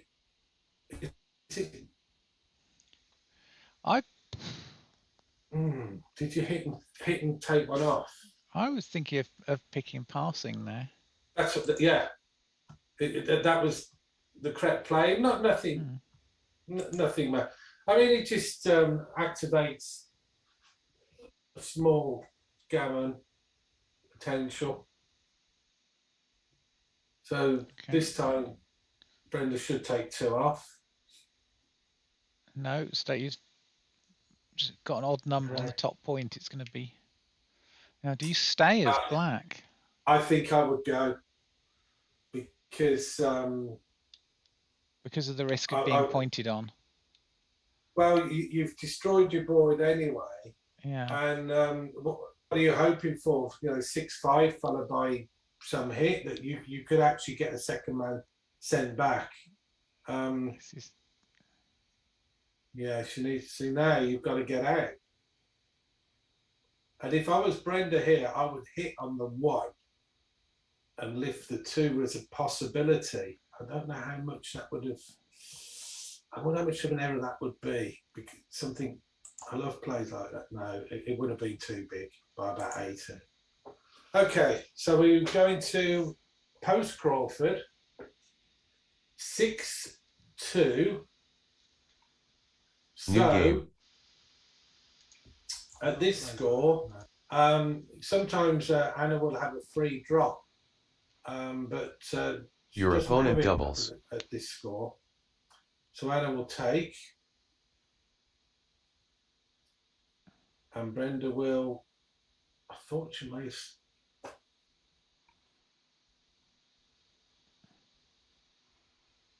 Okay, you make the 22. Which was wrong. I mean, this is the difference. Brenda really is trying to force some sort of complex game where she can somehow get a gammon and take it to DMP at 6 each.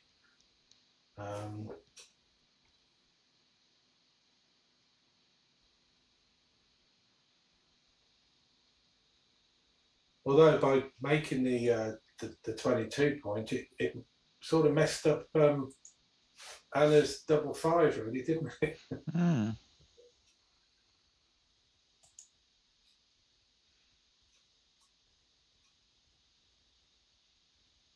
The correct play with the 2-1 it was the 13-11, 6-5, just to initiate some sort of contact and try and improve your own board. You don't care if you lose a gammon.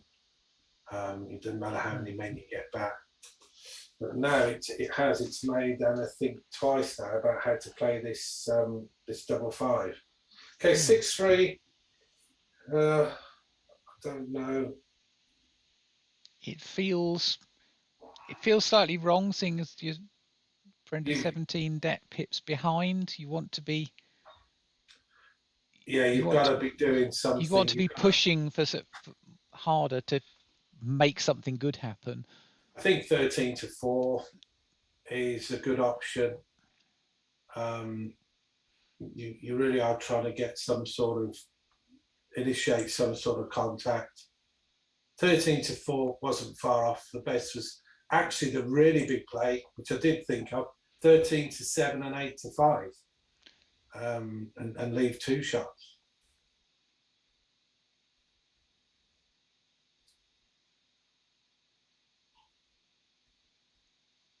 I think if Anna's got 2 to play, just come down to the 9. That's it. The problem now is Brenda is in an awkward position. She's only got the 1 checker back, so it's a little bit vulnerable. Hasn't got a board to scare Anna with at the moment, and is behind in the race. So running out of options. Now, if Anna looks at Brenda's board here, she'll know that she can leave that shot because there's 2 blocks. That's also an option. I quite like that. Yeah, Go for I think that's a better play. I mean, Brenda could come in on the 5 point, which would be great for you because she's out of the way then. At the moment, she still causes a little bit of a headache being on that 22 point. Okay. I think I make 5. You've got to. Make You 5. can't. Well, you can, but that's the better play, I'm sure. I mean, that is safe-ish.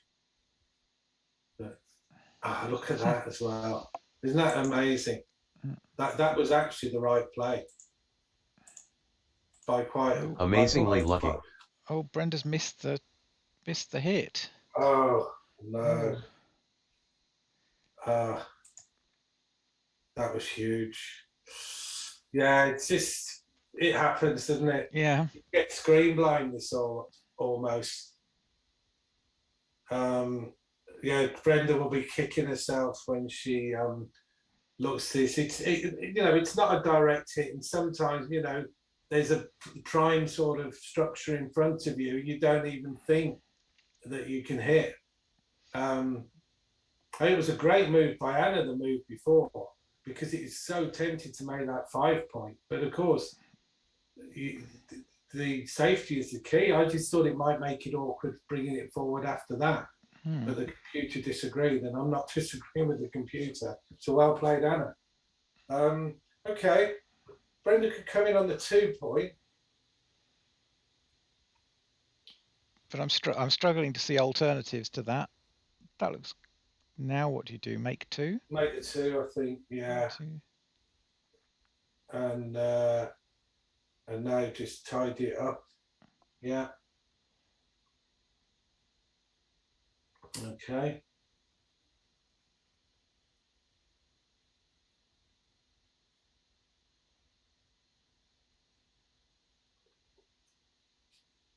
Oh.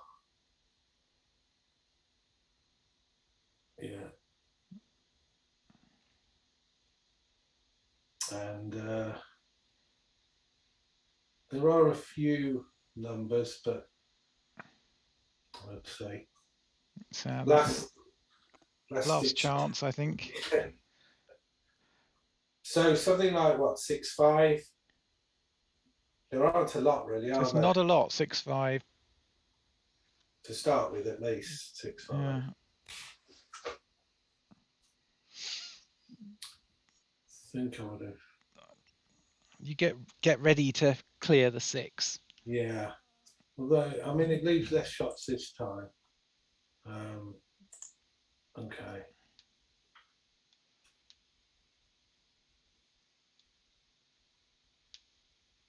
This could be it. We need a 5-1 or a 6-1, and that's not it. Well done, Anna. Yeah, well done. Commiserations, Brenda. Just missed that 1-5-2. I think she'll be kicking herself on that, from that. But some great cubing in that game by both of them. Some of those early cubes, excellent. So that takes us to at least 14-7. Are there any other matches? So other Anna has won 7-1. So the score at this moment in time is 15-7. 15-7. There are 3 games still out on the Okay. course, Okay. and in a couple of rolls' time, we can go and have a look and see where they are. And that's it. We have a winner. Fish I'm out of getting used to water. the names a little bit more now. So Sarah is playing June. Sarah should be playing June, CJ and Alice, and CJ Rachel and Alice. and Rachel and Kirsty. So Jenny, who has won 4 of her matches, didn't play in the last round. Decided to let her captain have a go. I think if there's a player of the tournament, it's probably Jenny for getting through undefeated.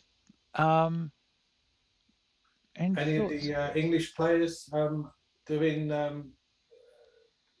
on a high win streak? Sarah's had 3 out of 4 so far. Okay. Anna has finished with 3 out of 5. The others have 2 wins each. Let's go and let's. Do you want to, the majority are watching Sarah's match for some. Yeah.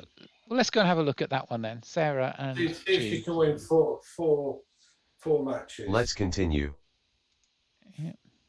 Oh, she's playing well again.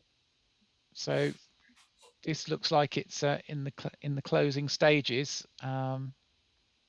Oh, it might not be. It's close. It's isn't close. It's close, and Sarah's got some horrible distribution there. Yeah. And it's just got worse.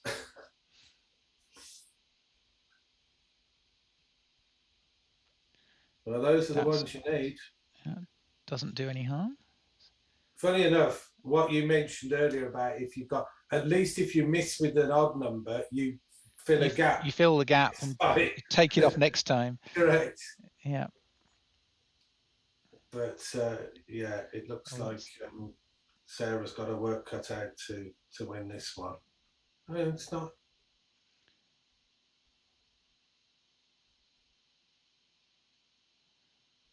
Okay. I'll keep taking 2 off, and so it'll probably be double 6 or bust here. Yeah, unless it could be interesting if it's 3-1 or something's wrong. Oh, horribly unlucky. Gosh. It's my turn too. Oh, horribly unlucky. New game. Man, if that had been a money game, I could have seen the teams right backwards and forwards with the right sort of players who I've got in mind. Yeah. I think it would have ended up on about 16 by then. Okay, so we've got Crawford, and it's Grimo is Alice, isn't it? No, June. Yeah, it's June. Yeah. So June is having a slight edge here, having the lead at Crawford. Although Sarah's made it 5 points, so that's a good start. Oh, yes. Yeah, the 6-4, I've seen it now, that there is an obvious, it looked like the bar point was screaming. Yeah, yeah. I think you'd like to make the 4 here. You definitely hit. Hit 1, make the 9 and make the 4. Yeah. Or make the 11 actually and make the 4. That's quite a big play as it stands. Yeah. I'm leaning more towards making the 11 now than the 9. Yeah. I want to see which one. So yes, make the 11 and the 4. Okay. So I click back after looking at that, and all of a sudden,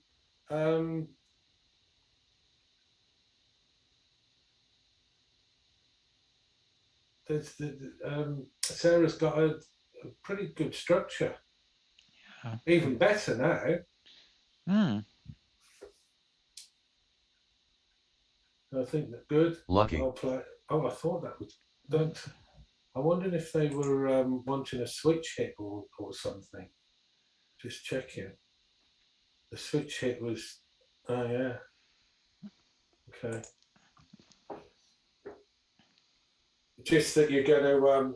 White is looking very dangerous there, especially if they're given their whole roll. Although they haven't got it anyway. Oh, So they can't do a lot here. They're coming on the 23. I quite like the 6 to 5 shift. 6 to 5.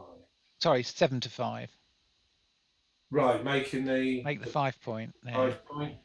Black's now playing 5s and 6s to run out, and 5s and 6s are aiming at the 2 blocks. So middle numbers are not very good in that position.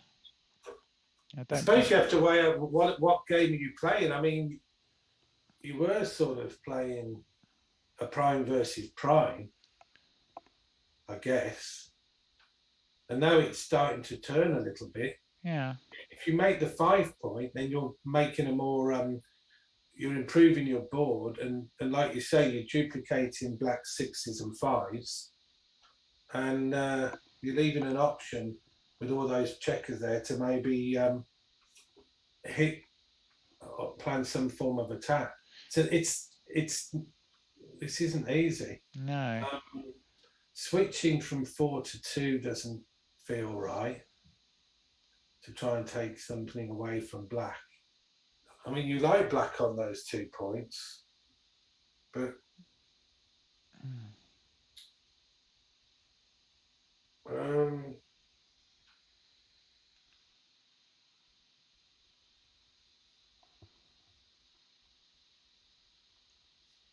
trying to think if I like coming in on the 23 and 10 to 4. It just seems so. It doesn't really accomplish much except keep the structure. It's obviously causing June a lot of problem. Well, it's right. Took your advice, made the 5 point. 10 to 4. Mine wasn't. Yeah. It wasn't too. We came out with the top 2 plays, Junior. Now I think you make that anchor at the back with the 1. With the 1. Yeah. Now 6s are not good for black. Yeah.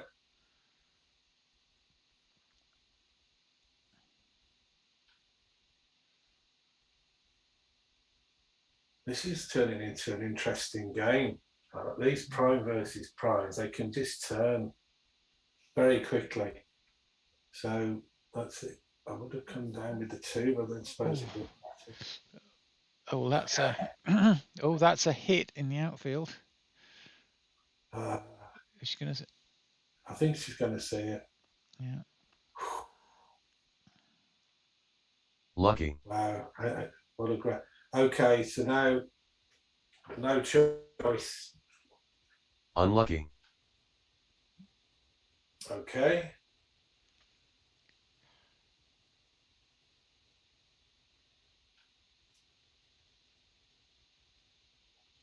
Oh, what a great roll that is. I mean, you can hit. Very lucky. I think you want to make sure you don't end up with too many men back behind the prime, and you then don't get the right number and never escape. Yeah. And you crunch your board by mistake. I think the hit would have been, although she's picked that checker up now anyway. So it's a case of, because don't forget, you're trying to win a gammon. If you're in. No, that's true. That's very true. Yes.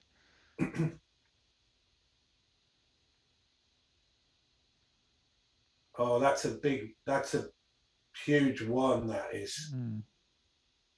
Very lucky. Because that could really put pay to the gammon chances now.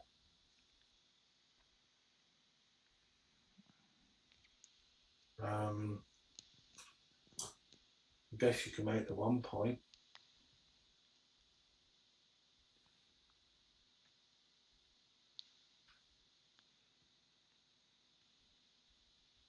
Okay.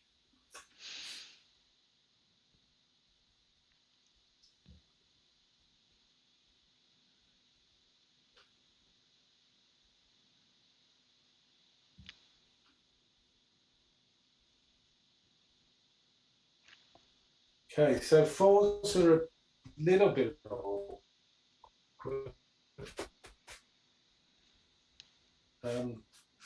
It's not the best bearing of structure, but having said that, June's starting to break her board up. And that's a nice roll. And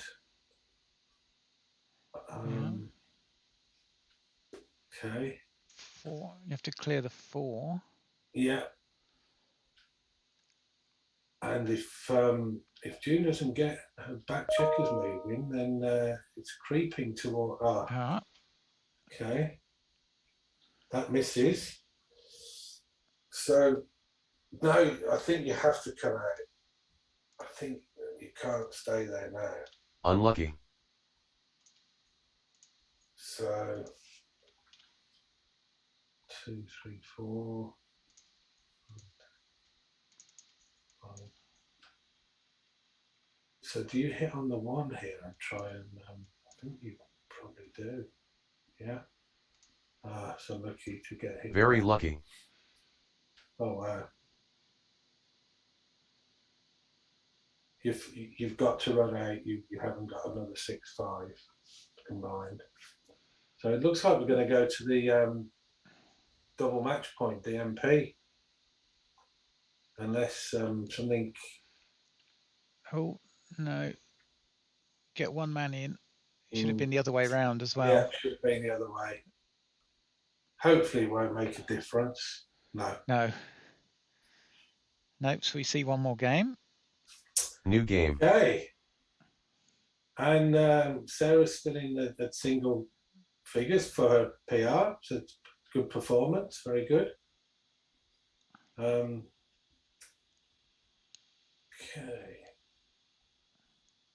So I think I know there are some differences with there, but I think I would make the 4 and the 11. Yeah, I'm with you on that. I don't remember. Something sticks in my head that says you with double 2s you never make the opponent's 5 unless they're sat with it slotted. I think you make it if it's, and I need to check. I'm pretty sure you make the 5 if you're playing gammon save. Gammon save, yeah, I can understand. Yeah, but that's the only instance I know. The only other double 2 I know is if your opponent opens with a 6-4 and slots down to the 9 point, splits his Batman, the double 2 goes all the way out and hits the blot on the 9 point, as opposed to making the 6 and the 4 and the 11. Anyway, we digressed a little bit. So 3-2. Just remake the 8. That's fine. Here, yeah. Make the bar point, and we're settling in for one of those. Well, I hope I haven't spoken too soon. Settle in for one of those long cat and mouse games, which ends up as a different tactic. Yeah, who breaks first? Who blinks first? Okay, I think that seems to be.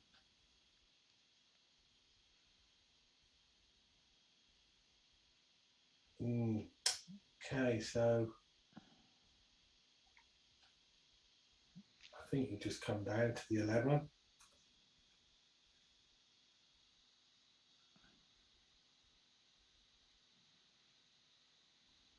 You've got that 5 point open. It's on, perhaps a bit too safe. If you do that, where's your 3 now? Yeah, it's still the same. It's still the same problem. Where's the 3? I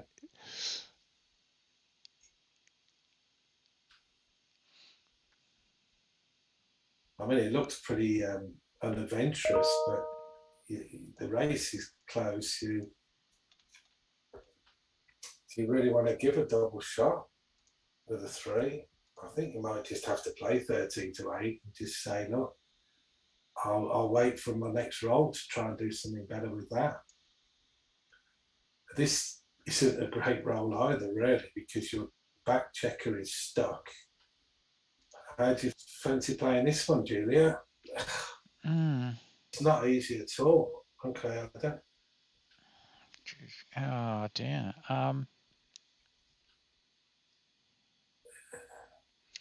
I don't want to leave the anchor. That might be the best. Yeah. I was struggling to think of anything better. It than is. that. It's the best of the, Best of a very bad bunch. Yeah. And here's another corking move again. Don't know if I'd break. So if you play the 2 there, either way, it's the 1 that's the awkward number. I think make the anchor and play 8 to 7.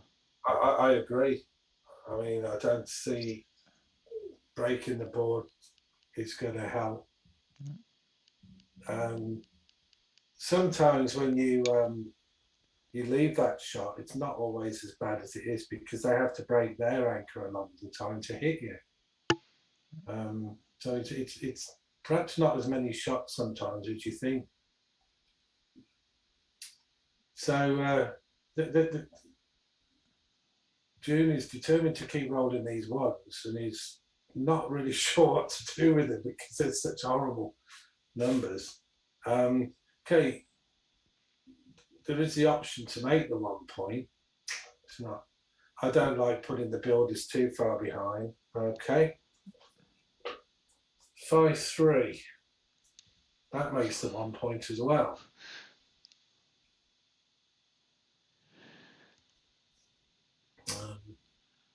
Might be time to.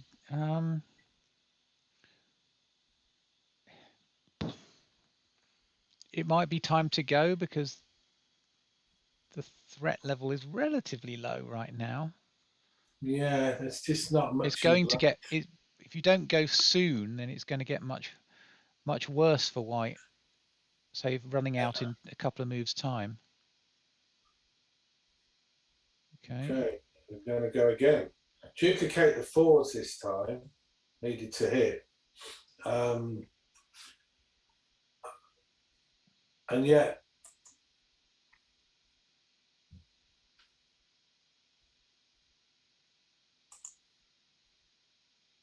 they're both starting to, their positions are getting a bit stretched now. They're going to have to start leaving shots and hoping that they get away with it. And that can play to the 4 point, I guess. Or you can run to the bar. It's always so difficult. When do you leave it? But you are behind in the race slightly. So do you really want to be leaving the 22 point? I think that's the play, but it's getting a bit tense now, a bit complex. And another thing to notice is June is down to just over a minute. And has got a lot of time because this is quite a tricky game now. 13-4 was correct, by the way.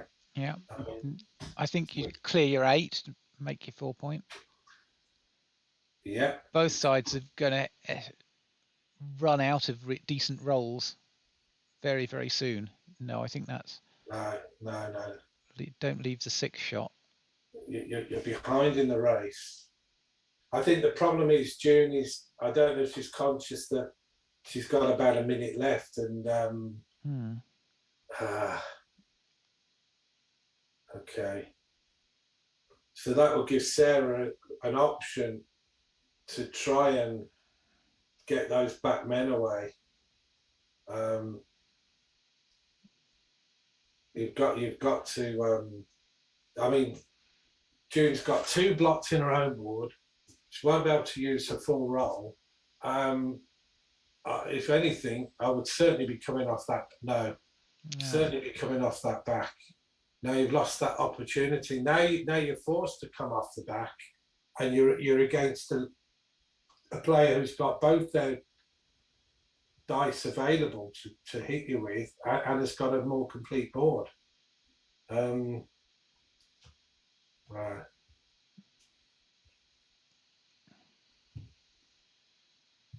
Okay, play both off the 20. Yeah. Oh no, yeah. Or is it something obvious? I'd like a little bit more coverage in the outfield. Oh, but that's Absolutely okay. right.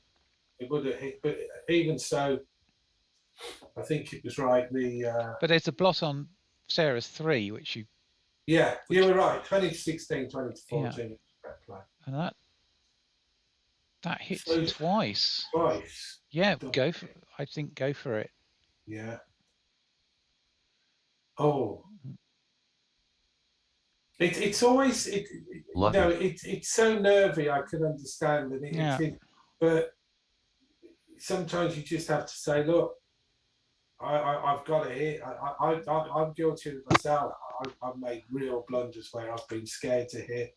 I'm fearing the worst, but sometimes you have to do it because it makes the game so easy if it works out. And a lot of the times it does work out. It's just the time you tend to remember the times where it doesn't. We've got a few blunders because of the position. You know, this time this is a nasty game. It's a tricky game. Nerves are there. It's DMP, so everything's going on, and you know, it takes a lot of spirit and a lot of guts to play this game anyway online. June needs people. June needs to be very aware of her clock right now because it's 20 seconds getting perilously low. It's got to make a Unlucky. Of course, rushing it, you make the errors. You do make errors, yeah. She hasn't really got time to think now. It needs to be sort of play by instinct. Oh, that's a hit. No, she needs a 5 or a 4. Lucky. Okay. Unlucky. Wow. It's still not over though, is it? I mean, look at that. No, don't think about it. Just play. It would be that. That would be the worst 10. thing. You do not want to see a timeout right now. Just play it. Heroes does give you a little ding to remind you. Yeah, that's. Oh, lucky. Oh my gosh. Wow, that's nearly lucky. I think even with the gaps on the 5 and the 4, it's going to be too much for Sarah to. I don't know though.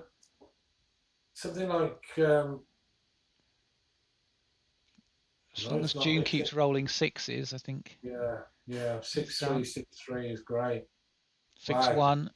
Yep. So those 2 gaps didn't cause a problem. And now she's got an odd number of pieces, so a 1 won't hurt her just yet either. And that's it, I think. Double 3 would. Wow. But it was a finish. Yeah. What a finish. Left. We have a winner. Ginjuno. Well played again, Sarah. Just that last game cost them both a little bit because it got so complicated and it was very tense. But tough luck, Sarah. Well done, June.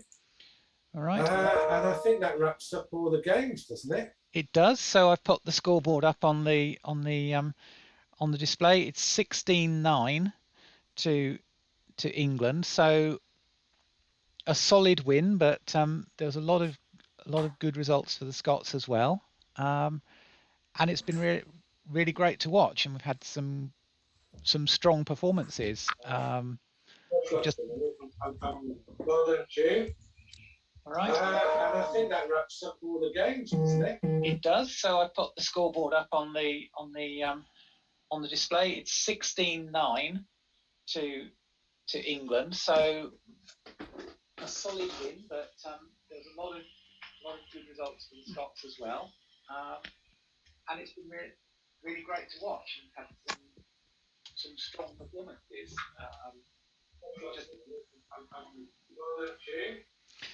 And at this point, I will just say goodbye to everyone on the live stream. Thank you for watching. I hope it's been enjoyable. And we will see you again for a live stream in the near future. And thank you to all the players, and thank you to Geoff for being a really great